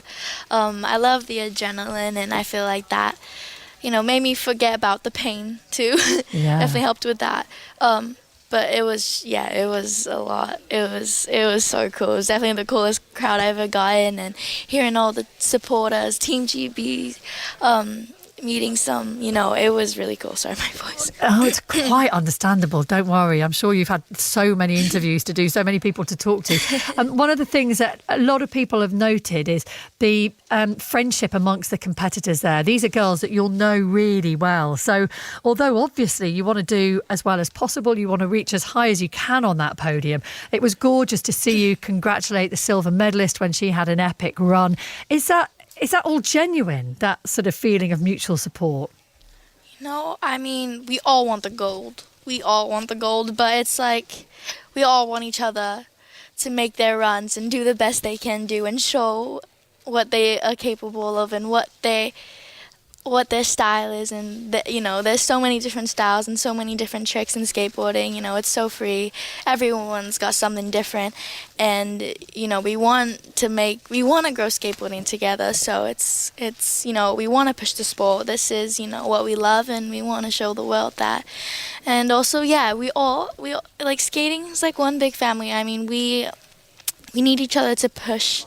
Watching these girls put out new tricks that they're learning makes you want to learn a new trick. Sky Brown, she's only 16 now. She's going to be skateboarding at quite a few Olympics coming up. Really, Ellie, tough cookies, aren't they, this lot? Just by the way, the Leon Marchand is here. He's about 15 rows in front of us at the box, and he's been sitting peacefully watching everything. Now the stewards have spotted him. They've created a right kerfuffle because they're trying to persuade him to leave before the crowds. He just wants to sit here and watch the medal ceremony. Of course he does. Yeah. Anyway, leave him alone. So no, Sky Brown, we're dislocating the shoulder, Elliot. You've watched it on telly, the skateboarding. These guys and girls fall onto their knees from a height of 20 feet or so and just get up and walk away. It's incredible what they put their bodies through. Yeah, I know you kind of think younger bodies are springier, but even so, you just very much do look at, you looked at Sky Brown yesterday, and what she was doing to actually try and skate through the pain was quite something. And now she's lost her voice. I'm very much, I'm with her on that. But of course, she and I have had very different Olympics for a whole variety of reasons. Most obvious being that I'm not a 16-year-old skateboarder. Makes you feel old in a good way, doesn't it? It does. Seeing these youngsters. Yeah, it does. How much more have they got going on down at the Place de la Concorde over the next few days, Tony? Do you know? I have a feeling. I can only go off what I can see in front of me now. The breakdancing arena. I think that's where the focus might switch, because they were doing a bit of building work. But I can see someone there just literally doing a somersault, as a freestanding somersault, as I'm watching. There's no crowd in, so whether the dancers are getting a bit of time to familiarise themselves with the arena, but I suspect that will be the next focus, whether it's today or later on in the week.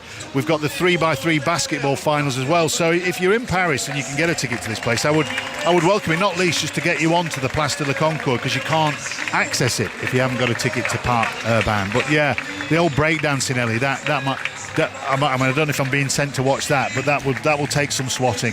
I think you and Connor are now officially the cool duo, aren't you? So you're going to have to go down with your foldable Panama hat as well. Thank you for the moment, Tony and Connor in the Place de la Concorde. Let's go back to the Velodrome at Saint-Quentin on Yvelines, and we're going to see the first medal chance. Well, it's a guaranteed medal for Team GB of the day, of day 12. It's the men's team pursuit final, so that will be the gold medal race. We'll see the bronze medal race before that. That's coming up very shortly indeed, between Denmark and Italy. And before we go up to the commentary position and talk to Ali and Victoria, I mean, Sonia McLaughlin is down in the pit, and what goes into the preparation at this point when they're so close to a final? What can you see?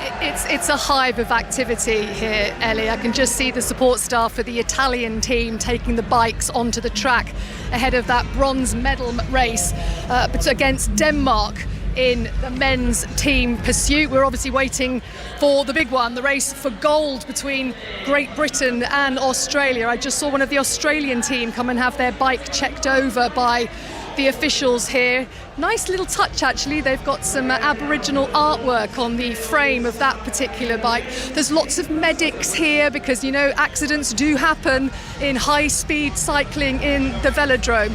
And they've had the music being pumped up, Ellie. The crowd know the serious stuff's about to happen now. The medal races in the men's team pursuit. Yep, so Denmark against Italy coming up. Ali and Victoria, we're looking forward to GB against Australia. But first of all, I'm watching the team in Denmark, Ali, who were kind of Britain's nemesis in this event 3 years ago. Well, what's interesting about this ride for the bronze tonight, Ellie, is that 3 years ago in Tokyo, this was the ride-off for the gold medal. Italy won the gold medal in Tokyo, and Denmark took the silver, Australia took bronze, and Great Britain were nowhere. They didn't have a happy Olympics. There was a crash in qualification. They didn't get through and ended up finishing 7th. But yes, Great Britain have had some good battles with Denmark down the years. This one is about to get underway. I'll tell you what, Victoria, this is probably quite a good little warm-up for us before the gold medal ride, in terms of sort of, it's like being in the pit on the rollers, just sort of... So let's see what happens here. So it gives us a good chance, actually, to remind our listeners of exactly what the event is. So Denmark against Italy. The 4 Danish riders have just set off on our side of the track, and over the other side of the track, directly opposite, the Italian riders, who are just coming past us now, all in blue. They've got a lovely sort of azure blue top with a darker blue short, numbers on their backs, and very quickly the riders get into line. The 4 of them in line, whizzing around the track, chasing each other around the track, and every time they go round, every half a lap, we get split times, and we can see where the teams are in relation to each other. So Denmark have gone out quite hard here, and at the latest split they are half a second ahead of Italy. And as we were saying this morning, Victoria, in terms of working as a team here, we're watching it with the Danish team now. The lead rider has done a couple of laps at the front of the 4. He then drifts up the banking, falls in behind, and someone else takes a turn on the front. That's it. So they just share the workload, and it's not always even. Like, there may be certain riders who do 1 lap, there may be other riders that are strong enough to do 2. So they mix it up and have a strategy that suits each and every individual to get the best possible time. So we're a quarter of the way through the race, and Denmark's lead at the moment is already out to over a second. So Italy beat Denmark in the Olympic final 3 years ago. It looks like in this race in particular, Denmark are out out for a revenge. Latest split, let's have another look here. And the lead's just under a second, so it shows the races can really to and fro. Italy have just taken a tiny bit back there. Yeah, each team will be riding to their own schedule, so they will be aware of where the other team is, and their coach on the side of the track will be giving them signals to show where they're at and where the other team is at, but very much will stick to their own game plan. Right, at our next split, we're going to be at the halfway stage of the race. Italy are 0.7 seconds behind Denmark. Denmark coming round into the home straight in front of us. This is the halfway stage of the race, and Denmark's lead at the moment is 0.8 of a second. Still 4 riders in each team as well. They don't have to keep 4 for the whole distance of the race. The time finishes on the start with the third rider crosses the line, but both teams looking strong and very organised still. Yeah, quite often a rider will put in a really hard first 12 laps, and Denmark have done exactly that, as have Italy as well. So still a fair bit of this race to go, and both teams now down to 3 riders. Denmark come flashing past us in the home straight. Their lead just over a second at the moment, so you imagine that Italy, in terms of the race plan, are planning to go big a little bit later on. Maybe just holding a little bit back for the final laps. We've seen a few teams do this during the competition recently. It's just gives a false sense of security, and then suddenly a speedy last 3 laps has come in and changed the dynamic completely. 4.5 laps to go. Under that now, Denmark coming into the home straight. This is the race for the bronze medal in the men's team pursuit. We have got 4 laps to go, and there you go. Italy have cut the lead. It's under half a second. They're really pushing through these final 3 laps. Italy still looking very well compact, riding very smoothly together. Small gaps appearing between the Denmark team. Oh, fantastic riding from the Italians. They are bringing this down, and Denmark have been blown apart. They've got to be on each other's back wheels, and there's lengths between them, and Italy have got this under control now. Couple of laps to go. Let's see what Italy's lead is. Denmark are half a second apart, and their whole team has been blown to bits. Yeah, it's over for Denmark. It's absolutely over. Italy have definitely won the bronze medal here. Yep, they already know it. They are into the back straight, away from us. The bell goes for the Italians. Denmark have given up the ghost. Their lead rider is, well, almost half a straight ahead of his 2 teammates who are desperately chasing him around the velodrome. But the Italian riders, all in bright blue, pull alongside each other. And just like 3 years ago, when they beat Denmark in the Olympic final, they beat them again tonight to take the bronze medal. Now, how does what happened to Denmark there happen, Victoria? Because I've not seen that in this velodrome yet at this Olympics. So what's gone wrong there? Well, they went out very fast at the start of their race and maybe just a little bit too hot. And sometimes if a rider is tired, you know, at that speed in this velodrome with the sound of the crowd and the noise of the wheels, you're not that aware of the people behind you. And if you're not aware they've not able to hold on, the whole team just falls apart. And if you're not in the slipstream, game is over. So it's almost impossible. As soon as that sort of gap between them built to a few metres, getting that back is nigh on impossible, is it? Rather than one person doing the work and the other 3 guys or 2 guys being sheltered, they're all working and pushing their own air. It's just too much hard work and no recovery. Well, there we go. Denmark blown apart by Italy. So Italy take the bronze medal. The next race on track will be for the gold medal, and it's an age-old battle between Great Britain and Australia. The 2 teams that have contested 3 of the last 5 Olympic finals, not the last one in Tokyo, of course. Australia, the last time they won this title, they beat Great Britain in Athens 2004. Great Britain beat them in London in the final. They beat them in Rio in the final. Australia have not won this title since that victory back in 2004. In terms of qualification, though, Victoria, we were just looking at the times from yesterday. Australia probably start as favourites, don't they? They broke the world record. Yeah, they definitely start as favourites in this. Also, interestingly, when you're looking at that men's team pursuit, they're also missing an Ed Clancy. Yeah. He was a rock. An absolute 100% reliable team pursuiter in the team who's no longer there. So I'd just like to give a shout out to Ed Clancy and everything he did for Team GB and winning Olympic gold pursuit medals. Former teammate of Victoria's Ed Clancy was part of those gold medal winning teams. So we're not too far away from the gold medal ride here in the velodrome, Ellie. It has the potential to be an epic. So we've got Victoria and Ali looking down from above. We've got Sonia looking up from the pit. What was your view of all of that, Son? Do you know what? It's one of those things that you go, I logically and intelligently know that these bike riders are going fast. But it's not until you're standing in the pit, in the middle of this vast banked track, that you realise quite how fast they're going, because you're having to just kind of keep swivelling to be able to keep up with the action as the Italian teams in their blue and their white start to celebrate here. There's lots of Italian fans just behind me waving their flags. I feel there's a cameraman in the middle of the pit, Ellie, who is on a raised platform, and his camera can spin 360 degrees. I'm sure the poor man ends each session with a sort of feeling of kind of dizziness and vertigo, because he is spinning so fast to keep up with the action. That gives you an idea of just how fast these bike riders are actually going. And one thing that, and you know it's coming, because you know how these races start and finish. But every time at the end of this team pursuit, the third rider crosses the line first, the gun goes off. Nothing ever prepares you for the noise that makes. And you jump out of your skin, which I have probably done 3 or 4 times already this evening. We're talking about speed. I mean, Victoria, how actually, I can see a shot of one of the GB riders in a kind of like a gel pack vest thing. Yes, ice what is vest. that? Keeping the body temperature down. Yeah, so just keeping them cool, because this is a big effort. This is an endurance effort.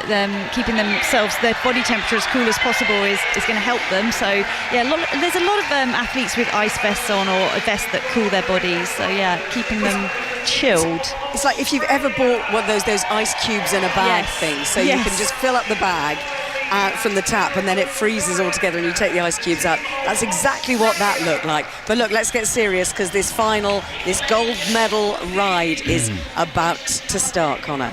Ali. That's quite all right.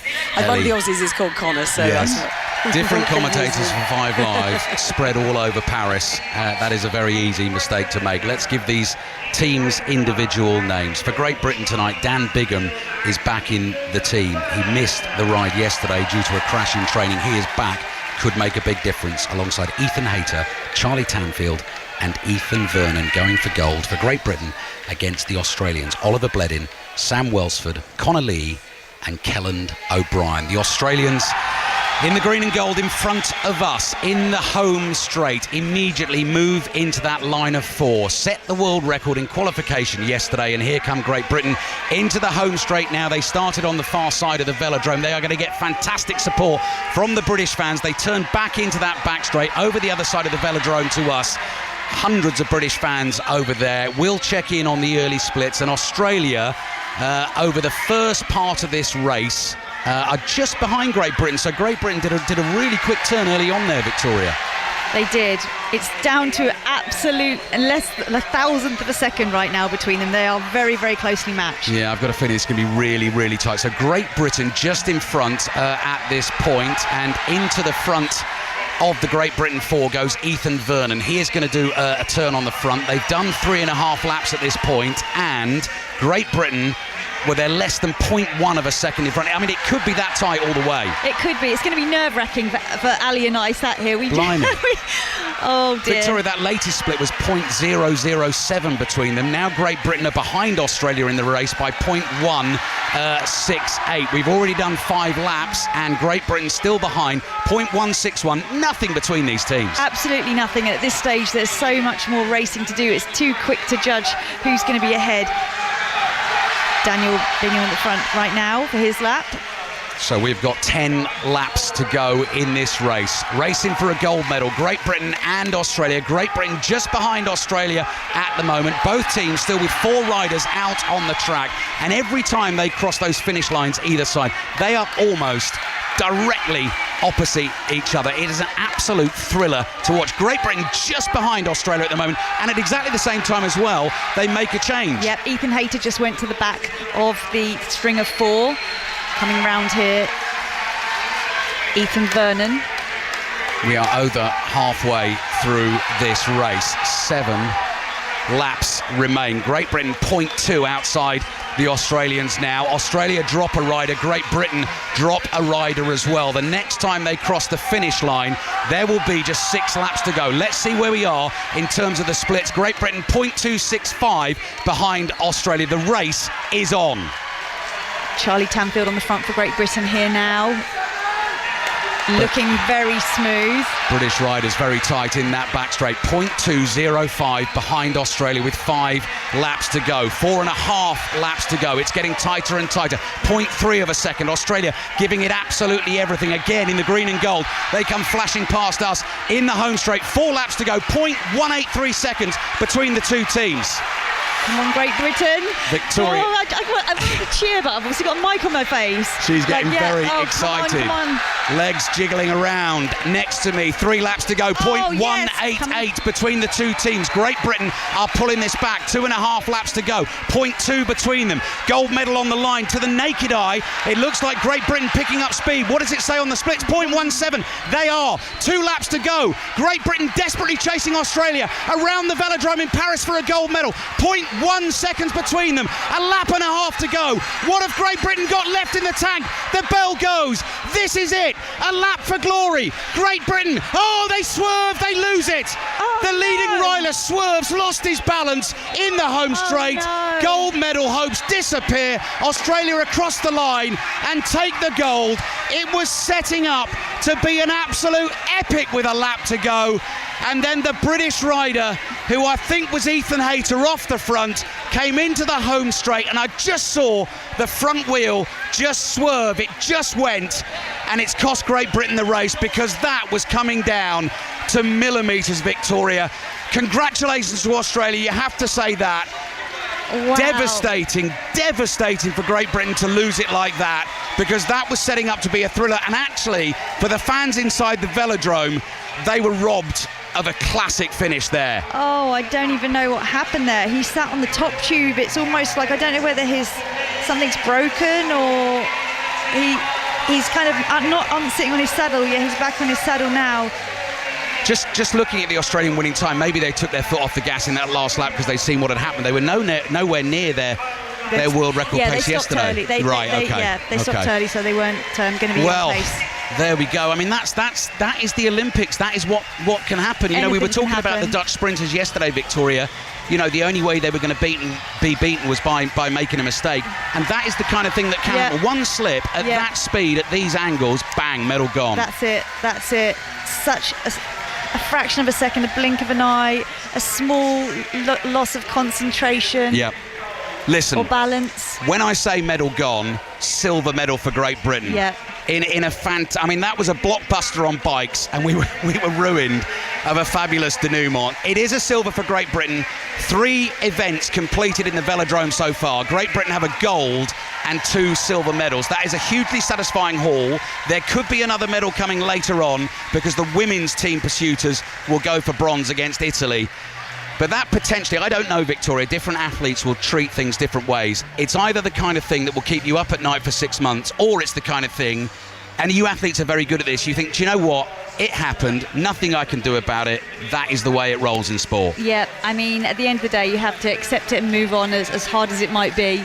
It will be difficult. I'm sure they will be thinking, if only we'd done this differently or that differently. But at the end of the day, you also have to remember this is entertainment. It's the cruel side of entertainment being in sport, but ultimately they give it their best shot, and the rest is, out of your hands in some ways. Ellie, there was 0.1 of a second with I would say 150 metres to go, with those cyclists flying round at full speed, with this velodrome going absolutely nuts. And I mean, the Australian riders are down beneath us now, and they are in tears and enjoying the celebrations. In a weird way for them, you know, had they won it in an absolute epic by 0.007, that would have been sort of a more momentous. They won't care, will they? They won't care. They've got the gold medals, but that's devastating for Great Britain. Yeah, I mean, as you say, I don't think it got above about 0.15 seconds between the two of them.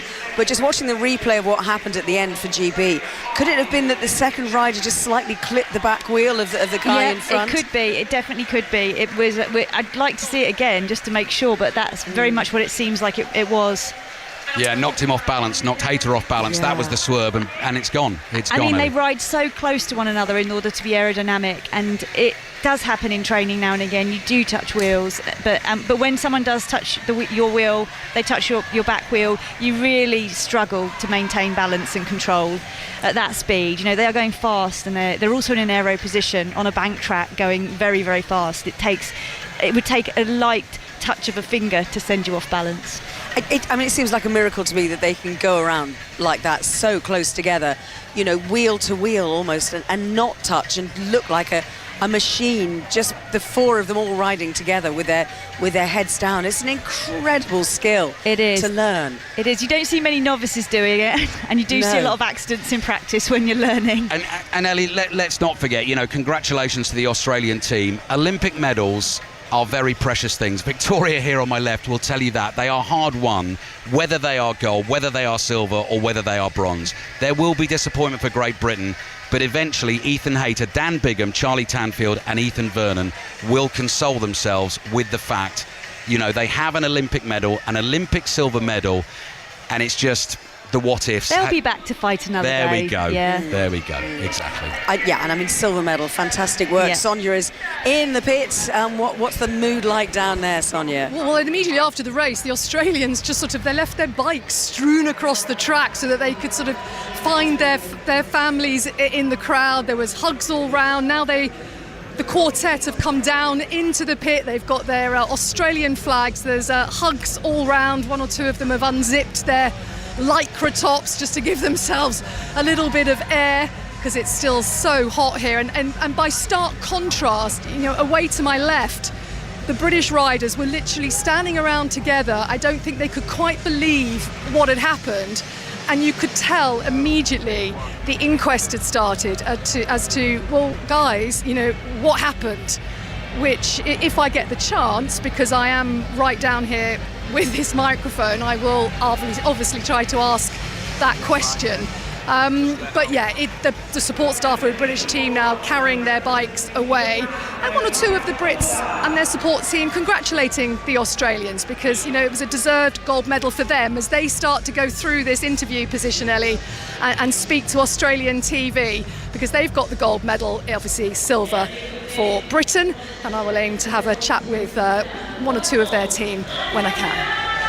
When you talk about Formula One, Victoria, you talk about a lot about racing incidents, don't you, and things that happen on the track. But actually, when it's your teammates, when everyone's working together in that way. I mean, how much of an inquest will there be? Will there be accusations or anything like that? No. Or will they just shrug and go, yeah, well, it's just the way it goes? I think they'll probably have to shrug and say that's the way it goes. I mean, when you compete at such a high level, there is such a tiny margin between all of the athletes here, and it can go one way, it can go the other way. I think you have to be able to move on from things that don't go quite right. I mean, they've still won a silver medal at the end of the day, so it's not like they've gone out of the competition in the first round and haven't been able to deliver a performance. They definitely have done an incredible job.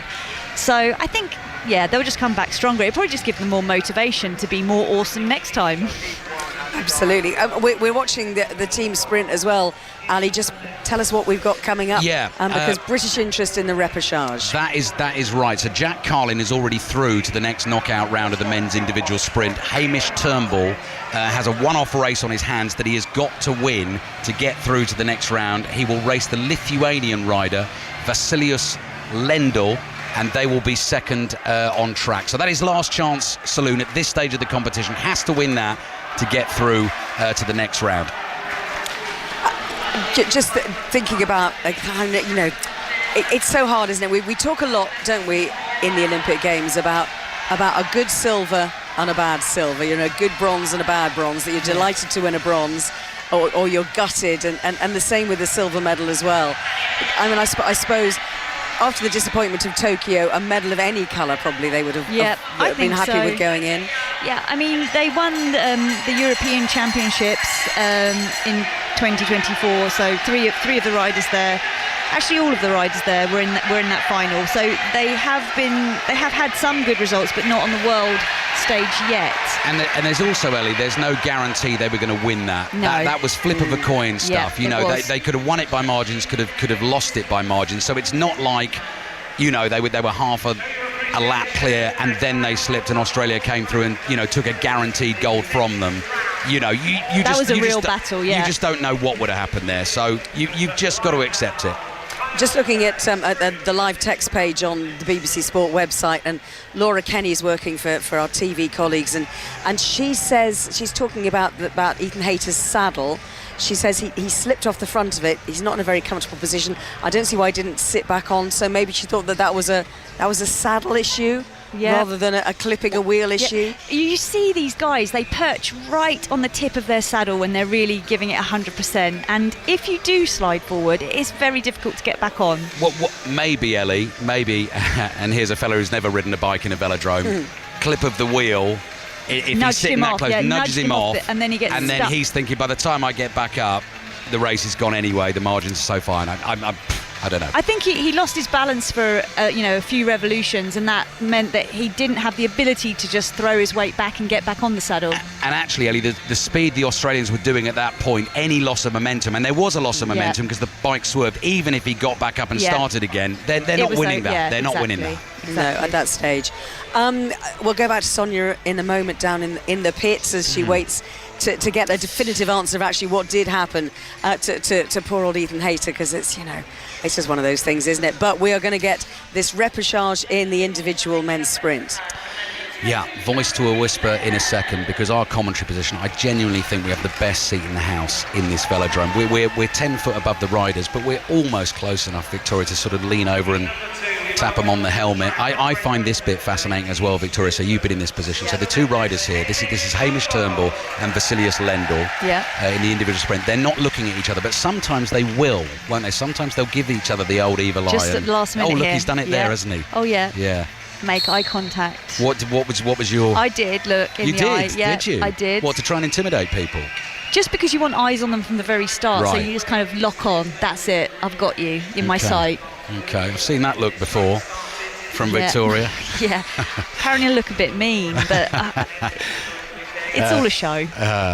Well, that's what some of this top level sport is all about. Right, let's talk through this. So we got 2.5 laps to go, and the pace is steadily building on the back straight. Turnbull has got to win it. He led off, and the Lithuanian rider behind him is just slightly higher on the banking coming into the home straight, Victoria. Yeah. I think Hamish is quite happy to lead it off at this pace, like a little bit more pace. I feel it's a little bit less nerve-wracking when you've got a little bit more pace in you, but he's keeping a close eye on the Lithuanian. Oh, Lithuanian rider's trying to squeeze underneath without enough space, but he's managed to do it. Yeah. Hopefully Hamish isn't put off by that. He increased his speed, gets some height here with a lap to go. Turnbull ducks down the banking here. He's got some work to do, but I think he might have the gas in the back straight to get past his opponent, the Lithuanian Lendl. They are shoulder to shoulder coming into the home straight. Has to win this, Turnbull. He's going to. He's through the repechage and he's into the next knockout round. So Britain still have two sprinters going for gold in the men's individual sprint.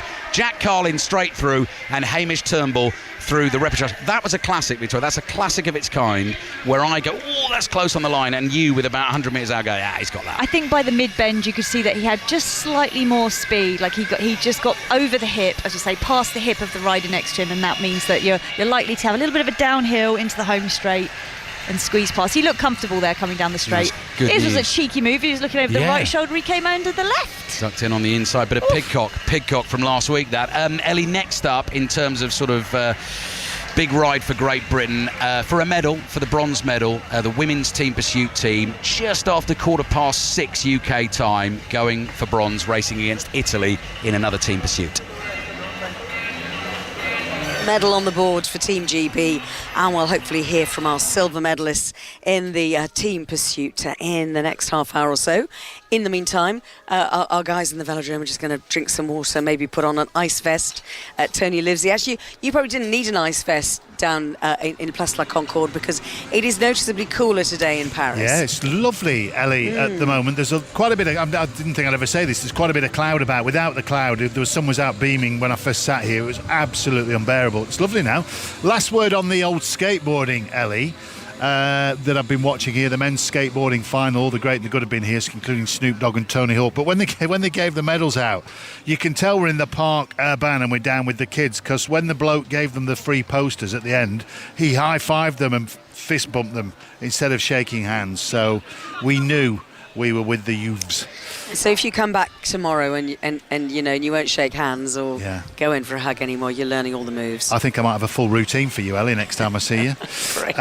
We'll be snapping each other's... Livesey personalised fist bump. Excellent. Snapping each other's fingers, Ellie.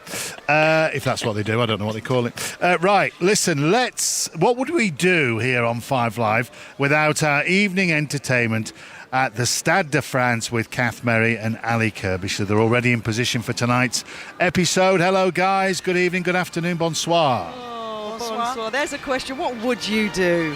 What would we? Well, what would I do? I'd have to go to the pub, I suppose, instead of staying in listening to you two. Everything. We didn't even get a chance the other day to speak about our friend Mondo, the old Swedish pole vaulter. That was amazing. Please tell me you've seen his morning Swedish television interview from yesterday. What happened? Oh, Tony, get on Google and put it in now, and get on YouTube and find it. He went on the equivalent of, I don't know, Hello Today in Sweden. Yeah.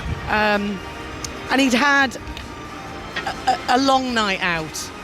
Let's put it that way. Love it. And he went on, and bless him, he was American born, but competes for the country of his motherland. His mum's Swedish, and he opted to compete for Sweden. He speaks fluent Swedish. He lives a lot of the time in Sweden. His girlfriend's there, so his Swedish is amazing.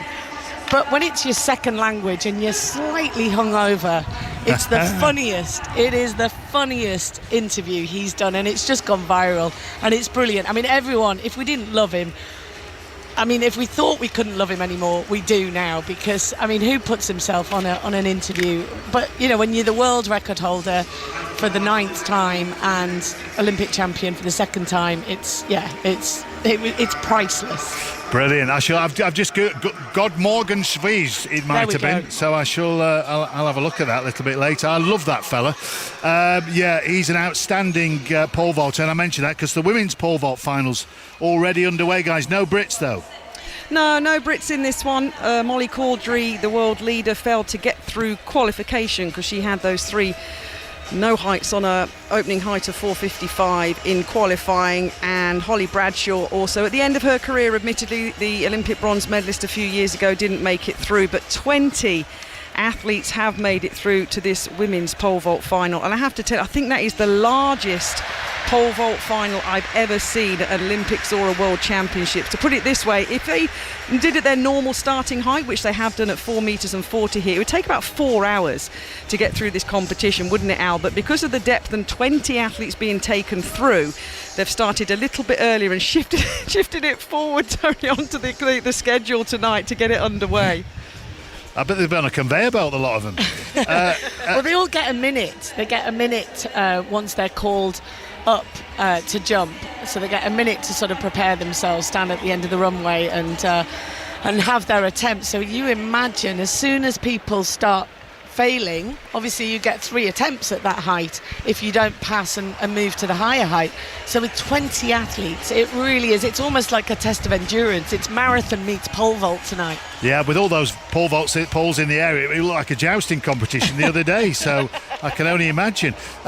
Team GB hopes, medal hopes tonight then. Shall we start in the men's 400 metres final? Matt Hudson-Smith, how excited?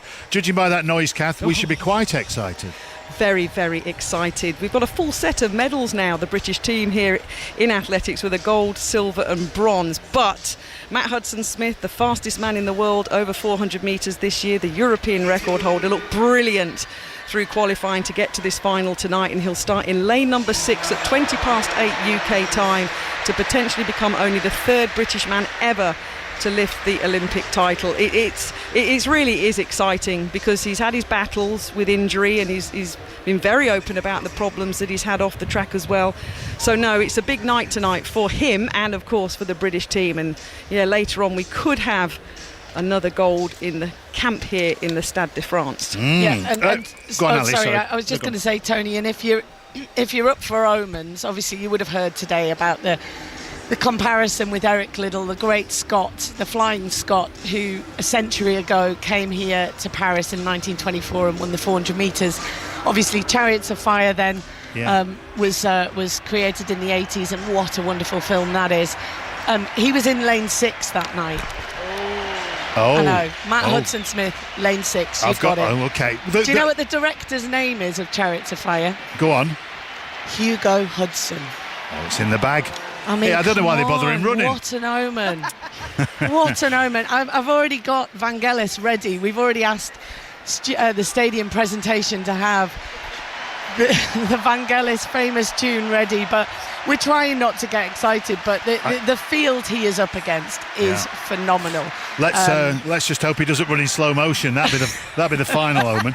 Why have we not won a medal, a gold in 400 metres in 100 years? Can we pinpoint anything? Or the Americans. The Americans. Oh, right, yeah, enough. basically, if an American, and it is possible because there's 4 Americans in this men's 400 metre final later, if they win tonight, it will be the 20th time that they've lifted the Olympic gold medal in the men's 400 metres. Their depth is phenomenal.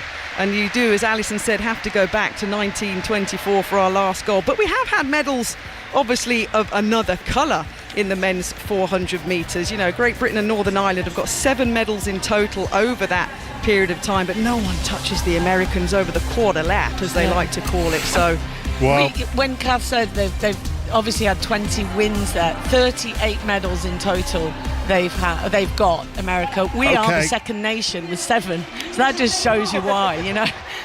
Yeah, I panicked a bit then. I heard the stress bed going. I thought we were going to hurtle into the news, but we can carry on a little bit. So that's Matt Hudson-Smith. We can get very excited about him. What about the women's 400 metre semis? We've got interest in that. So going forward, have we got medal chances there? You know what? I think we could possibly have. We've got 3 athletes going in the semi-finals later. Lavia Nilsson, Victoria Ahuragu, who is the sister of the 2008 Olympic champion Christina Ahuragu. But Amber Anning is an athlete that's based out in the States and looked very, very good in qualifying. There could be a medal up for grabs for her in this women's 400 metres. She's got to negotiate these semi-finals later on, but she looks supreme. And I said after she ran that heat, I think the British record could potentially go to her here in Paris, because she looks so good and elevated herself, Alison, up to potentially in a medal contention. Yeah, absolutely. She's, as Kath said, based out in America at University of Arkansas, and one of her teammates there is the world lead, Nikisha Price of Jamaica. So she trains with Nikisha. She knows how good she is. She races her an awful lot on the collegiate system. But yeah, I think, you know, we're looking at Christina Ahuragu's British record. I think that could go down, whether it goes down in the semi-final or the final. I hope she waits to the final to do it. But there's a real opportunity. But you've got the likes of the Polish athlete Kaczmarek, the Irish athlete Rashida Adeleke, trains with Dina Asher-Smith. She is awesome and in great shape. So it isn't going to be easy, but to have 3 women in the semi-final, it's fantastic to see. When we have the 5 Live Olympic inquest, when it's all done, we'll work out who had the best seat in the house. But you two have got to be right up there. Again, tonight, the 200 metres semis, Noah Lyles, after that amazing 100 metres, he's running in that as well. Is he capable of winning both? Yeah, it's not done very often, and the reason is it's pretty hard to do. It's tiring to do. The athletics programme is always really stacked because there's so many events in the track and the field across obviously the men's and women's programme. But no, he is bubbling. The one he wanted this year was the Olympic 100 metre crown, because he's predominantly a 200 metre runner, 3 times a world champion in that event. And yep, he lines up this evening in the semi-finals of the men's 200 metres. He goes in semi-final number 2 in lane number 6 to start his quest and to be 1 race closer to an historic Olympic double. He wants 3 in total, Tony. Of course he does. He's greedy. He wants to get the relay gold as well with his teammates. But the showman is back, and he never enters the Stade de France quietly. Listen, I can't wait. Kath, Ali, you've set it up perfectly. Thanks very much indeed. Back with you the other side of the 5 Live News, which we have now with Richard Foster. The voice of the UK. This is BBC Radio 5 Live. Thousands of police officers are on standby for another night of unrest, with reports of up to 100 events being organised. Business owners in some parts of England have been boarding up their shop fronts. Here's the Deputy Prime Minister, Angela Rayner. The police will be there to respond to any violent and criminality that we see on our streets. There's no place for that on our UK streets, and the police will do their job like they have done exceptionally well under very difficult circumstances like I've seen here and witnessed today what they faced, missiles being thrown at them and attacks, but the police will be there to keep the public safe. There's been looting during the recent riots. Helen Dickinson is the head of the British Retail Consortium, which represents shops. She told 5 Live it has a serious effect on trade and on staff. Last weekend, places like Manchester and Nottingham saw about 20% fewer people. There's the clean-up operation. The advice that we've had is that most insurance policies will include cover, but the focus really at the moment is on the people who work across the industry and on keeping customers safe. Police in Belfast say 6 people have been arrested there after officers dealt with a number of race-related hate crimes yesterday. The Northern Ireland Assembly has been recalled from summer recess and will sit tomorrow to discuss the violence. Amnesty International says a ruling that Shamima Begum can't challenge the removal of her British citizenship is deeply concerning. It's been reacting to the decision which was made by the Supreme Court. Shamima Begum had her citizenship revoked in 2019. She travelled to Syria as a teenager to join the Islamic State group. 6 new centres for children and young people struggling with their gender identity are going to open in England within the next 2 years. The clinics are being set up following a review which found that kids have been let down by a lack of research and evidence on gender care. And Banksy's completed his 3rd artwork in as many days. The latest features the black silhouettes of 3 monkeys swinging on a bridge in East London. Earlier this week, he painted a goat perched on top of a wall and 2 elephants on the windows of a house. That's the news. Ellie Brennan has the travel. In the latest travel news, in Staffordshire, the M6 northbound, one lane is closed at the moment. Really heavy traffic between junction 16 and 17. There's a broken down vehicle there, but expect slight delays. Bedfordshire, the M1 southbound, 2 lanes are closed between junction 11A at Dunstable and junction 11. Another broken down vehicle, so hopefully that should clear soon, but for now it is looking slow. And in Somerset, the A4 Bristol Road northbound, that is closed. There's an obstruction on the road between the Globe roundabout, the A39 and the Rugby Club. It's in the roadworks areas. That isn't helping delays. Ellie Brennan, 5 Live Travel. Welcome to the Tooney and Russo show in Ibiza. I'm here with 2 of football's most famous friends, Alessia Russo and Ella Toon. What do you mean I can't go on? This is what this holiday's been booked for. It's all about the big inflatable. You're telling me I can't go on? You're crushing my dream. I'm delirious. I had a big night last night. It's nice to come out and have a bit of a holiday, isn't it? From BBC 5 Live, the Tooney and Russo show with me, Vic Hope. Watch on YouTube and listen on BBC Sounds. The Olympic Games, Paris 2024. With Eleanor Oldroyd and Tony Livesey. On BBC Radio 5 Live. Welcome back to day 12 of the Paris Olympics on a night where it looked as though Team GB's men's team could clinch gold in the pursuit, but they ended up settling for silver. The bell goes. This is it. A lap for glory. Great Britain. Oh, they swerve. They lose it. The leading rider swerves, lost his balance in the home straight. Gold medal hopes disappear.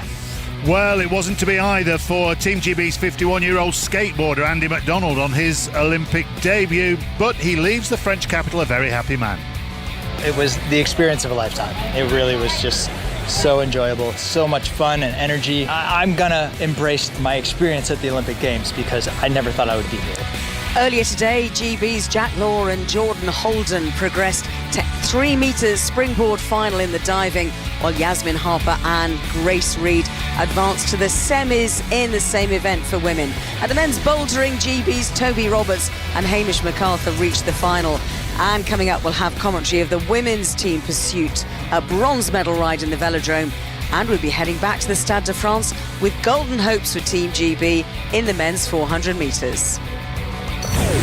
The Olympic Games, Paris 2024. With Eleanor Oldroyd and Tony Livesey. On BBC Radio 5 Live. Yes, good evening. Thanks for being with us. It's pretty deserted where I am now. Been watching the men's park skateboarding final won by Keegan Palmer of Australia. He's still here, actually. The crowd are gone, but he's still parading around with his medal, having his picture taken.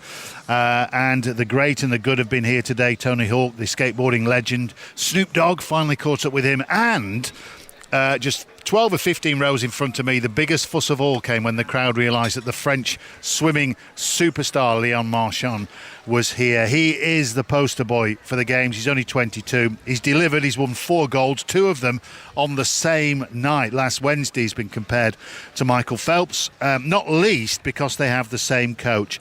And he says Marchand has not reached his full potential. So, really looking forward to hearing this interview. Natalie Perks caught up with Marchand, or La Baguette, as he's known, earlier today. Have a listen to this. It's been crazy. I didn't realize because I was really focused on my races. I had 14 events, so it was a lot. But yeah, in the last 2 days, it's been amazing. I don't know, I'm just going around in Paris, just seeing people going crazy. I've been enjoying it a lot. You were the first swimmer to win 2 golds in the same day since 1976. Has it sunk in now? You've had a bit of time to celebrate. Just what an achievement this is. Yeah. It's kind of crazy because everyone is comparing me about Michael, Mark Spitz. Those guys are legends. So I feel very proud of just hearing that. I don't think I realized what I did last week. I think it will take a lot of time. I'm just really proud of myself and all my support. We did an amazing week and I'm so happy. Obviously, the president was in the crowd for that 4th gold. Do you feel that life is just a bit surreal? Could you imagine telling yourself a few weeks ago that the president was going to be watching you win your 4th gold? No, I never imagined that. I think I'm just waiting to wake up. It feels like a dream. It's unreal. It's been unbelievable. The French public has been amazing. And yeah, the president was there. I talked to him a lot. It was really cool. And yeah, I was impressed. How are you finding adjusting then to this kind of newfound fame, walking through parks, people all knowing you? It's not easy for me. I'm a shy person at first. So I got to get used to it. And this week is the most, I guess, famous week for me. It'll be better, I guess, in the future. But yeah, it's been pretty hard for me. I'm also trying to enjoy it. So yeah, in between. Did you feel any pressure of being the sort of poster boy for these games and all of us thinking you were going to go and do this and then you delivering? Was that a pressure? Yeah, I felt the pressure before, of course. I think the forehand was really tough for me because I could feel the pressure on my little shoulders. It was a lot for the first day. I got really more, I would say, relaxed after that. I did amazing in the 4 a.m. and I was just trying to enjoy the rest of the week. The 4 a.m. was my favorite event. That's where people were waiting for me to do something. So yeah, I definitely felt the pressure. I really did well with it, I think, so it's pretty cool. I think you did pretty well. Yeah. Your coach is a bit of a legend in swimming circles as well. Do you feel like it was fated in the stars that you would meet and he would take you on and meet to this moment? I'm really grateful for Coach Bowman. I've been training with him in the last 3 years. He's a really smart person. We've done some really hard work. We thought we were ready. There was nothing to say before the games. We knew I was going to go well, I guess. He was so calm and not stressed about the games. It was just really cool for me. It was a big advantage. He has done so many Olympics, so I don't know. I'm so grateful for this guy. He came to France for me to bring me to the Olympics at home, so amazing person. He says you haven't reached your full potential yet. Is that right? Yeah, he's always finding new way of improving. After the 4 a.m., he had so many things to tell me because I did a lot of mistakes in every race. So that's what swimming is about. We're trying to get the perfection in everything we do. That's kind of like Omega, actually. In a way, we're working a lot, really hard to get as much perfection as we can get. And Coach Bowman is like that, yeah. The first album for a musician is always great. The second one is tough. So what's next for you? How do you follow this up? Can we expect the same from you in LA? I'll try my best in LA. I'm really excited to go there. It will be in 4 years, so I'll have way more meets in between. I'll try to focus on my vacation now, and then the World Cup, and then just find new goals every year. It's really hard to focus on the next goal when it's in 4 years, Yeah. But it'll be in the US. It's going to be amazing. Natalie Perks there speaking to Leon Marchand. I was lucky enough to see him in the pool last week. He was here at the skateboarding today. It's nice to see him with some clothes on for a change, actually. But what a superstar he is. I'm very fortunate to see him swimming in the pool. Let's get to the Athletic Stadium, Kath and Ali. We've got British interest on the track now or very shortly, guys. Yeah, quite literally, Tony. Right now is the second semi-final of the men's 110-metre hurdles. Tajay Ajura, the British athlete, is lining up in lane number 3. The first two and the next two will go forward to the men's high hurdle final tomorrow. Already in semi-final number 1, the second fastest man of all time in this event, American Grant Holloway, easily through with a 12.98 clocking. The 5-time world champion, the silver medalist in Tokyo, is already got his final place booked. But there's going to be a huge roar very, very shortly, because we have a French athlete in this semi-final. Sacha Joya of France will line up in lane number 8. Here comes the noise. The French champion, 13.15 seconds this year. He's the third fastest athlete on paper in this semi-final. He bounces up and down, the 22-year-old, looking to get to an Olympic final in his own backyard. He lives here in Paris. Crittenden of the USA then goes in lane number 2, the world number 2 athlete this year. Ajura in 3, Mendy of Senegal in 4, Jason Joseph, their Swiss record holder, goes in 5. Rashid Broadbelt of Jamaica goes in 6, the Commonwealth champion back in Birmingham a couple of years ago. One of the pre-race favourites, Simonelli of Italy, European champion, goes in 7. Zoya, the French athlete, in 8, and Pereira of Brazil in 9.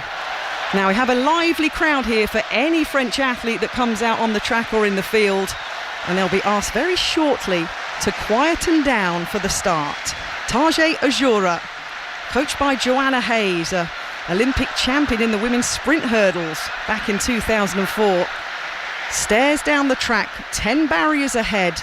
He's got to get in the first 2 automatically to qualify for the final, or they'll take 2 non-fastest qualifiers at the end of the third semi-final. Ajura then will have to run the race of his life. 6 have run faster than him this season in this Olympic semi-final. Quiet falls over the Stade de France.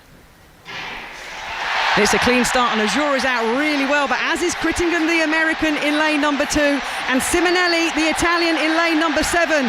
The American leads on the inside. Ajura's down in about 7th place. 13.22 seconds. A photo finish between Broadbell, the Jamaican, Crittenden, the American, in 2.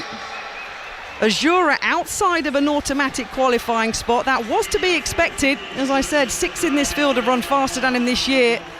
He's ever developing, the Briton, but Broadbelt, the Jamaican, automatically through, 13.21 seconds. Crittenden pointing, looking at the crowd. He was very animated, wasn't he, Alison Kirbishley, when he was introduced to the crowd. The American confirmed in second, automatically through. But the crowd are waiting for the times, because there are 2 non-automatic qualifying spots. There are, and they're waiting to see if their man Joya will get in the third spot, making it much easier. We need something quicker than 13.26 to guarantee him into the final. But it was a messy run from the Frenchman, clattering every barrier, every 3'6" barriers pretty much on the floor as we look down the track now, and it's obviously very tight because we still have not seen the result. We have Tajay Ajura confirmed, though, in 7th place with a 13.47 clocking. So the British athlete will not move forward into the Olympic final, but just shy of his season's best. And we are still waiting for confirmation of the non-automatic qualifiers, Tony, but the Jamaican and US athlete Broadbell and Crittenden are automatically through to the Olympic high hurdle final. Listen, we're off to the cycling very, very shortly, and it's sad Ajura has not made it, but just remind us again when Matt Hudson-Smith goes in the men's 400 metres tonight, will you? Because I can't miss that. You can't miss that. It's 8:20 UK time. Beautiful. OK, back with you two very shortly. Kelly's going to be at the Athletics tonight for us once me and Ellie disappear. Ellie's been in the cafe for us this afternoon, where I think I'm heading tomorrow, yes. Ellie. Absolutely, and I'm heading down to the velodrome. You're coming back to the cafe. I tell you what, somebody sitting close to me has just ordered a massive charcuterie board, Tony, which I'm now going to look at until I come off air, because I cannot be stuffing my face with chorizo and Parma ham and and some French stuff as well. Obviously, some saucisson at this time of the evening.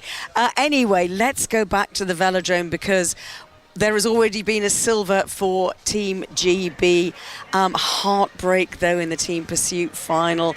Women, though, are about to go for bronze. I'm looking at the very experienced face of Eleanor Barker sitting down there, waiting to go. Alistair Bruce Ball and Victoria Pendleton. That was a great close-up, wasn't it, Ellie, of an athlete's face just minutes before competition. They've got sort of karaoke going on here at the moment, Victoria. And also, just looking down there, there's a cameraman who's got a camera right up the noses of the British riders. I mean, again, you will have experienced all this. Yeah, it takes a bit of getting used to. Yeah. Someone should just please just give me 2 meters, just please. Would you ever say, back off?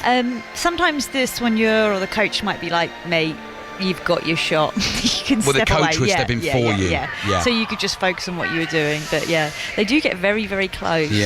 Yeah, got to get the camera shots. You want to for see the the race face, though, don't you? You want to see your race face. Oh yeah, I mean we love the shots, don't we? And they help us with commentary. So we are waiting here for the bronze medal ride in the women's team pursuit.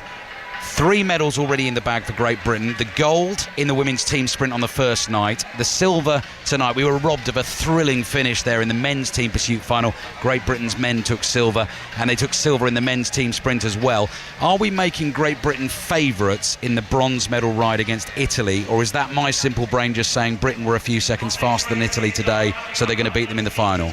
I mean, Italy have changed their team up a little bit. Yeah. They've got a different rider in. Consoni. There we are. Yeah. So they've obviously tried to change things up, try and add a little bit more pace. So it's difficult to know. It's with not exactly the same team setup. It's difficult to know. Don't count your chickens. They might go out really fast. Yeah, we'll need to look that up. So Great Britain's team, and they're sitting down. The 4 riders are sitting down with their backs to us. We're still yet to get underway, Ellie. All right, well, let's hear what happened then in that men's gold medal race, the men's team pursuit. GB having to settle for silver, though, against Australia. Here are Charlie Tanfield and Daniel Bigham with Sonia McLaughlin. Charlie Tanfield, what went wrong? Yeah, we were just holding the limit, and it was a bold strategy. We knew we had to do something different coming into the final, and we had a few attempts to make up, and we knew it was going to be a big job for Ethan at the finish there, and I think we just kind of overstretched ourselves a little bit in the last lap, and we put everything on the line, and we were all full gassing on the rivet, and unfortunately Ethan just kind of slipped a little bit forwards on his saddle, and these things happen, and it was nothing else we could have done, and it was just one of those things. So it was an issue with him just sort of slightly coming out of the saddle and losing balance, was it? Yeah, exactly. Yeah, and when you're trying that hard, and you're so high, your heart rate's so high, and you're full of lactic acid. You can barely see, let alone think about what you're doing. Yeah, so kudos to him. He did an absolute outrageous ride, and he really was the mainstay of the squad. So he deserves so much kudos. Well, Dan, is it slightly bittersweet? Because honestly, the Australians are clearly euphoric. I'm no reader of body language, but you guys seem a little bit deflated. Would that be fair? Absolutely, that's fair. We came here to win, and nothing less than that. We have high ambitions, but I don't think that's whatsoever unfounded. We have a very good grasp of what it takes to win. We qualified within 3/10 of the Australians. We knew we had the taking of them. We can improve time and time again. We've done this in the Euros, done it in World Cups, World Champs, where you're there or thereabouts, and we constantly improve. We really strive, and personally believe we're the best at executing, the best rides out there, and I think that nearly showed then and just unravelled at the back end. I can take a bit of responsibility for it. I was not at my best. I had a bit of a crash on Friday that it cost me performance, it cost the team performance, and at this level you can't have any weakness. You have to be at your absolute best, and normally I could give a bit more, and like I say, I can take responsibility for it. It was one stupid little mistake, and that's all it takes. 2/10 was between us and an Olympic gold medal, and we're deflated, we're frustrated. I mean, in time we'll accept we've won silver and not lost gold.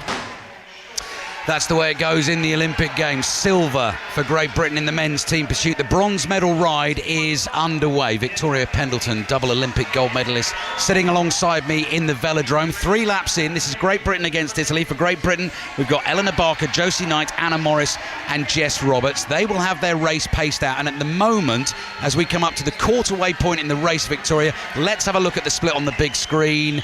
They're going steady because they're half a second behind the Italians. They are at the moment. I think that the team will definitely pick up pace or definitely get into a rhythm. Like half a second seems like quite a lot at this stage. I haven't given up on them yet. They've got a strategy. They're going to stick to it. 5 laps in, still half a second between the two teams. 4 riders out there for both teams on track. The Italians Elisa Balsamo, Chiara Consoni, Martina Fidanza and Vittoria Guazzini. Great Britain come flying past us in the home straight, and they are quite happy here at the moment for the Italians to be ahead of them, because at the latest split there is over half a second between the two teams. The Italians in control of the race at the moment. Let's talk about the coach again, Victoria, the job he is doing on the track inside when the British team come down past us in those dark blue suits. He's got the iPad in his hand. Yeah, and he's trying to put it down low on the track, right in front of where they will be looking, so they don't have to look up to see what the score is. He'll have the split or the time that they are down on an iPad so they can read it. Okay, they're a second behind at the halfway stage, so I really hope I haven't counted my chickens. Anna Morris at the front of the 4 British riders, coming round the bend into the home straight. The Italians still in front, and the gap is over a second. 7 laps to go now, and the GB need to do something if they want to be in contention for this bronze medal, because Italy are down to 3 riders, so are Great Britain. In the same moment I looked end to end of the track and they're back to 3 riders now. 6 laps to go. Anna Morris has dropped out for Great Britain. She's done her work. Eleanor Barker, Josie Knight and Jess Roberts now have over a second to make up on the Italian team with 5 laps to go from here. Latest split, they just brought that in. It's just over a second now. Let's see what they can do in these final 4 laps here.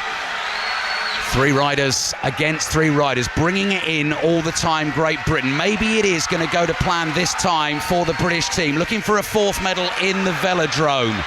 0.666 seconds between the two teams. The next split we see, there are going to be 3 laps to go. The British team, wheels close together, whizzing past us in the home straight. They've got it to under half a second. 3 laps to go.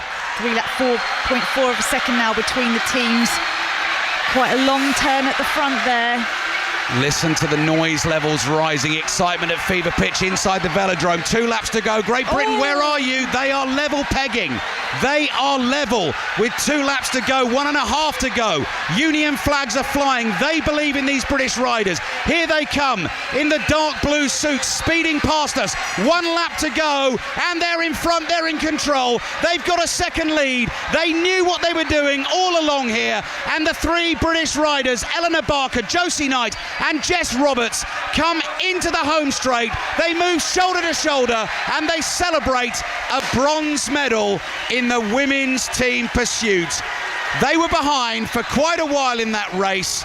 The British fans may have been panicking. We may have been a little bit concerned, but they knew what they were doing. They've won it comfortably. It's another medal for Great Britain. The women's team pursuiters take bronze. Victoria. Well, by the end there is almost over 2 seconds between them by the time they actually finish there, so they really put the afterburners on there in the final 3 laps. It looked steady to start with, you said. I was a bit worried. I was hoping that they had a plan in mind to pick up the pace just like the men did, and in fact that's exactly what they did. That's an absolute classic example, Victoria, isn't it, of the coach helping, keeping them on pace. They've got a race pace that they think, that they know, I guess, inside that will beat the Italians, and therefore don't get sucked into the Italians are ahead, because we know if we ride our race, we are going to win this race. And that's exactly right. Just got to stick to your plan, stick to your process. So, you know, we've had a lot of experience in this event over the year. We've had a lot of success in this event over the years. You'd hope that they've got a wealth of knowledge to lean back on. Do you think as well, Victoria, I'm just going to try and identify the number on this British rider's back who's going to come past us. One hand off the handlebars with a Union Jack proudly flying and a beautiful smile across the face. That is Josie Knight, who has an Olympic bronze medal in her collection now. Laura Kenny not here, retired early this year. Katie Archibald, freak injury in June, which ruled her out of this team. It could have been more potentially for Great Britain at this Games. Yeah, it could have been more, but I think considering that sort of it was so close to their preparation and organisation, for them to rearrange the team and come here and win a bronze medal, I think they'll actually be really pleased with that result when they look back on it. They look pleased, I have to say. The British riders do look pleased. I mean, they've won a final there. They've won the bronze medal final, and that's what it is all about, the race in front of you. So bronze for Great Britain, the haul in the velodrome so far. 1 gold, 2 silver and 1 bronze. The only medal race left tonight is the final in the women's team pursuit, and that is USA against New Zealand, and that is next on track. We'll take that in a minute as well. I'm just watching shots of the GB girls celebrating, and particularly Eleanor Barker. Just looking at her record, Victoria, gold in Rio, silver in Tokyo. She had her son after the Tokyo Games, and now she's won a bronze medal as well. Yeah, she is definitely a formidable athlete, and I think she's got a lot to smile about. She's a wonderful role model. She's been very consistent entirely through her career, which she should be very proud of. And she brought the experience to this team, having been to the Olympics before, and I think that she probably calmed them and kept them all, relaxed and ready for it. Definitely, Victoria. And another thing you've got to say, Ellie, here is well played Wales. 3 Welsh women in the team, Eleanor Barker, Anna Morris and Jess Roberts. And Anna Morris and Jess Roberts, for them, a first Olympics and a medal in their first Olympics. And like you've seen with so many of these British riders, get your first experience, build and grow, improve, and then, potentially further down the line, who knows? So, 4 events, 4 medals so far for Great Britain, Ellie, so that's not bad going. Yeah, what's the mood like in the pit, Sonia McLaughlin? Always Sonia there? I'm here, Ellie. Lovely. Can you hear me, Ellie? I can. Great. Lots of Union flags at the velodrome here, and they are being waved proudly. Yeah, it's a marked contrast from the men's team pursuit quartet, who won the silver medal. They were absolutely devastated that it wasn't gold after that little wobble against Australia in the closing straight, just as we were building up to a grandstand finish.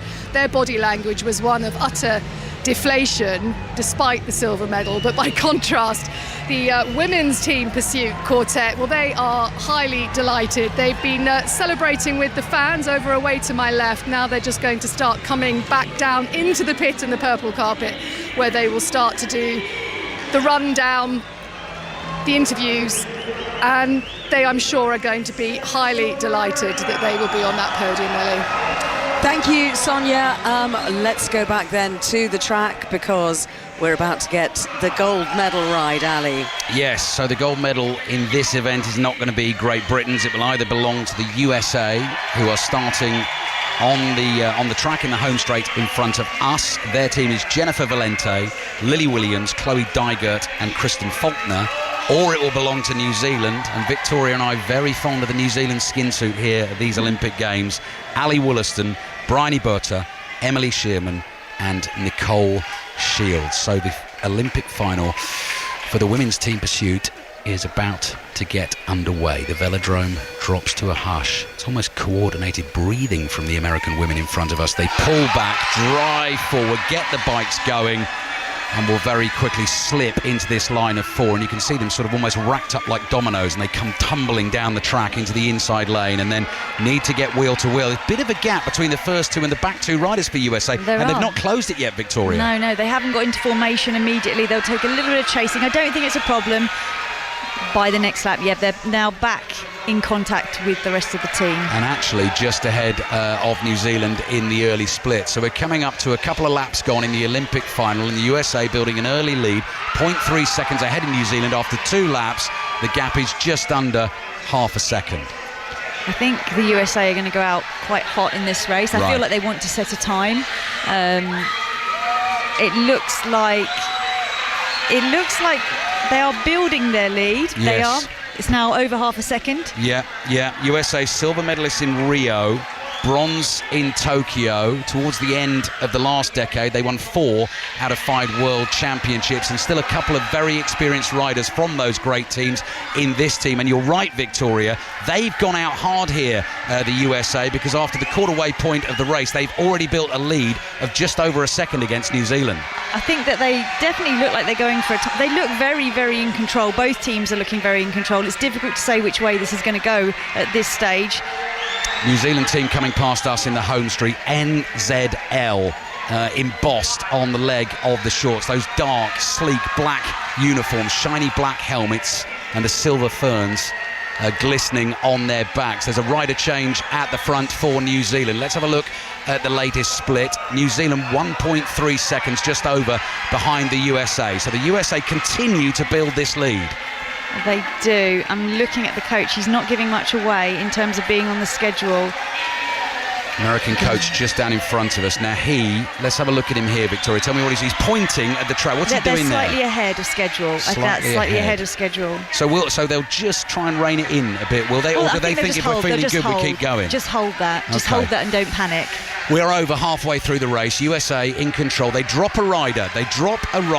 At this point with 7 laps to go. Quite often you'll see that at 6 laps. USA down to 3. New Zealand still have 4 out on the track. You only need 3 to complete the race. Let's have a look at the latest split when the American team come past us with 6 laps to go, racing for the gold medal. Their lead is 1.377 seconds, and they are properly chasing. They are chasing this New Zealand team they can around the almost track. Probably catch them in their sight at this stage as they come around the corner.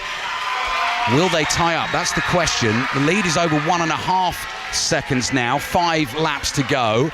USA into the back straight. You can see the rider that's been dropped from each team just slowing down, coming off the banking and moving on to the inside of the track. 4 laps to go at this point. Let's see what the difference is. Both teams now have 3 riders on the track. 1.5 seconds for New Zealand to try and make up in the last 4 laps if they want to win gold.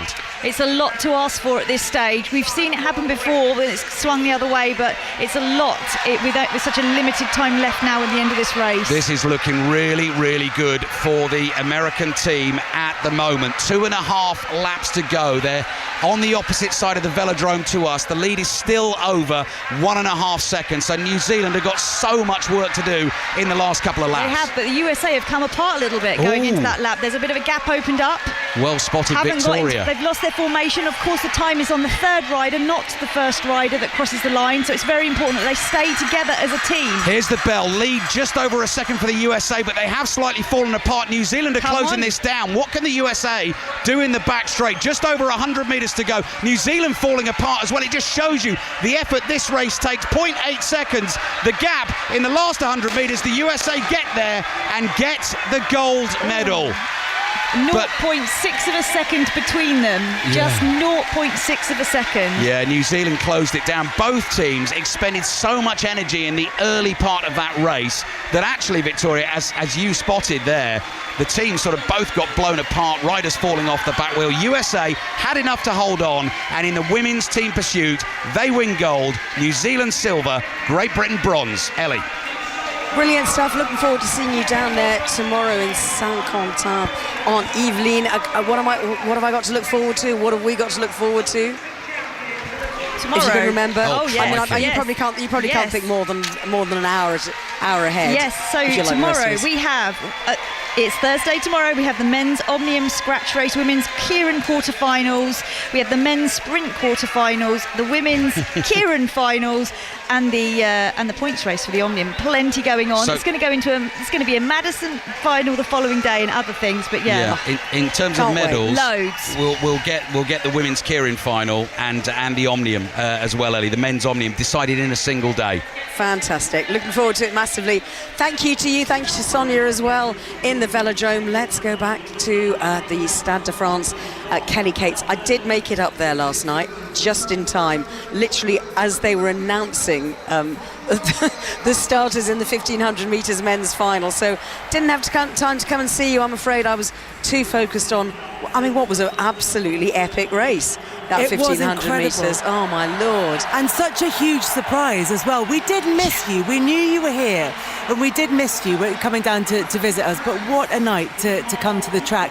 Look, I'm going to say goodbye very quickly, Ellie, because as lovely as it is to talk to you, the men's 400 metres hurdles semi-finals about to get underway. Alison Kirbishley is here, Catherine Merry is here, and Karsten Warholm's been looking really good coming into this one.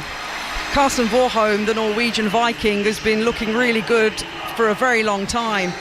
The world record holder, the reigning Olympic champion, and he's got the third fastest of all time with him in this first semi-final, Kelly. Yep, Karsten Warholm, the world record holder, the gold medalist in Tokyo, is up against Alison dos Santos from Brazil, who took bronze in Tokyo, and as mentioned, is the third fastest of all time. The top three in this event ever will be across these three semi-finals. This is semi-final number one. The first two and the next two non-automatic qualifiers will go forward to the final on Friday. Bassett of the USA goes in 2. Abakaku of Germany, a semi-finalist in Tokyo, goes in 3. Nick Schmidt from the Netherlands goes in 4. Ezekiel Nathaniel of Nigeria goes in 5. He's their national record holder. There was a huge roar for Ducos of France, who goes in 6. Karsten Warholm, 3 times the world champion, goes in 7. Hyde of Jamaica in 8. And Dos Santos goes in 9. The athletes are brought to their marks, and Karsten Warholm does his familiar geeing himself up routine. He bounces up and down, he roars, he slaps his chest, he slaps his face, and he is the last athlete in the white and blue of Norway to settle into his blocks in lane number 7. The crowd, as usual, excited. Ducos of France goes in 6, but just the top 2 guaranteed a place in the final, and 2 of the fastest of all time go in this first semi-final.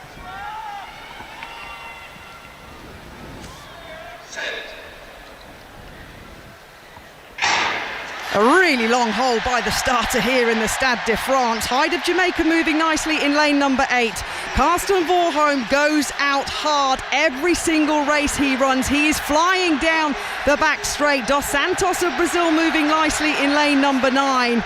Ducos of France is having a good run up at the 200-metre point, but rising first after barrier 5. The shoulders high, the blonde hair of Karsten Warholm flying round the top bend. Warholm's in control of this one by 2 metres. The French athlete is running nicely, just in 3rd place behind Dos Santos. 2 more barriers to go. Karsten Warholm striding out, dropping his stride over the 10th hurdle.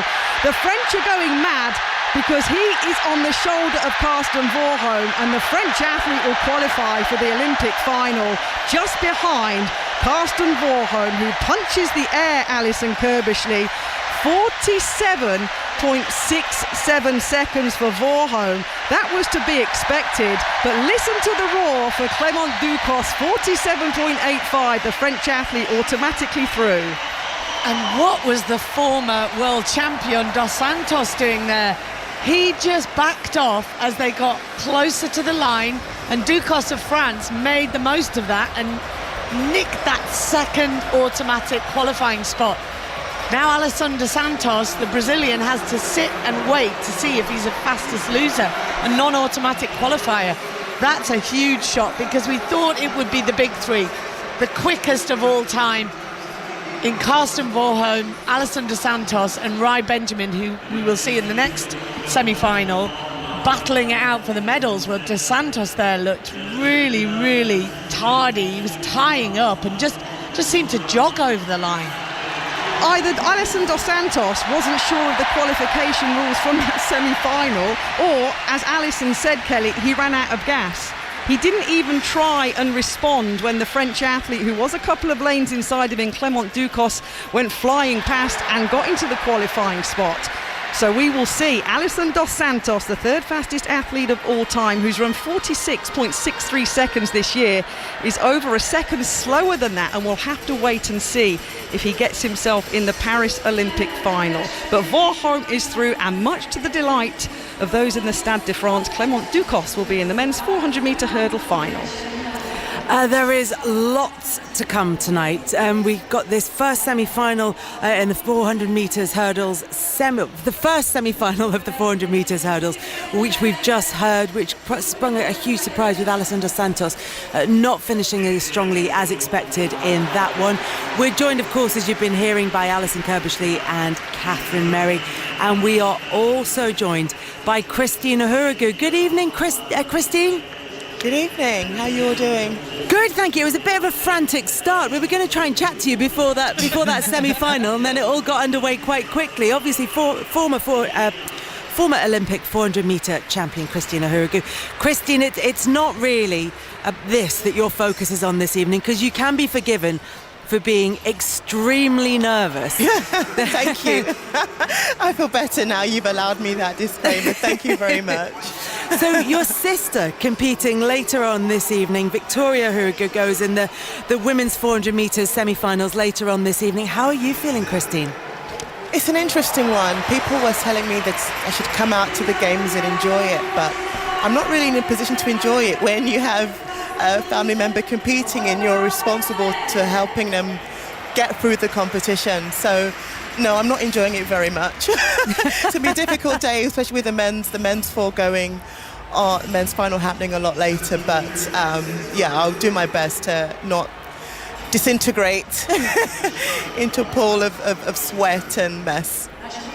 And also, as far as the stadium is concerned, there's been a lot said about the track, but more in terms of the technology and how quick people are going. But you quite like the aesthetic as well, don't you, this purple track? Of course, I think it's a really enticing track. It's alluring, and I think we're quite used to the harshness of the red tracks or the blues, but to have a nice, soft, purpley mauve colour, I think it's a nice, warm stadium. I think it creates a really warm atmosphere to compete in. I mean, not that I want to compete, but for everyone else.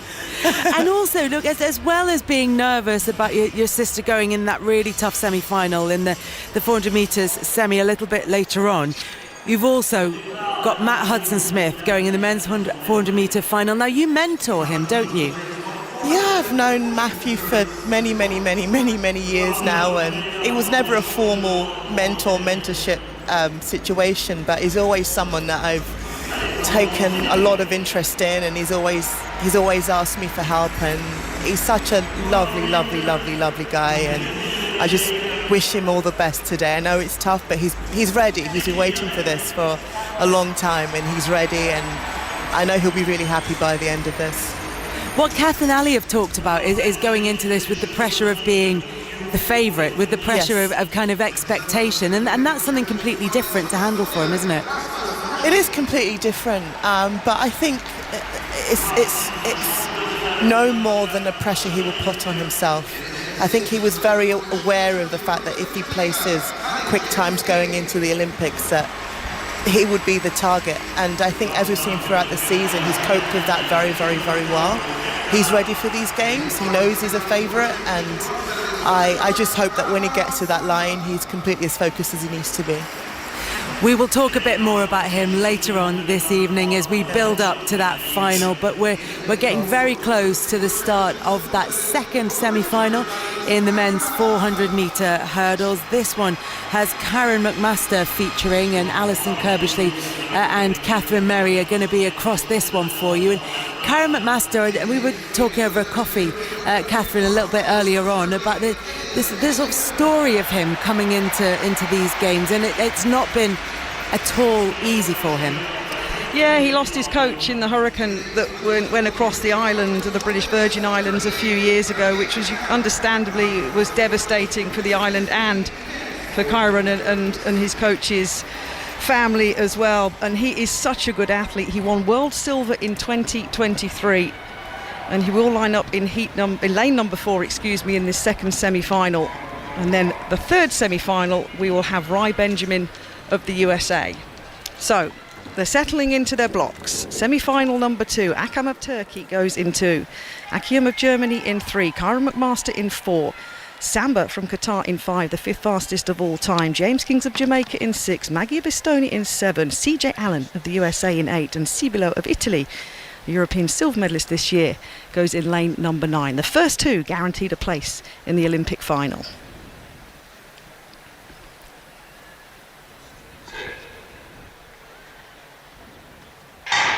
Another long hole by the starter here in the Stade de France. CJ Allen from the USA is going nicely in this one. Second at the US Championships this year.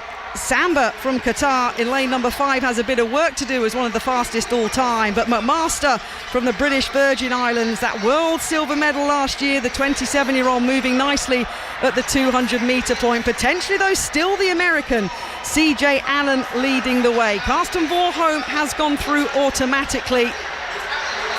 And the American is looking to copy the Norwegian. He's got a 2-metre lead here. CJ Allen in lane number 8. He's got shades on, Josh Kerr style, as he heads towards the last barrier. But the long strides of Keirin McMaster in lane number 4 is going to win the second semi-final. 48.16 seconds. He's tall, he's lean, he is a real mean machine, Keirin McMaster, when he's in good form. And 48.15 seconds to take the victory from the fast-finishing Rasmus Maggi of Estonia, Alison. That was good from McMaster over the last 2 flights. But anybody in the world's got to be good to stop Karsten Warholm, right? I'm just pleased that Alison dos Santos has maybe one more step closer to the final, because that semi-final was slower than the previous one, which means, as it stands at the moment, dos Santos' 47.95 to finish third has got him a little bit closer with those 2 non-automatic qualifiers to come. So this final heat has Rai Benjamin, who I think could upset the party. I think this American, who's just been there and thereabouts, the Neely man, so many silvers and bronzes, has a real opportunity to take this, and he goes in the final semi-final. We will let you know how that one goes. Rai Benjamin in that third semi-final. Also Alistair Chalmers of Great Britain. We're going to head back to the velodrome now, though. Victoria Pendleton alongside Alistair Bruce Ball. Last racing of the day in the velodrome. Day 3 of the Olympic cycling. This is the third knockout round in the men's individual sprint, and we are watching Great Britain's Hamish Turnbull up against an absolute giant, Mikhail Yakovlev, born in Russia, Jewish, now races for Israel. His bike beneath him looks like a kid's bike, Victoria, but Hamish Turnbull's got the lead on him at the moment. He's taken the lead early. He's picked up the pace. He's looking over his shoulder. He's just trying to hold a little bit back. Right, let's see what Yakovlev has got now in the back straight. Hamish Turnbull trying to hold on. Yakovlev comes flying up behind him. He's on his back wheel, trying to go round the outside into the home straight here. They're shoulder to shoulder. They nearly clash. Turnbull, does he get... Oh, that's tight. That is tight. So tight. Let's see. That's going to go to a photo finish. Yeah. Turnbull and Yakovlev. Yakovlev was coming all the time down that back straight, a bit like Noah Lyles in the men's 100 metres final. Turnbull gets it. What a win. Yes. What a win for Hamish Turnbull to go straight through, Victoria, to the quarterfinals tomorrow. I think so. If the finish line had been, 6 inches further down the straight, he might have missed out there. But yeah, that was really well held by Hamish Turnbull. In terms of physical size there, David beats Goliath. I tell you, Kelly, Yakovlev is just enormous, but Hamish Turnbull has held him off. British fans are delighted, and next race but one, Jack Carlin will try and do the same thing against Nicholas Paul from Trinidad and Tobago. But that is a scalp. That is a scalp for Hamish Turnbull. That is a great ride. He's straight through to the quarterfinals. Thanks, Ali, and thank you to Victoria as well. As we said, Alistair Chalmers in action for Great Britain in the third semi-final in the men's 400-metre hurdles. Chalmers has spoken about leaving nothing on the track. He did just that in the heat. He dived across the line to ensure his progression into this evening's semi-final. I was born for moments like this. I've said it before, I'll say it again. There's 80,000 people in here, so many GB flags, so many Guernsey flags. So to be representing the whole team, it's an honour, absolute honour and privilege to be here. You threw yourself across that line. Did you sense that you needed to in that moment? Yeah, I came down the home straight and I could see it was all pretty close. And look, we're here. I ain't going to leave anything out there, am I? Who cares if it's the heat? These heats and the 4 hurdles are like previous Olympic semi-finals.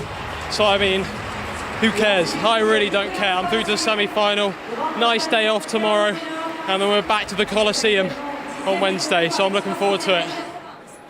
That was Alistair Chalmers, who's about to go in the men's 400-metre hurdles semi-finals. He was talking to Sarah Mulkerrins, and Alison Kirbishley, look, as he was explaining there himself, he had to absolutely throw himself over the line at the last minute just to qualify. And in terms of his personal best time, Rai Benjamin, who you mentioned earlier, is more than 2 seconds clear. So it's important to point out just how tough this is going to be for him. Yeah, I mean, I was just checking that Alistair Chalmers is here and not at the Coliseum, because that would be the wrong track. But no, he is here. He's here by right. You know, I love listening to Alistair. He's so positive. You know, he's coached by Matt Elias, former Welsh and British international, and you know, he's got oozes confidence. He's got to run this as his final. Without doubt, the quality in this field is going to be tough to get in the first two. If he can get anywhere close to Chris Akabusi's long-standing British record, he's done himself proud. He's out there in lane 9. He's got no worry. He won't see anyone, hopefully, for at least 2-3 flights of hurdles. He's just got to run it as his final. Well, they're introducing the field to the crowd here inside the Stade de France. Not long now until we get underway in this third and final semi-final in the men's 400 metres hurdles. Catherine Merry. Thank you very much. Very shortly, the face of Rai Benjamin will go onto the big screen here, right in front of where the athletes start. They can't miss it. If you were standing in lanes 4, 5 or 6, you would glance up and see yourself on the huge screen on the first bend here at the Stade de France. Rai Benjamin, all-time number 2, 46.17 seconds. The world record for this 400-metre hurdles event was shattered at the delayed Tokyo Olympics 3 years ago. Rai Benjamin is in good form and he goes in 5. Alistair Chalmers from Guernsey, 5 times the UK champion in Birmingham in 2022, became the first Commonwealth Games athletics medalist for the Channel Islands of Guernsey. 48.54 seconds is a lifetime best he set this year. And it's a huge ask for Chalmers. Coached, as Alison said, by Matt Elias, my former training partner, will be here in the Stade de France biting his nails and looking for something special from his athlete. Semi-final number 3 of the men's 400-metre hurdles. The big player Rai Benjamin goes in 5. Hapio of France goes in 7.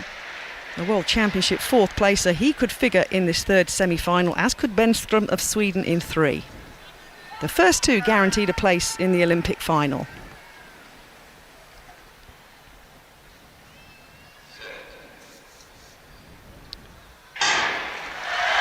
Rai Benjamin in the colours of the USA. They're having such a good championship now, the American team. Way ahead on the medal board here in track and field. And in the orange spikes, the American looking supreme down the back straight. Alistair Chalmers is holding his form at the 200-metre point. The 2 athletes inside of him haven't passed him just yet for the Guernsey athlete. Currently in about 4th place, the British athlete, as they come around the top bend. But Rai Benjamin, the 27-year-old, Alistair Chalmers, has fallen at hurdle number 6. He picks himself back up and gets a roar from the French crowd. Heartbreak for the British athlete.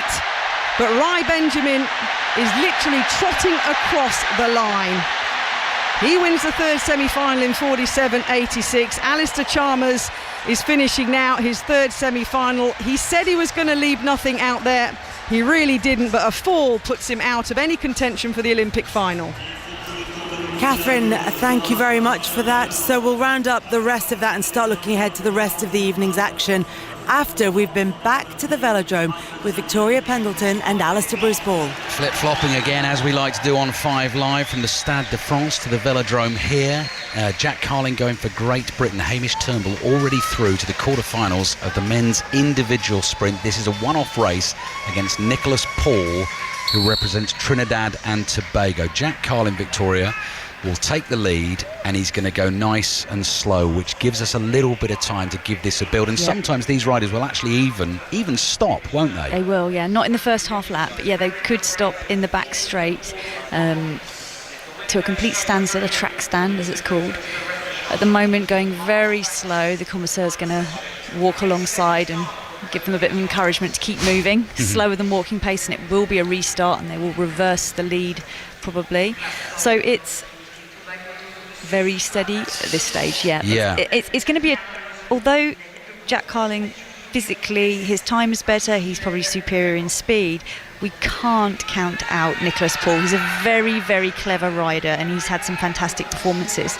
They're on the back straight, so they've done half a lap so far of the 3, and where they are now on the back straight, they could almost lean over the hoardings and take a drink out of someone's hand. At the moment, Nicholas Paul is a good few bike lengths behind Jack Carling here. They're both high on the banking, and then Carling decides to make a bit of a move and builds it up to sort of 50% speed, and Nicholas Paul begins to follow. They both go up high here in the home straight, Victoria, then Nicholas Paul ducks down. Yeah, that was an unusual move. He kind of lost the gap that he had, the advantage he has, and now they're both side to side at the top of the banking. Paul sort of swerved towards him and gave him a bit of a shoulder. Bit of a dummy there. Yeah.